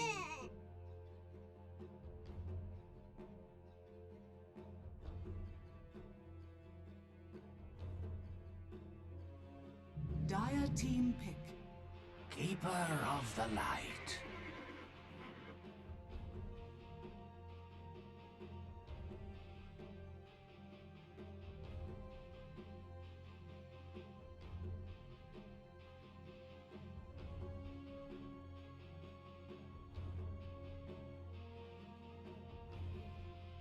Ten seconds remaining. 5 seconds remaining.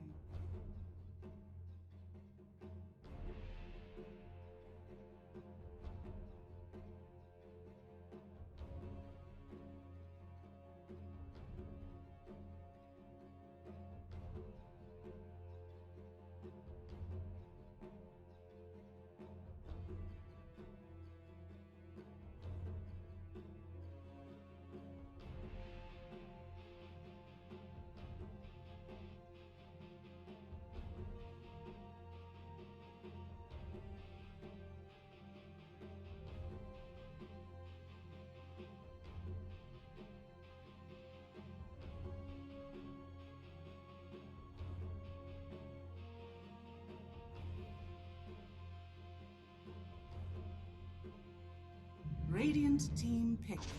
Mirana.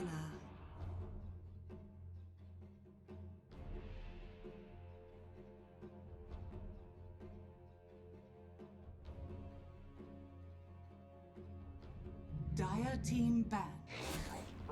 All right, ladies and gentlemen, boys and girls, welcome to the grand finals of ILG Cup Season 2 Pune Regional Qualifier from Havok Nation. I'm Shadeslayer, and this is Game 1 of this best of 3 to see who will move on to the ILG Cup Grand Finale for Season 2, where already LXG Esports awaits. It will be ROG Titans going up against Team Shambles. Team Shambles coming on the back of that gargantuan win over Team Secret early on today.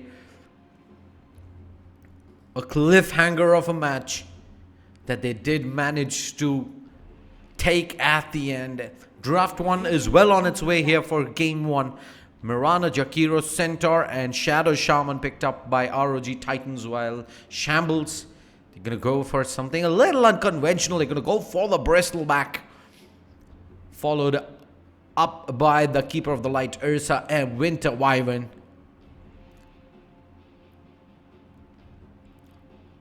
Queen of Pain banned away by ROG Titans. 5 seconds. Radiant team. And Slark taken away by Team Shambles. Slark, one of those heroes that we have seen ZXC go for previously. Not to mention the fact that he's a natural Silver Edge carrier. Works really good up against Ursa as well as Bristleback. So they might just end up going for another Silver Edge carrier here, the side of ROG Titans. But they might just look to wait it out to see what is coming on board for Shambles. It's going to be a Tinker pickup, so does end up being a double-edged sword.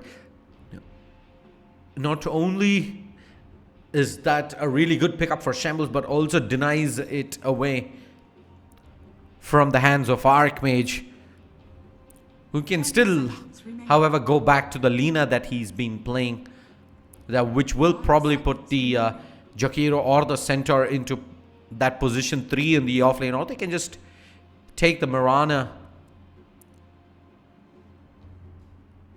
towards that mid lane and pick something else up for the safe lane. It's gonna be a Storm picked up for Archmage.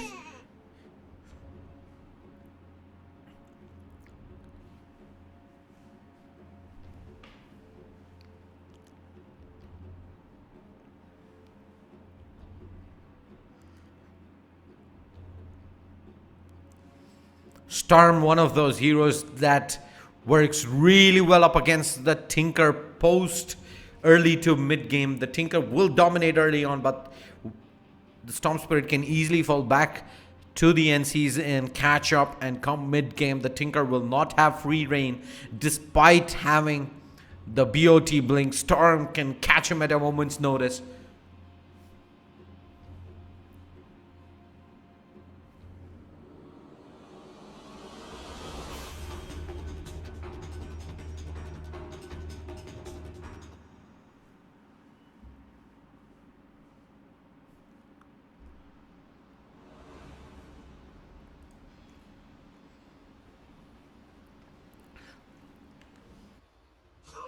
Prepare for battle.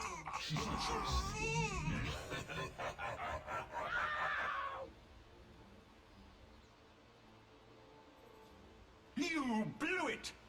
I love this part!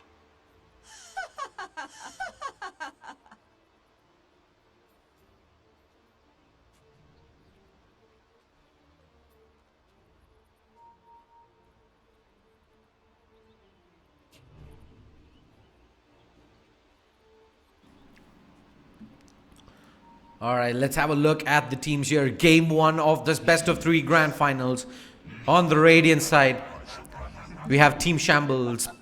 Pause 1 playing up the Ursa. Desmond on the Keeper of the Light. Dog on the Tinker. Windwalker on the Winter Wyvern. And Madness on the Bristleback. While on the Dire side, we have ROG Titans. Goredgo. Will be Bocha, in fact, playing up the Jakiro, so that looks like will be a position 3 Jakiro, a position 4 Evil Ash Centaur War Runner. In the safe lane, we will have Seron File playing up the Shadow Shaman. That's Haunter, mid Storm Spirit, and that finally puts Zerexy on the Marana.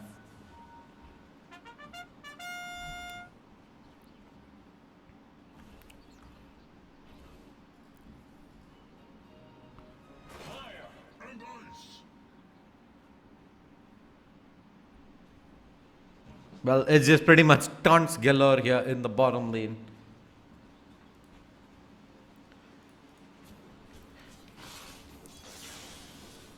Was in fact 3 bounty runes going to the Dire and Shadow Shaman. Taking in some early harass in arrow used up early on by the Marana to secure some CS. Bottom lane, the Winter Wyvern already getting dove on. Arctic Burn is on cooldown. Couple more right clicks required and Jakiro picks up first blood. Nothing that the Ursa Warrior could do. Level 1 Fury swipes. Not gonna achieve anything.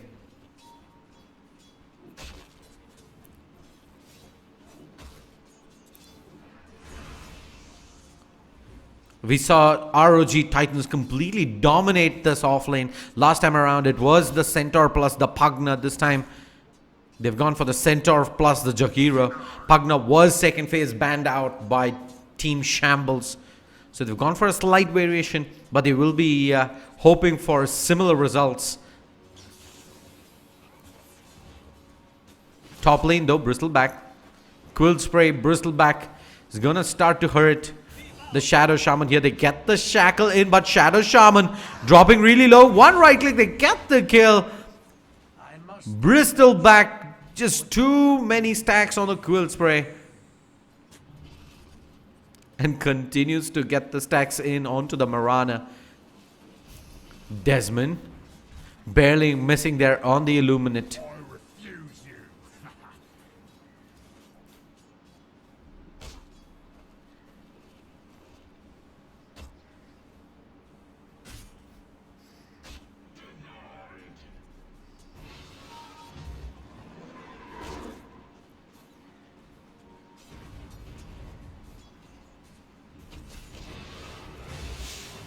Ursa Warrior looking to give chase with the Fury swipes.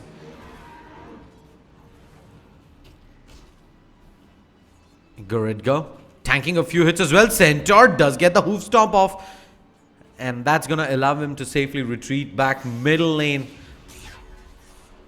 This is a lane that should be going the way of Tinker, hands down. But it is Ingenious Archmage who's just dominating the Tinker right now. 14-6 compared to the 7-4. This should absolutely not be happening. And Storm Spirit with the double damage rune. It's just gonna bully the Tinker out of here. Forced to pop a self. Storm gonna pop one himself. Long range Splinter Blast. As well as the Arctic Burn Harass coming in.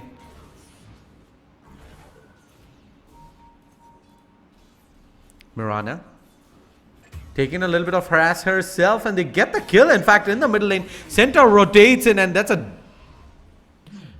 double kill. In fact, Centaur picks one up, Storm with the other. And both the Winter Wyvern and the Tinker end up dropping. Oh my. Didn't see that rotation coming from a mile. And Desmond, no. Just moves high ground. Gonna get shackled up. Storm Spirit gonna pick up the regeneration rune, and even a kill on the way out by the looks of things.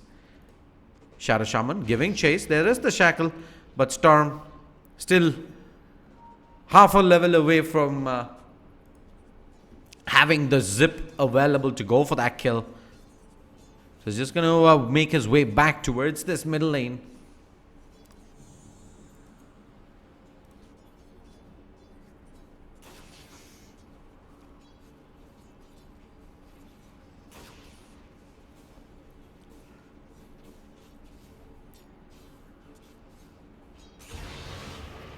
Middle lanes. Oh, that was perfectly timed. Laser rocket, Splinter Blast. The Winter Wyvern patiently waiting it out, and they drop the Storm. The burst damage comes in on point, and Storm Spirit unable to activate the regeneration rune there. Timing perfect on the gank. Before the Storm did have his level 6 there.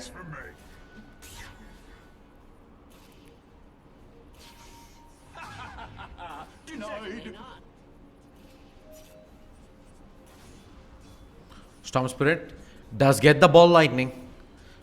And has the regeneration rune. Not going to pop it just yet. And the center are going to be able to clean house. He will go high ground and pop the regen. Maybe even look to dive the Keeper of the Light here. He needs to be careful. He's only level 3 right now. He's going to get zipped on high ground. Storm looking for the dive. Storm, yeah, he will get the kill. Tinker unable to TP there back in time. And meanwhile, Centaur picks up another kill towards the bottom lane. They are giving chase onto the Winter Wyvern. Long range. Double edge to pick up the kill. Top lane, they pick up the Bristleback as well. It is kills galore for ROG Titans. On all 3 lanes, in fact. And looking at the net worth early on, Storm Spirit and the Mirana. Not to mention the Jakiro. All of them are doing really well. Hoof Stomp does connect in onto the Ursa Warrior. Turns around with the Earth Shock. And Centaur just taunting away. They do manage to try and keep the Ursa alive, but Aye. That cold embrace does not do anything up against the double edge, and he ends up going down. They did, however, manage to get a trade. The Jakiro ends up going down, so for all intents and purposes, that was a support for an offlaner traded. A trade that Team Shambles will take all day.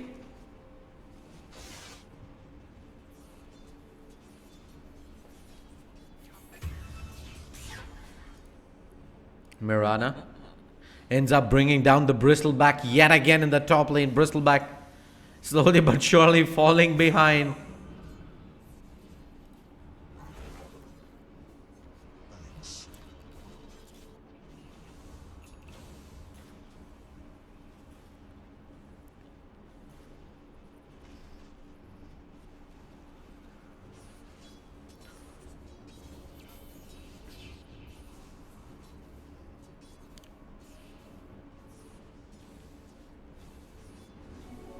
haste.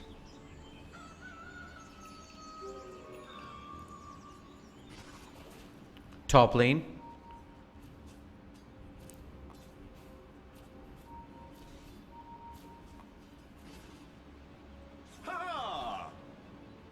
Storm zipping in, finds the keeper of the light. There's a TP coming in.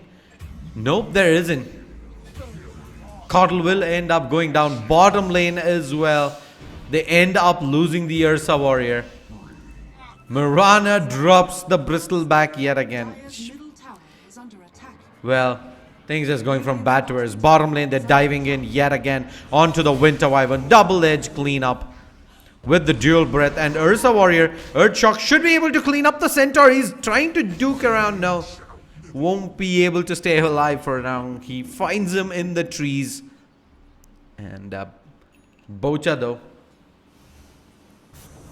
should be able to make it back safely. Starfall, double Starfall needs a one. Yeah, Cottle's down.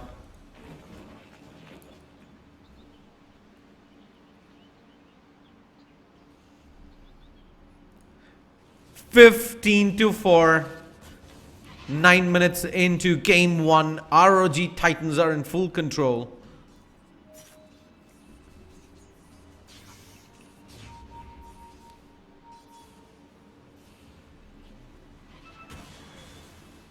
Where's the party?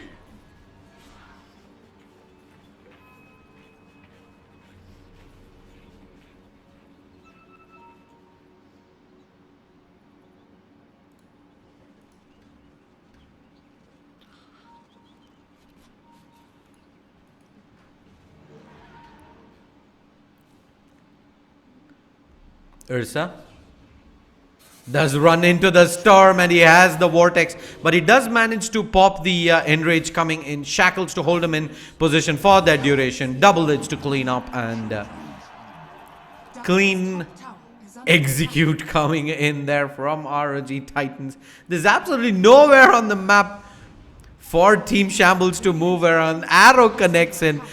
Starfall not even required. The Winter's Curse though will ensure that the Winter Wyvern, in fact the Jakiro ends up going down. But that's just a small trade. Storm Spirit able to pick up a kill. It was on the Keeper of the Light there. And looks like he's not done just yet. Mirana is pretty low in the trees, and that's going to be Winter Wyvern going down to Storm momentarily.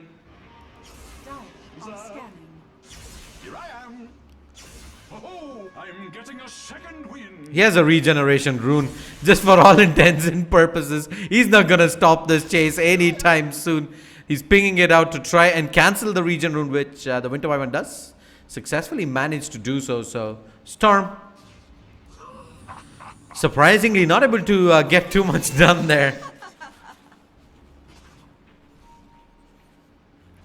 They are having a laugh here, ROG Titans, as they look to give charge towards mid. Ice Path does connect in onto the bristleback, but A35 manages to dodge the Illuminate coming in. He's gonna get hit by the mana leak though, but look at the bristleback sticking pretty low to the liquid fire, and Jakiro is gonna end up dropping pretty low himself here, trying to kite around. Illuminate dodged away, and he's gonna pop the salve for a second. In comes the storm. He gets pushed to the high ground, and Desmond, oh Desmond, ends up going down. Winter's Curse should end up killing. Oh, now it doesn't. He stick back up, and yeah, even the small things aren't going the way of Team Shambles here.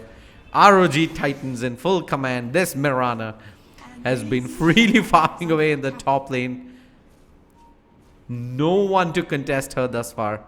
Kaya up and online on the storm. And Winter Wyvern done for. Ice Path, Ball Lightning, Vortex, the entire kit caboodle, and the wards expended here with they're gonna give chase. Enrage comes in, double edge, not enough to pick up the kill. They did end up using the Stampede as well. Chalk is trying to run away, and he should be able to safely make his way back. No, Centaur's just gonna give chase. He's like, nope, I'm giving chase.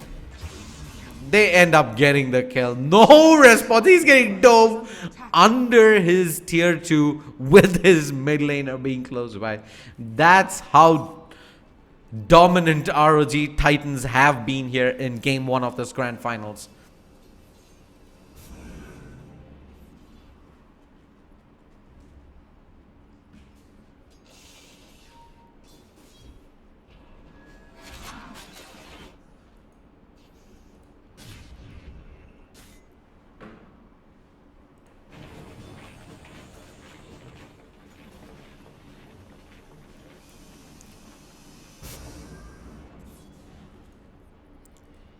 Mirana and the Shadow Shaman. They're going to drop a sentry and immediately blow the Moonlight Shadow. Top lane, Keeper of the Light, better get out of here soon. Okay, they do drop the sentry and get the mana leak out onto the Mirana, who is faking the arrow for the moment. Getting slowed down by the Arctic Burn. Bristleback makes his way back in. He has absolutely nothing. But just look at the right click damage coming in from the Mirana as well. Thanks to that Face Boots, Javelin, Aquila. Storm Spirit casually picks up a kill in the mid lane with the rotation coming in from the Shadow Shaman. Bottom lane, TP from the Bristleback, unable to get the cancel off, needs to be careful. He has actually nothing available here. Storm zips in all the way from mid lane, and the Bristleback is down for the count. Ursa Warrior gets hit, and yeah, that's the Ursa done for as well. Enrage available, will eventually pop it to try and bait in the Jakiro, but out comes the Stampede, down goes the Ursa, and he's not done, he's going for more. That's gonna be the Winter Wyvern down as well. 2-man Hoof Stomp picks up the kill. Tinker coming in. What can he do at this point of time? Nothing. He does not have a Boots of Travel, does not have a Blink. 26 to 5, 15 minutes in, and ROG Titans have had close to 1.75 kills per minute. This game, oh man. Stupendous. 15,000 gold lead, 1,000 gold per minute lead acquired by ROG Titans here. This has clearly been outdraft and an outplay. Arrow into Tinker, cause why not? In comes the Serpent Wards as well. Double leap, Storm is in, and Keeper of the Light is gonna be heading to the fountain as well.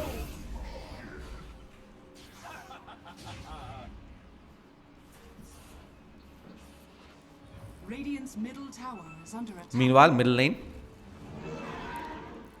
Ursa and the Winter Wyvern trying to find the center. Center just taunting away right in front of the Ursa. Well, Radiant's middle tower is under attack.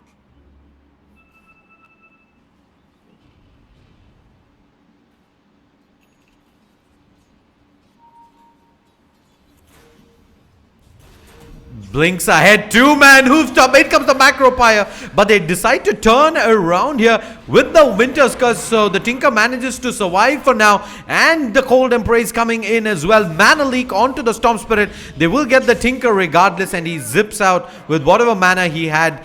Hoof Stomp, high ground, Bristleback gets hit by the Ice Path, and he's gonna end up going down now by the looks of things. Moonlight Shadow coming out, Storm Spirit out of mana, goes down, and that's a beyond godlike streak going to the Bristleback. He ends up making a ton of money there. But does look like he will go down at the end of the day. Ice Path connects, but where's the damage? It's not there. Centaur. Blink, Hoof Stomp, misses. They still want to give chase. Long range Shackle, Cold Embrace though, to prevent physical damage from coming through. Shrine's gonna be activated as well. Centaur gonna TP out of here because no stun. And at the end of that fight was 1,000 gold swing for the kill on that Storm Spirit.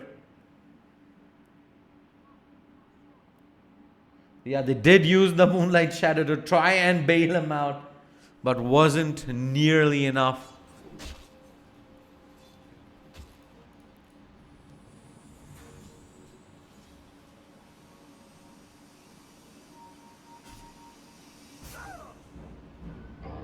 Centaur. Dire's middle tower is under attack.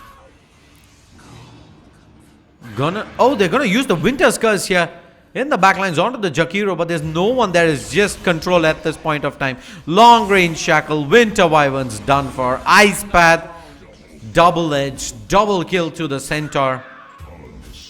And meanwhile, Mirana is cleaning house here in the top lane as well. Long range zip and Ursa Warrior. He's down for the count. Radiant's middle tower is under attack. Radiant's middle tower has fallen.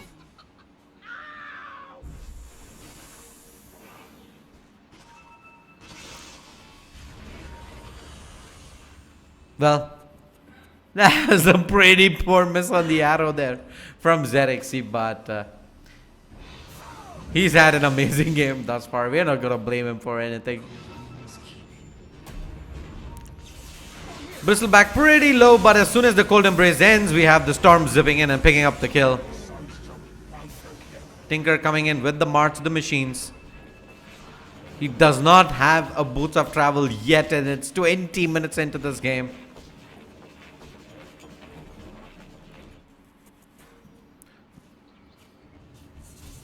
Meanwhile, Storm on the other side has the Kaya Bloodstone.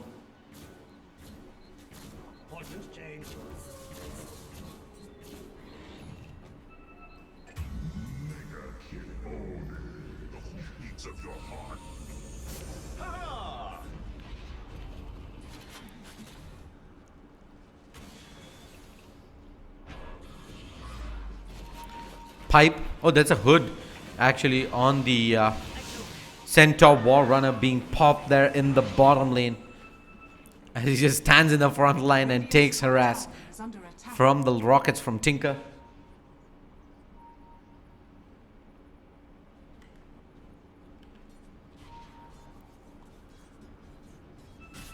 So look at the net worth charts. It's a 20,000 net worth lead. Moonlight Shadow towards the middle lane, and Bristleback is one dead hero. Are they going to look to counter engage? Nah. They managed to find the Winter Wyvern as well. Team Shambles. Completely in shambles by the looks of things right now. At least in game one. It's been ROG Titans all the way. Haste popped. He's heading top. They're gonna pop the Stampede as well. And along with that, the Ursa Warrior.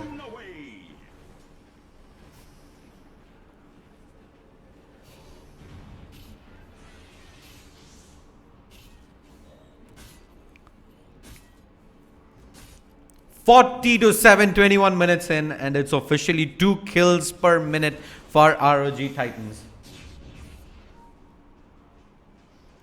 And they managed to find the Tinker in the bottom lane. He's trying to travel away, but Vortex Arrow, yeah, kaboom. Sad smiley from the Tinker. He's like, nah, why bro, why you do this to me?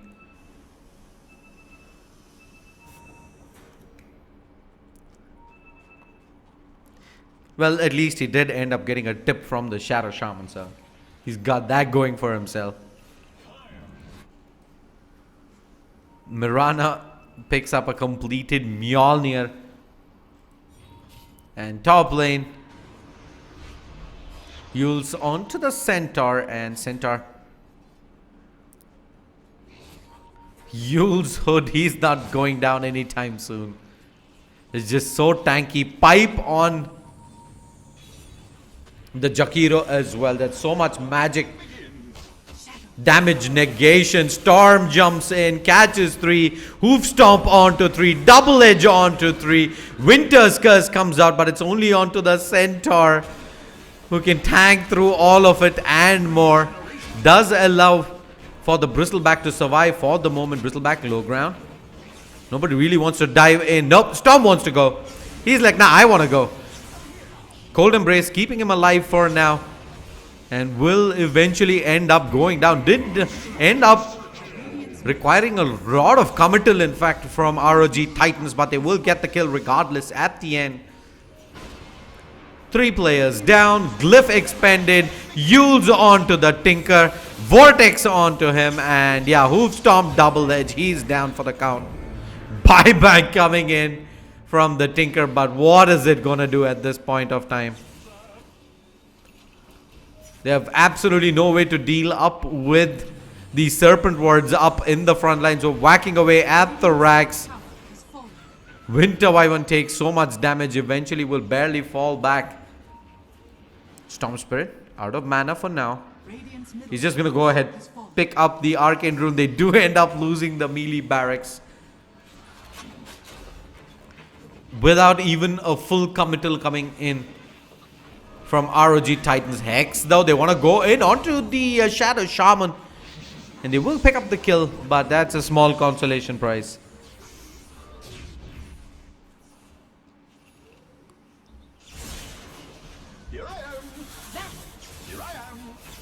Bristleback is at it.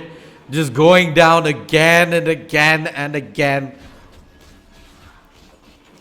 2, 10 and 2, and he's just gonna buy up bracers after bracers.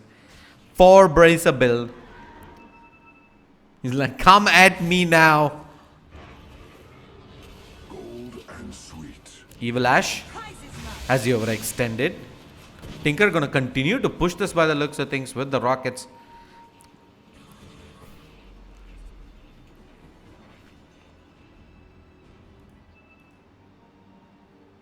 Mirana, Hurricane Pike completed. Oh, they find the Ursa Warrior here, who was trying to sneak Roshan away, and they hex and catch the Bristleback. Serpent Wards committed, and long range arrow. Bye bye.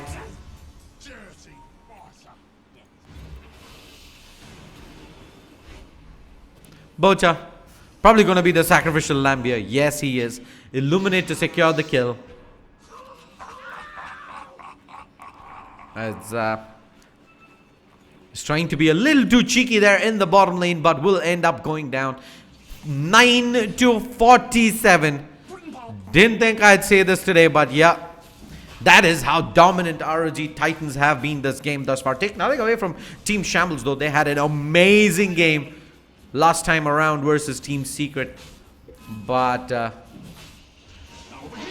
this one not nearly going the same way. Completely out of plan, out of luck.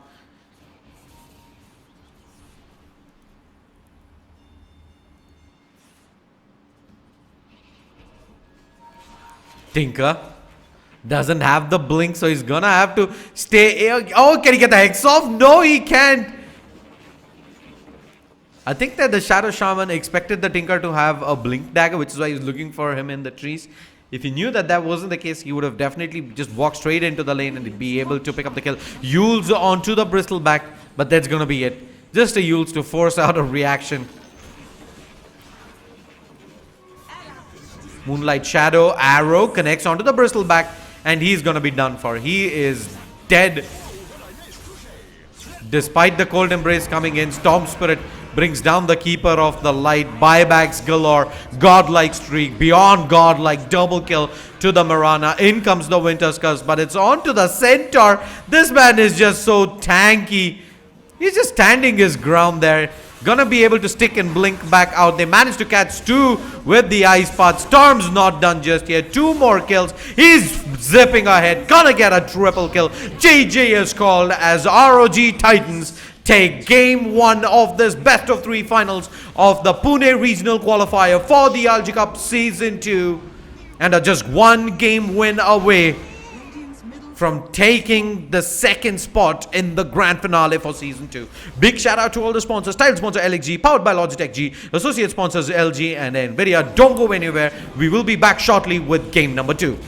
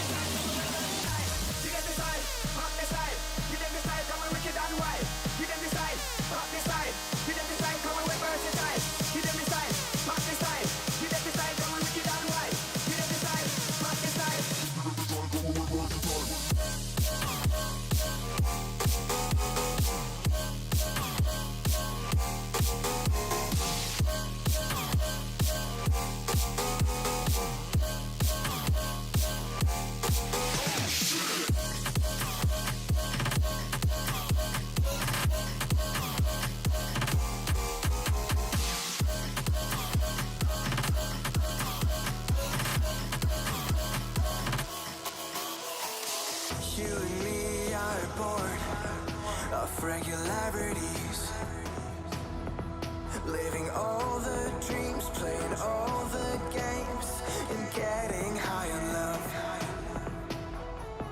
They can chase us down, but we will always win.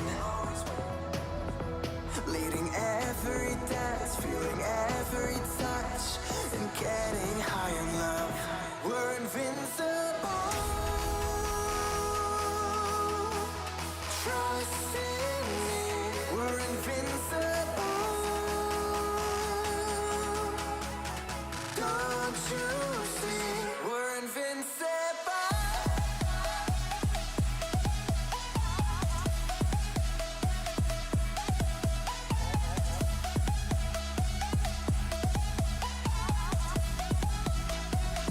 We're invincible.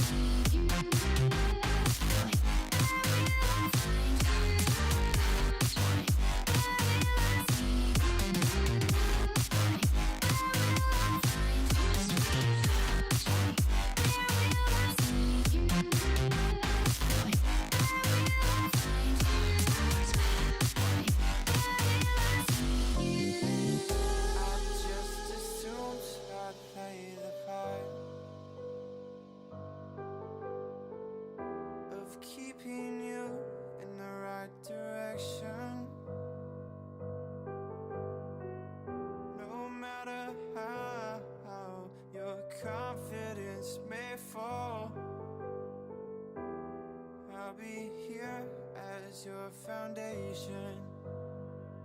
And I say, hey, yo, just let it go.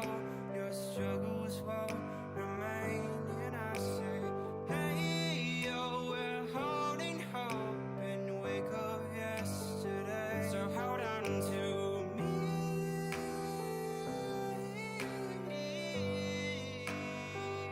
Hold on to me.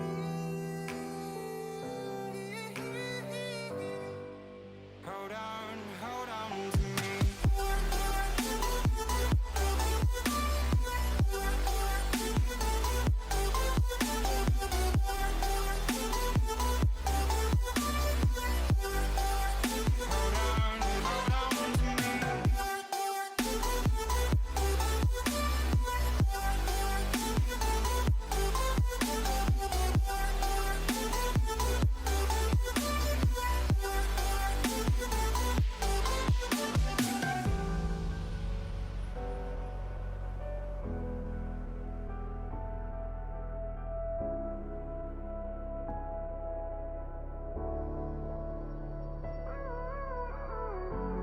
Gave you too much, now I'm swallowed.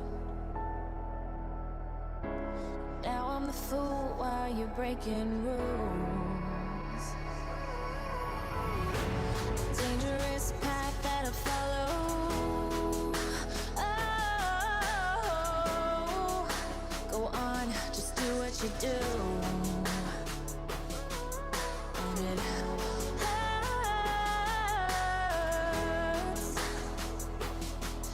as I bleed for you, cry for you. Let me bleed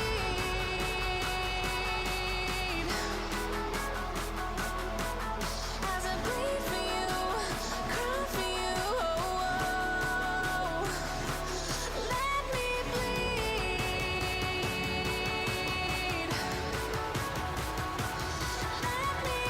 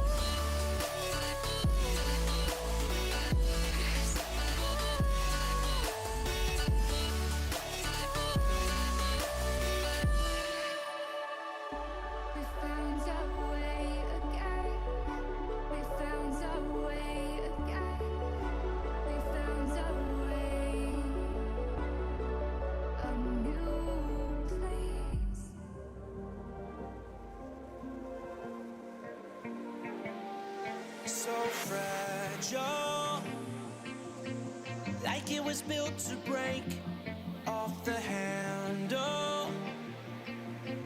How'd we get to this place? We're leaving everything behind for new and exciting. fighting feelings, but I won't leave you. Will everything we know be lost and changed for something new? Only time will tell, but I'll be holding you. I'll be holding you. I'll be holding you. I'll be holding you.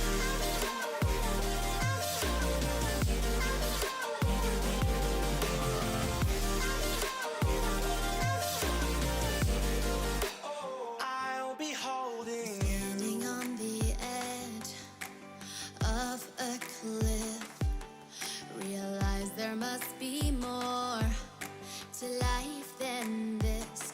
Reaching for the stars, traveling so far, like a dragonfly. Just grab my hand from heaven's end with me tonight.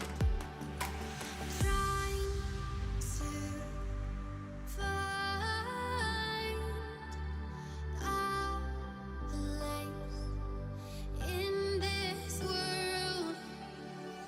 Reaching for the stars, traveling so far, like a dragonfly. Keep our secrets there, hide them everywhere. Just you and I.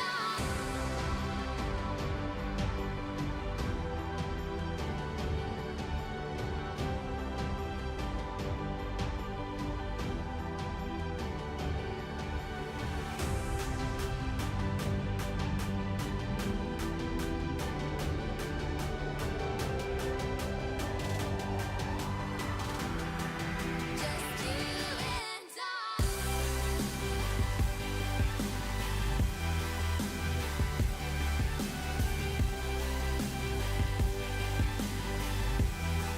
Just you and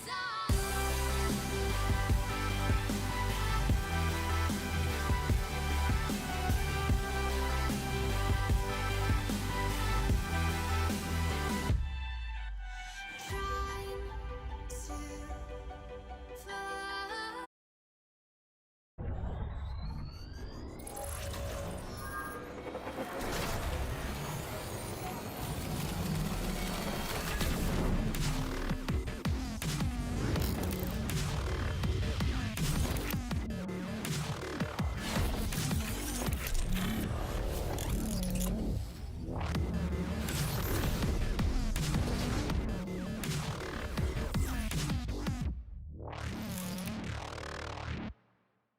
Wires hold you back. They tie you down, restrict your movements, and ultimately stop you reaching your full potential. Which is why it's time to break free from the confines of the cable and fully embrace lasting wireless gaming with Logitech G.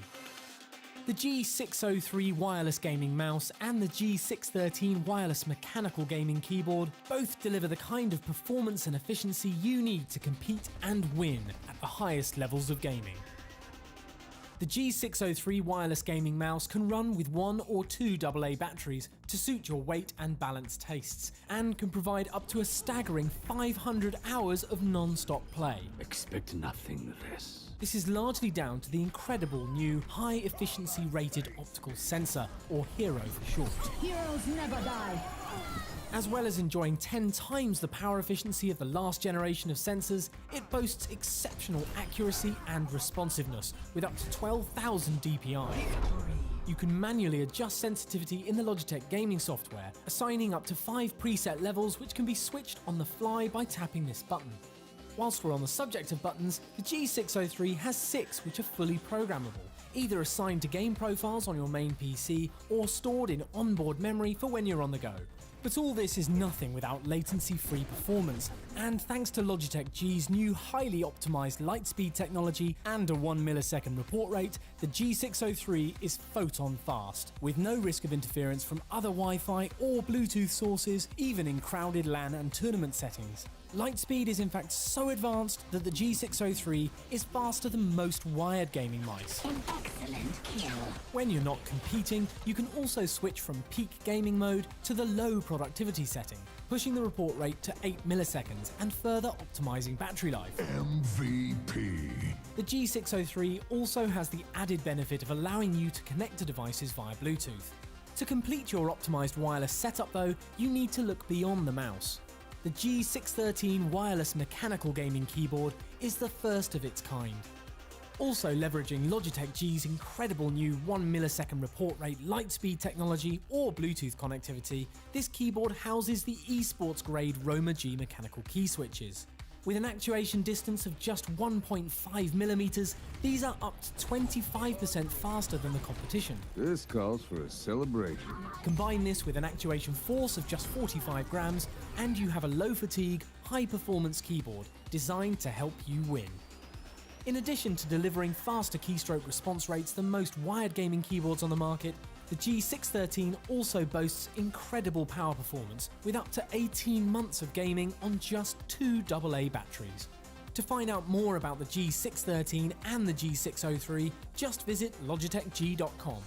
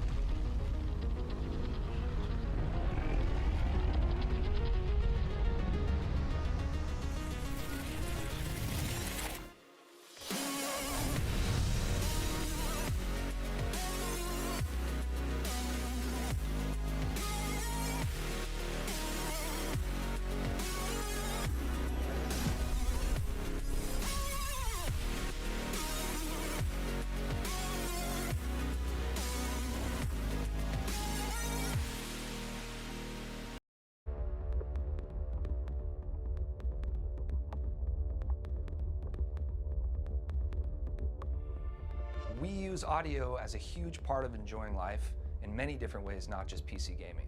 So when we were designing our new gaming headset, we wanted to think about it from a completely different angle.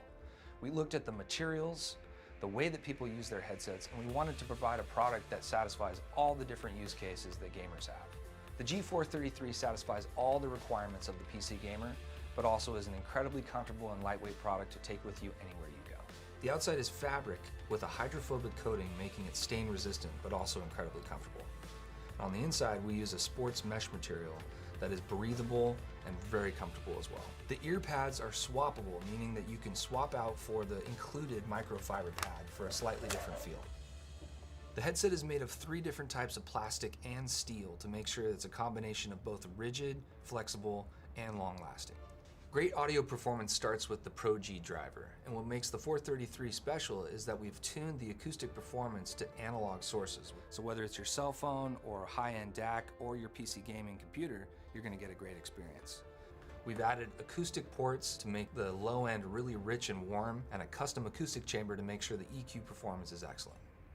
The detachable boom mic has noise canceling and a micro pop filter to make sure that you have clear communication, whether it's streaming or just chatting with your friends. The G433 is certified by Discord to make sure that you're going to get a high quality communication experience with your gaming friends. The PC gaming cable connects to the headset and allows you to mute and adjust the volume with the control box.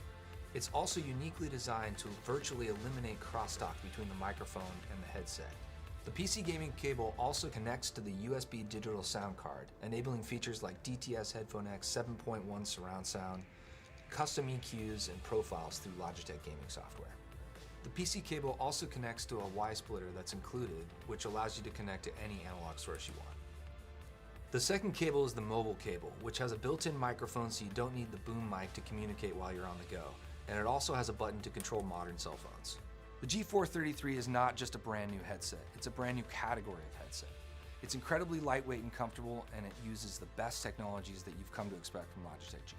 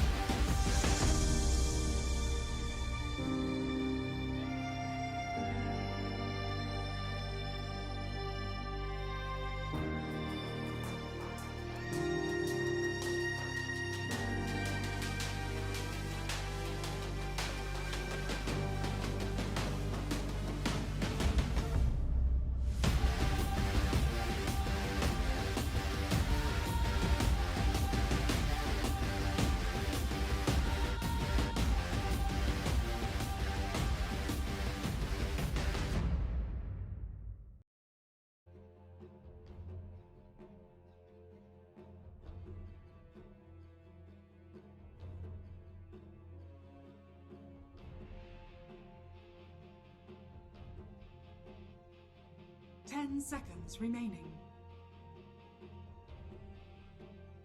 5 seconds remaining.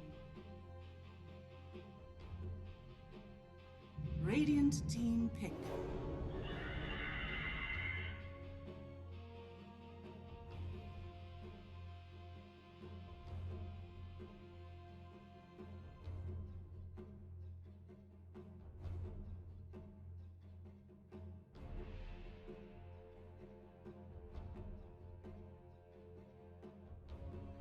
Ten seconds remaining.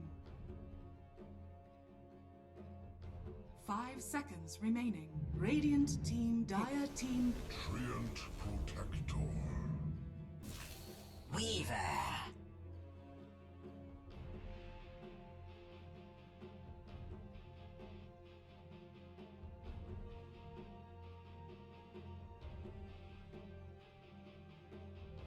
Dire team ban. Jen.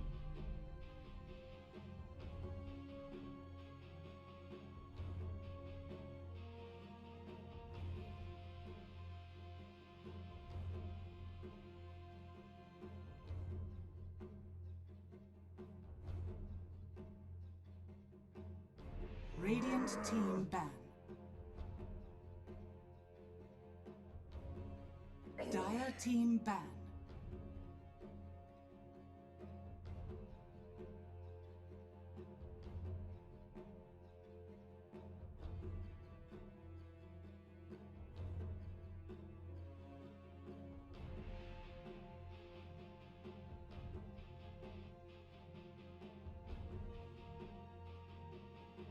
Ten seconds remaining.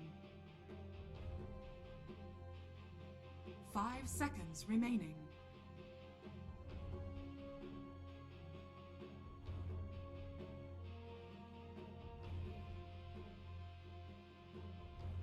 Radiant team ban.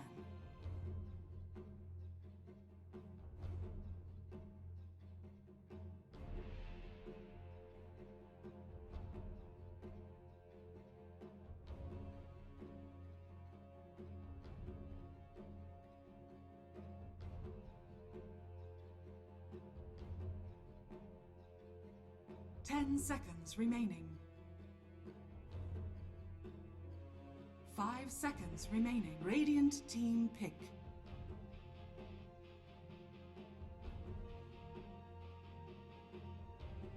Dire team pick.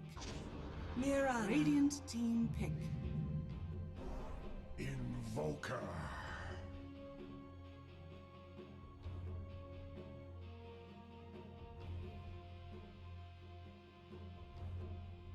Dire team pick. Drow Ranger.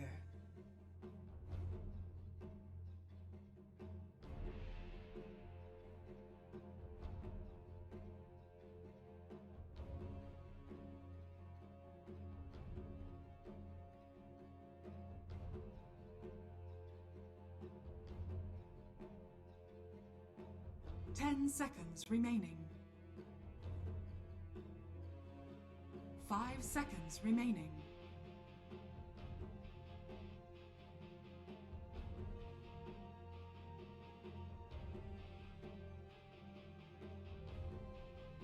Radiant team ban. Admiral Kunkka.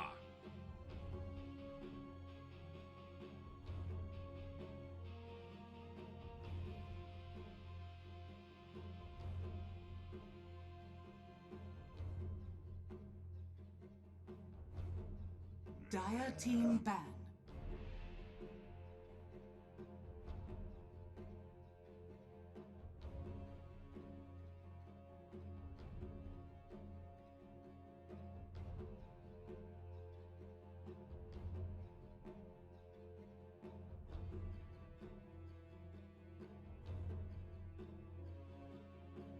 Ten seconds remaining. 5 seconds remaining.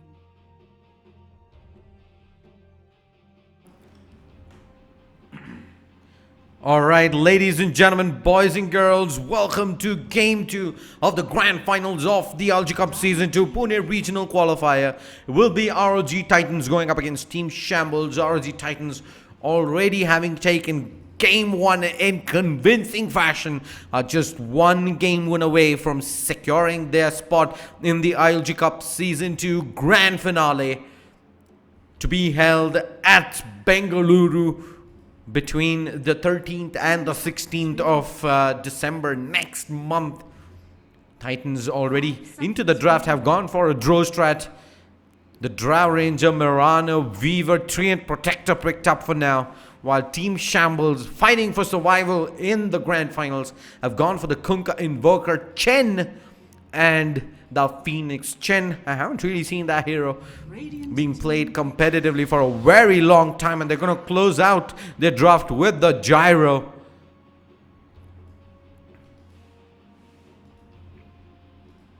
And ROG Titans, what are they going for? Do they just go for an IO here? Oh no, they're going to go for a Templar Assassin. So I'm guessing this is going to be a support Mirana. Support Weaver? Bota has picked up the Treant Protector, and Haunter goes for the Weaver, so yeah, I don't know. I think they're just switching up roles, or they're going to go for something very unconventional.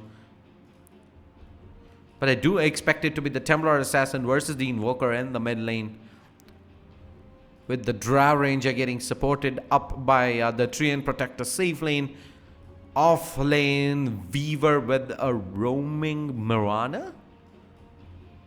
We'll have to wait and see.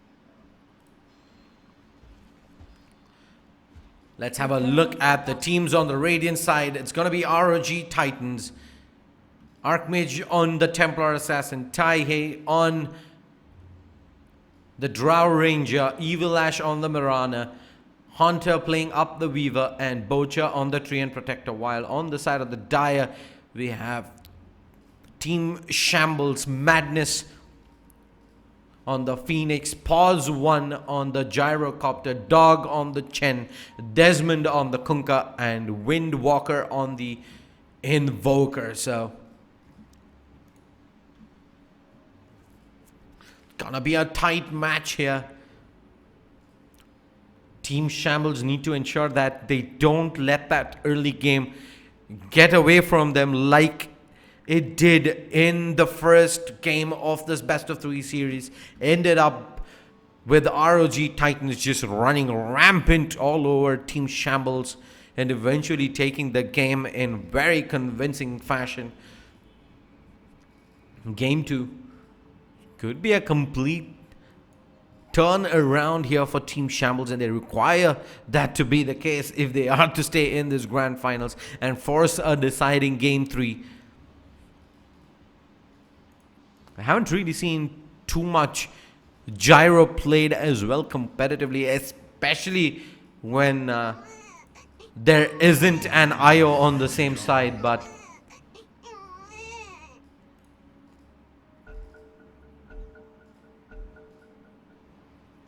short little pause.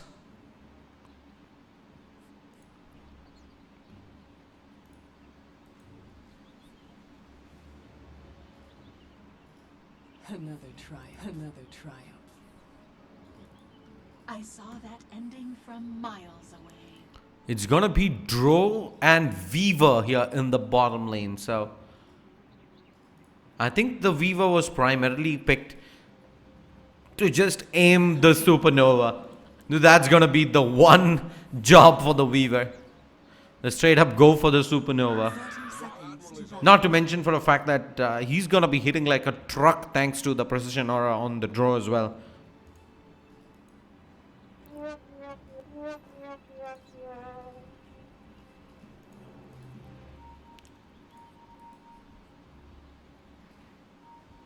Treant Protector. There's a dire sentry in the trees, and that does spot the whereabouts of Bocha. Arrow coming in, gonna pierce both the Chen and the gyro. It's gonna signal the retreat from the Treant. Weaver continues to give chase. Like I said, look at the damage done already onto the Phoenix. He even forces out. Oh, he's gone Fire Spirits, in fact, for level 1 and not the Icarus dive. And middle lane, Weaver. Got 3 mangoes. Not sure what the plan is here. Cold Snap early on. Just to try and mess with the Templar Assassin, trying to get the last hits. That's not gonna phase Archmage whatsoever. Long range, Fire Spirits, Dro. Does get hit by 1.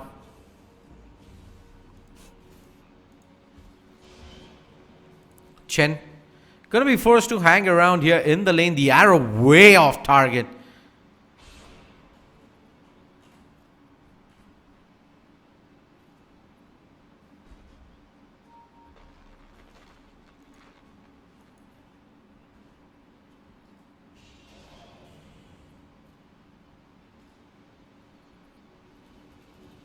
Gyro with the rocket barrage onto the Mirana. Some amount of damage done, and they get the first blood. In fact, they did have a stolen Seda there on the Chen, and he will end up getting first blood. So definitely not what I expected from this top lane. I would have expected the Gyro to be in a world of trouble, especially since he does pretty much have only a Chen here. Bottom lane, Frost Arrows onto the Kunkka. Repent. Torrent dodged by the Weaver. He does have a long cooldown. He does have the mango, which he can pop if he wants to run back and take this fight tree. And trying to get the deny, will get it. And Mirana will continue to give chase here. He's getting slowed down for now. She will leap up ahead. One more right click. High ground, not gonna miss. Will get the double kill and make up for that early death early on. Torrent not gonna connect, and that's gonna be the Weaver diving behind the tree. There is an Icarus dive coming up ahead. Fire Spirits connect, and that's a 1-for-1 trade.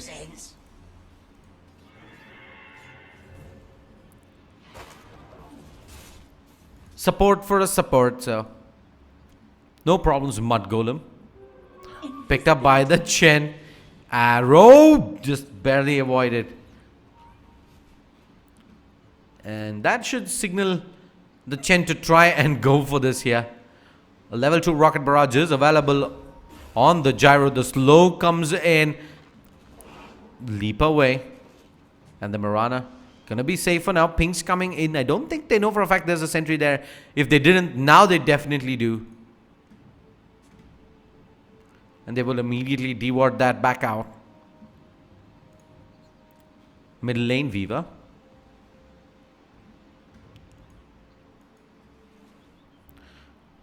Has picked up an early dust. Top lane, there is a fight coming in. Bocha taking a lot of damage. Rocket barrage should be enough to pick up the kill. The Star Storm not enough to pick the Chen off though. And now Bocha needs to get out. Rocket barrage. No, just about enough damage there. And that's a double kill to the gyro.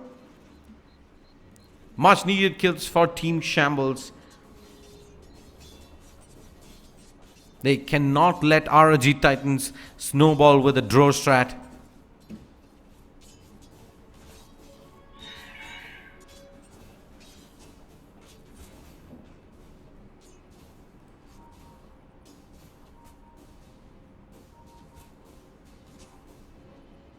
Middle lane. Cold snap onto the Templar Assassin. The TA just turning around and wants to fight this. She does not have a stick. She has a mango though. Tornado gonna connect in, but she's already popped refraction and she picks up the kill as the Phoenix goes down. And now the TA wants more. She's just gonna go charging through and continue with the harass. Meanwhile, top lane, Mirana Standard picks up a kill. Psyblade, so much damage, and oh, the refraction comes out. She turns and kills. The temple will not protect itself. That's why Dire's middle tower is under attack.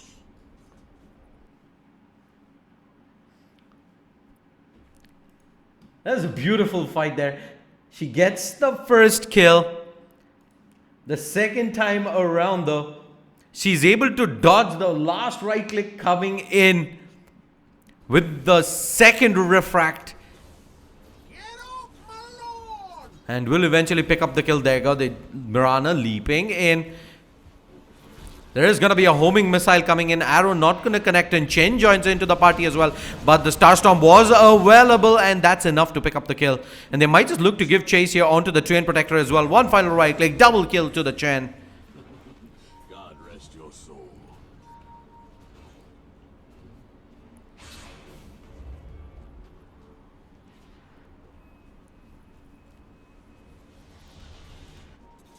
Middle lane. Templar Assassin, one more right click. Oh, the Fairy Fire does enough, and she goes in. Never mind, he had the dust ready. Well, at least it forced out the dust, and now the Chen comes in. Can they pick up the kill? No, they can't. Meanwhile, Draw Ranger double kill bottom lane casually, and the Chen is probably gonna end up going down to the Psyblades. There's more heroes coming towards the middle lane. Phoenix is making her way back there as well. I don't know if it's a he or a she, but whoever it is, it's not going to look pretty going up against the TA now. It's going to go to the shrine. Denied. And going to get back quickly to that middle lane, Radiant structures are fortified. which has gone south so fast for Team Shambles.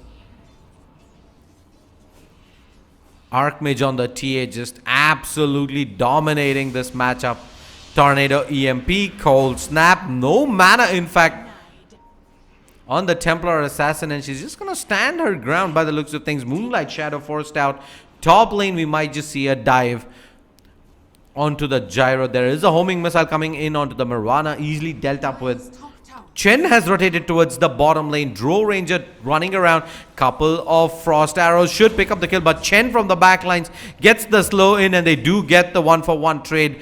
The Weaver though with the Tsukushi able to trade back 2-for-1 and the bottom lane, but it did end up with the Drow going down. Arrow way off target.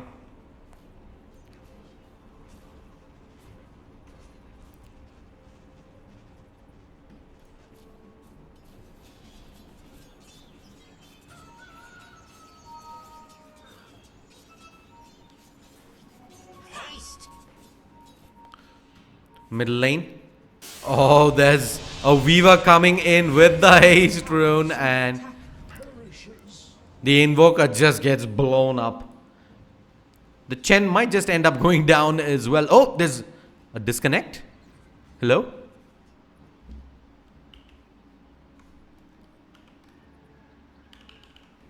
Dire's top tower is under attack.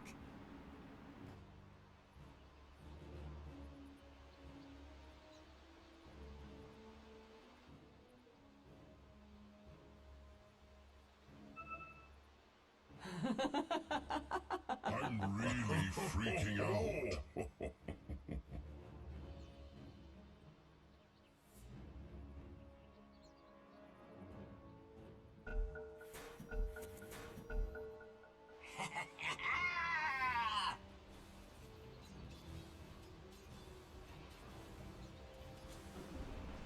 Alright, we're back into this. Looks like the player just disconnected for a second.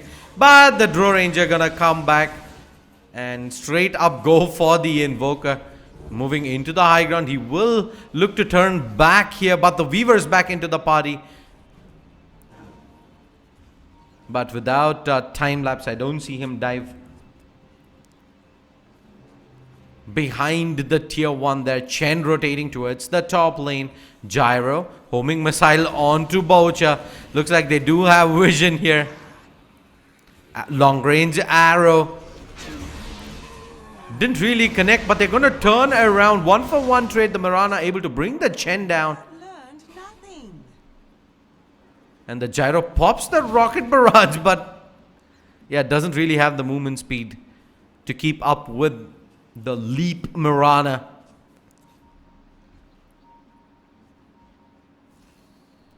Out of my way! Meanwhile, Kunkka looking to TP out of there, just barely manages to do so. TA just schooling the Invoker in the middle lane for now. Last hits and denies. 54-21 compared to the 24-7. Double damage.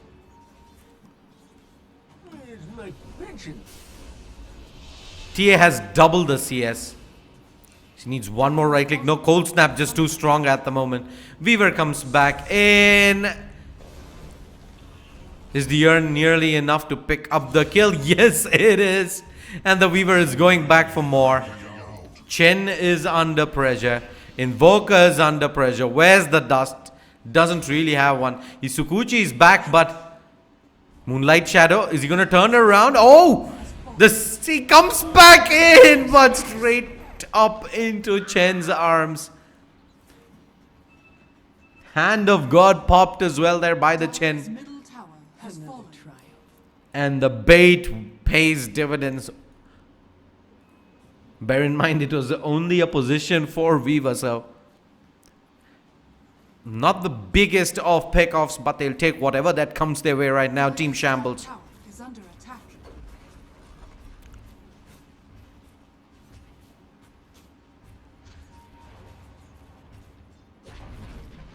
Dire's top tower has fallen.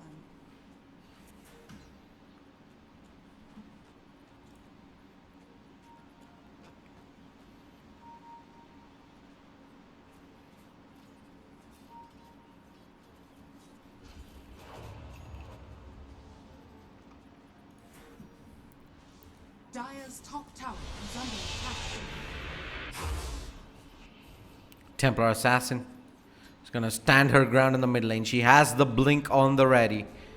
Will be building towards a Desolator top lane. They're diving in onto the Gyrocopter.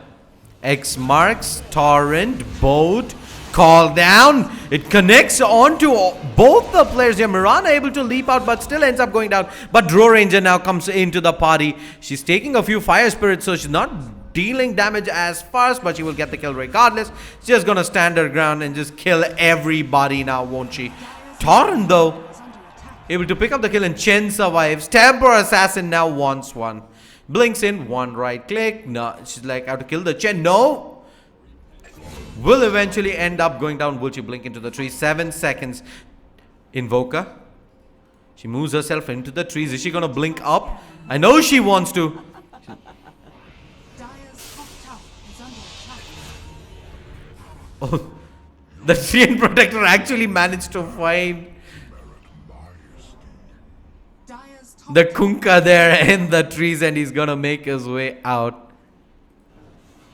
That's how bad match is going right now for Shambles. Homing missile, tad bit too late as the TA TP's back to base, 20-12. I don't think the score is doing justice to how far ahead ROG Titans really are in this game. Dire's bottom tower is under attack. They are leading the series 1-0, so a win here. And they are champions of the Pune Regional Qualifier and secure a slot in the ILG Cup Season 2 Grand Finale. Top lane, call down, coming in, Gyro. Goes for the Rocket Barrage onto the Treant Protector, will pick up the kill. And they get the stop off as well, and they get the double kill. Beautifully played by the Chen. Double kill to the Gyrocopter there, and the Weaver ends up going down as well. Meanwhile, Templar Assassin just diving casually behind the tier 2. Melt shot to the face. And this Invoker needs more support here. You cannot let the TA toy with your mid laner like that. Bottom tower is under attack.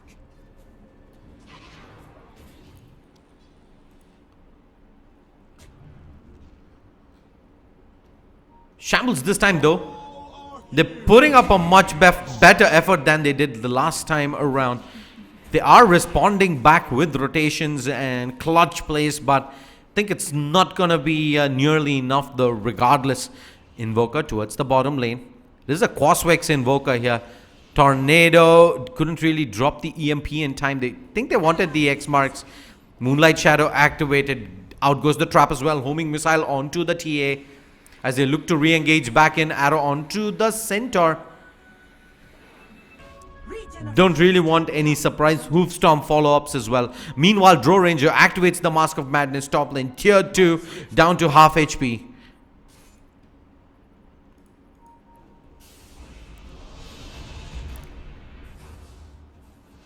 Templar Assassin comes in, gets hit by the Tornado, and Invoker tries to ghost walk away but gets hit by the Overgrowth and Gyro.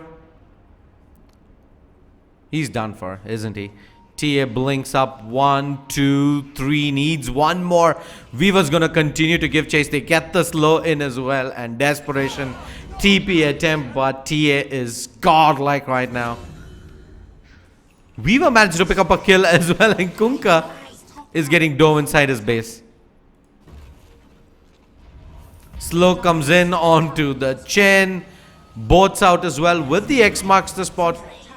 Deep dive from the Weaver, and he will end up going down. Buyback from the Weaver. Okay. And they're done. He just... Oh Lord.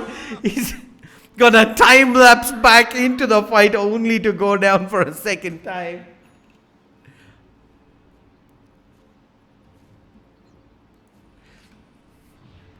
Dire's bottom tower is under attack. Hunter, why you do this? Dire's bottom tower has fallen. I'm really freaking out.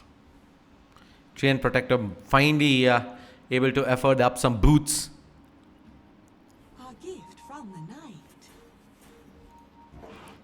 What does the Gyro have? He does have the drums, Aquila, Wraith Band, Magic Stick, and Yasha in the making. TA goes to Roshan with that freshly picked up Desolator. Casually, the Drow Ranger able to pick up one kill as well. X marks.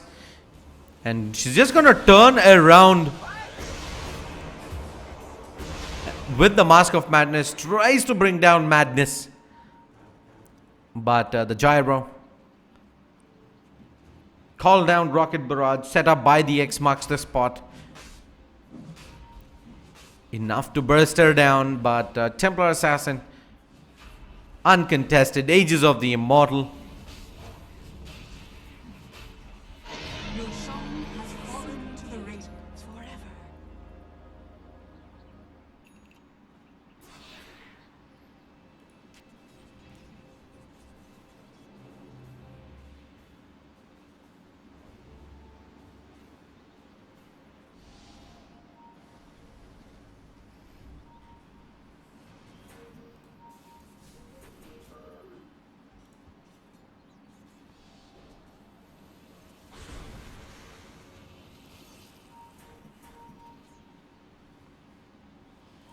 Chen and the Invoker. They're playing with fire right now. They're way out, and we've seen what the TA is capable of. They want to try and make a move onto the Drow Ranger here. Dragonlance, Mask of Madness, and the Shadow Amulet ready. They will be able to get the Silence and Mask of Madness off.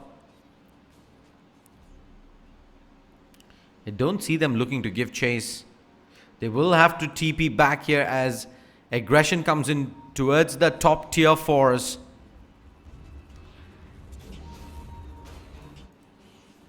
Temper Assassin keeping the pressure up in the mid lane. Gonna go high ground. Gets hit by the cold snap here, the TA. That will be the Aegis going down early on. Arrow not really gonna connect. Call down coming in is gonna be a tad bit too early. Overgrowth though. On to 2. The TA does get hit by the bow. Do they have the damage to bring it down twice? Yes, they do. That's gonna be beyond godlike streak. Down for the count. Hand of God comes out as well. Cold snap onto the Weaver. He does have time lapse available.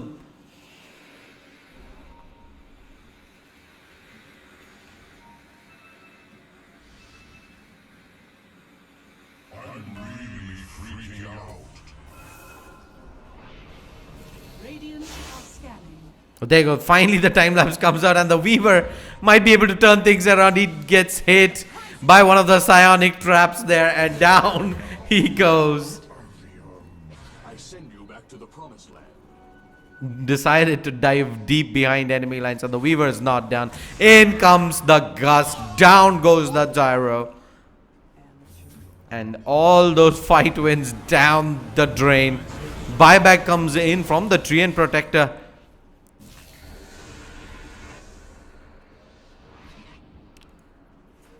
And the Kunkka just TPs out of there. He's had enough. He's seen enough.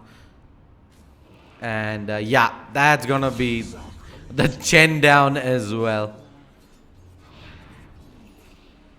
Small couple of mistakes here and there, but oh, he gets hit by the Silence. Phoenix is down as well. Phoenix is down. I repeat, Phoenix is down. X marks the spot. Blink away in time. Torrent does nothing. Tier 3 is down. And that's probably gonna be the Rax down as well. There is the Tornado into call down. Ice Path out as well. They are controlling up the TA. Will she have time to pop the Refract? Yes, she does. But they do end up getting up the kill regardless. So much burst damage. The Weaver continues to give chase. Will be able to bring down the Invoker. Time lapses back out as well. X marks Torrent though on point. And they will get the trade. Meanwhile, the Mirana able to get the melee barracks in the top lane. X marks. Doesn't pull her back. She does safely dodge out of that predicament. She does have the Yules available. Oh, that was in fact just the range racks going down. Bottom lane, they lose another range racks. Despite getting key pickoffs, winning fights, they're losing players left, right and center. Drow Ranger walks in casually, picks up the Phoenix up as well. And Bocha goes down. Drow might end up going down as well. They're giving chase. Moonlight Shadow, no problem. We have the dust ready. Arrow. Oh! Almost. Almost. But they're losing structures and they're losing structures fast.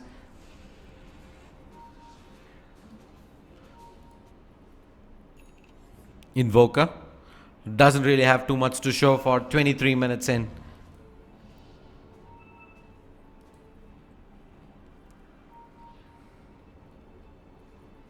Phoenix, however, has managed to pick up a rod of Atos. TA blinks in, takes the Chen, blinks back out. No problem. Just another day in the office for Ingenious Archmage. Mirana.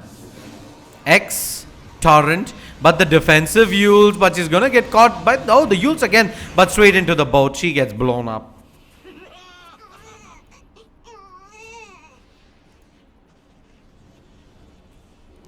Are they gonna dive in towards the mid lane? Yes, they are. Templar Assassin.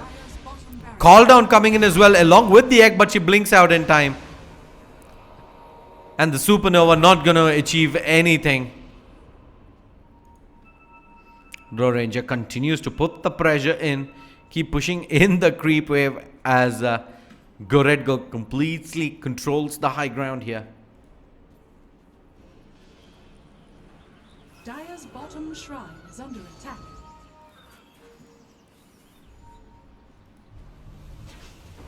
Goredgo does get caught out to an extent, long range. In comes the homing missile, and that's going to be a clean peck off onto the train. He's getting a little too comfortable there near the Dire base, but Draw Ranger ends up picking up a kill, and now the gyro's down as well. Does the gyro have buyback though? No, he doesn't. That should be the lane of Rax here. Or not. All the mana drained away from the Drow Ranger. Top lane though, Templar Assassin going in. X into Torrent. She's able to blink away. X into boat rather. Middle barracks are under attack. Middle barracks under siege by the Mirana. Dire's top barracks are under attack. They're just baiting them in one by one. They have to commit so much to try and hold everybody in place. In comes the overgrowth. Down goes the Phoenix. Meanwhile, the Weaver's just working on the racks here up top. No answers whatsoever. They just rather just stand and fight up towards the middle lane. Does force out a buyback from the Phoenix, and that will be the Drow Ranger going down. Homing missile not even required. He's just going to stand his ground. Hand of God comes out, but down goes the gyro. Oh no, actually he does manage to make it back to safety. Supernova doesn't really manage to stun anyone, but ends up being sort of a zoning ultimate here. Templar Assassin though dropping very low, and the Tidebringer shot to bring her down.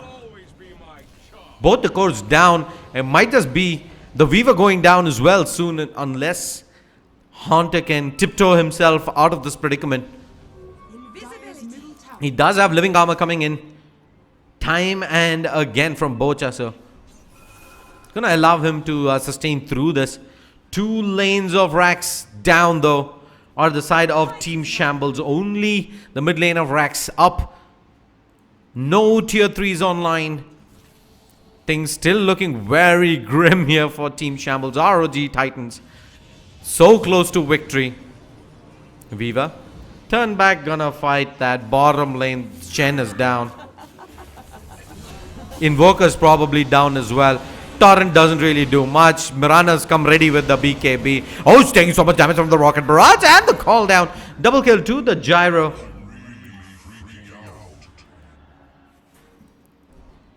Okay.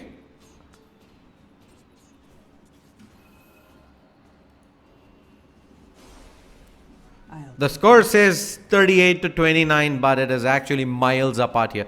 20,000 gold lead, 5,000 XP lead, and just one lane of racks alive for Team Shambles. Roshan is online, and they should definitely go for the Aegis soon. I'm really freaking out.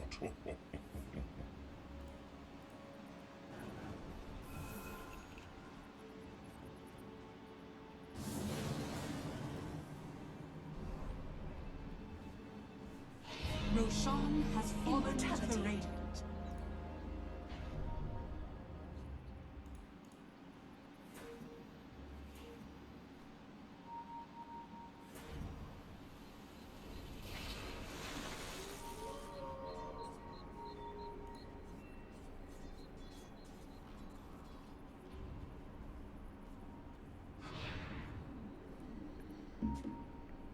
Radiant are scanning. X marks Torrent onto the Templar Assassin. And BKB activated. The Mirana is gonna jump in. They will get hit by the overgrowth here, Kunkka, but the boat keeping them tanky as ever. Draw Ranger force stuffing towards the high ground. They're just going for buildings right now. They're going for the last round of racks. Deafening Blast out, and Invoker actually ends up just straight up going down to the Weaver. It's full lane of mega creeps. They get 2 kills. Buyback from the Invoker. Could be the last stand here. They get 2 kills. Invoker's back into the fight. Should be the Weaver going down, but the Invoker gets hit by the gust. He's down for an eternity. 5-man wipe, and that's going to be tier 4s going down. GG's called. ROG Titans are your champions of the Pune Regional Qualifier for Dota 2 in the ILG Cup Season 2. Taking down Team Shambles in the finals 2-0. They will be joining LXG Esports in the grand finale, which will happen from 13th to 16th December at Bengaluru. Big shout out to all the sponsors. Title sponsor LXG, powered by Logitech G, associate sponsors LG and Nvidia, online media partner Sportskeeda. For now, from all of us here at the LXGTV studios, it's goodbye, good night. See you folks next weekend.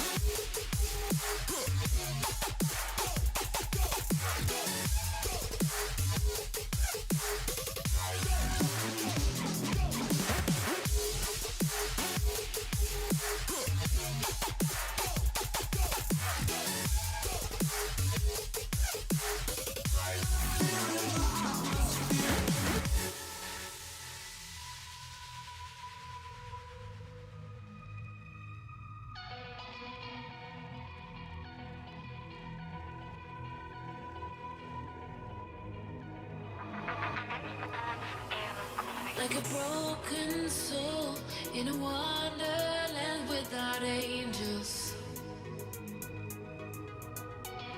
That is how I feel when the mirror shows me a stranger.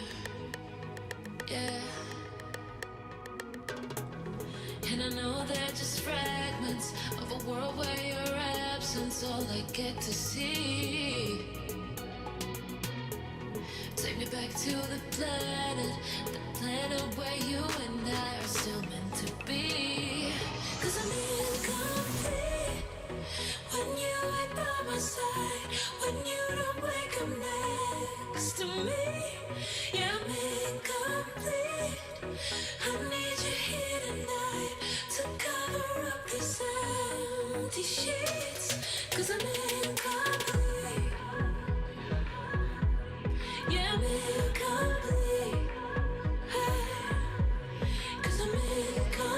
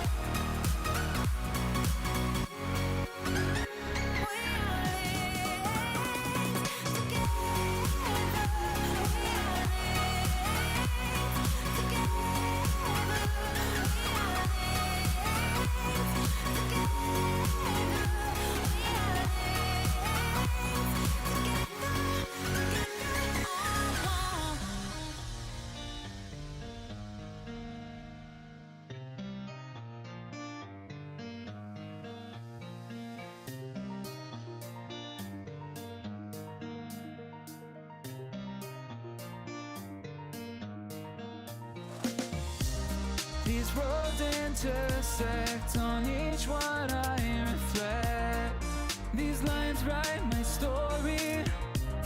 These places change me, each one replacing. Like night into morning, I miss the open air, the going anywhere, riding with you, like we used to. Guess I'm better off alone, never know when I'll get home, but I know that home's where the heart is. Guess I'm better off this way, moving to better days, but I know that home's where the heart is.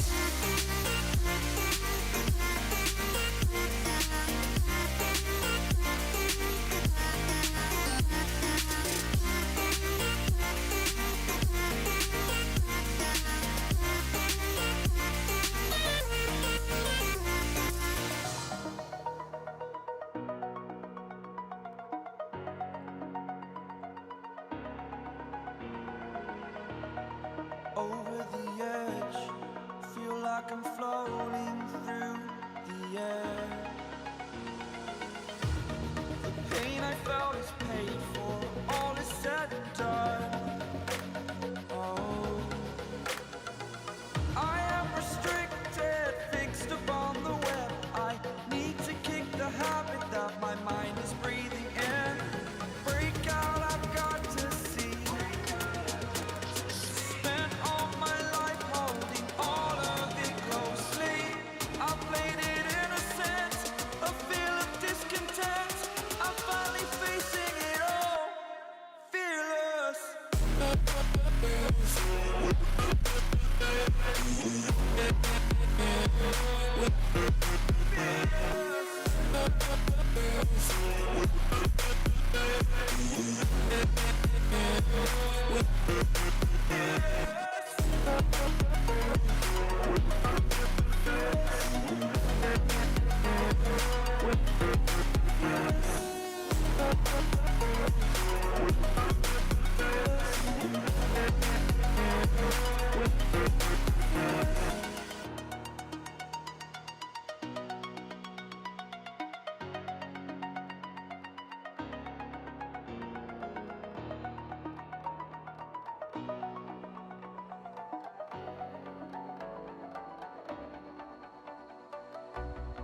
As the leaves start falling down and the shadows above our town, I can finally see you now. I see the fear inside your eyes, I see the pain hidden in your smile. I can finally see you now. Oh, we radiate all over the world. We used to radiate, but now we're drowning.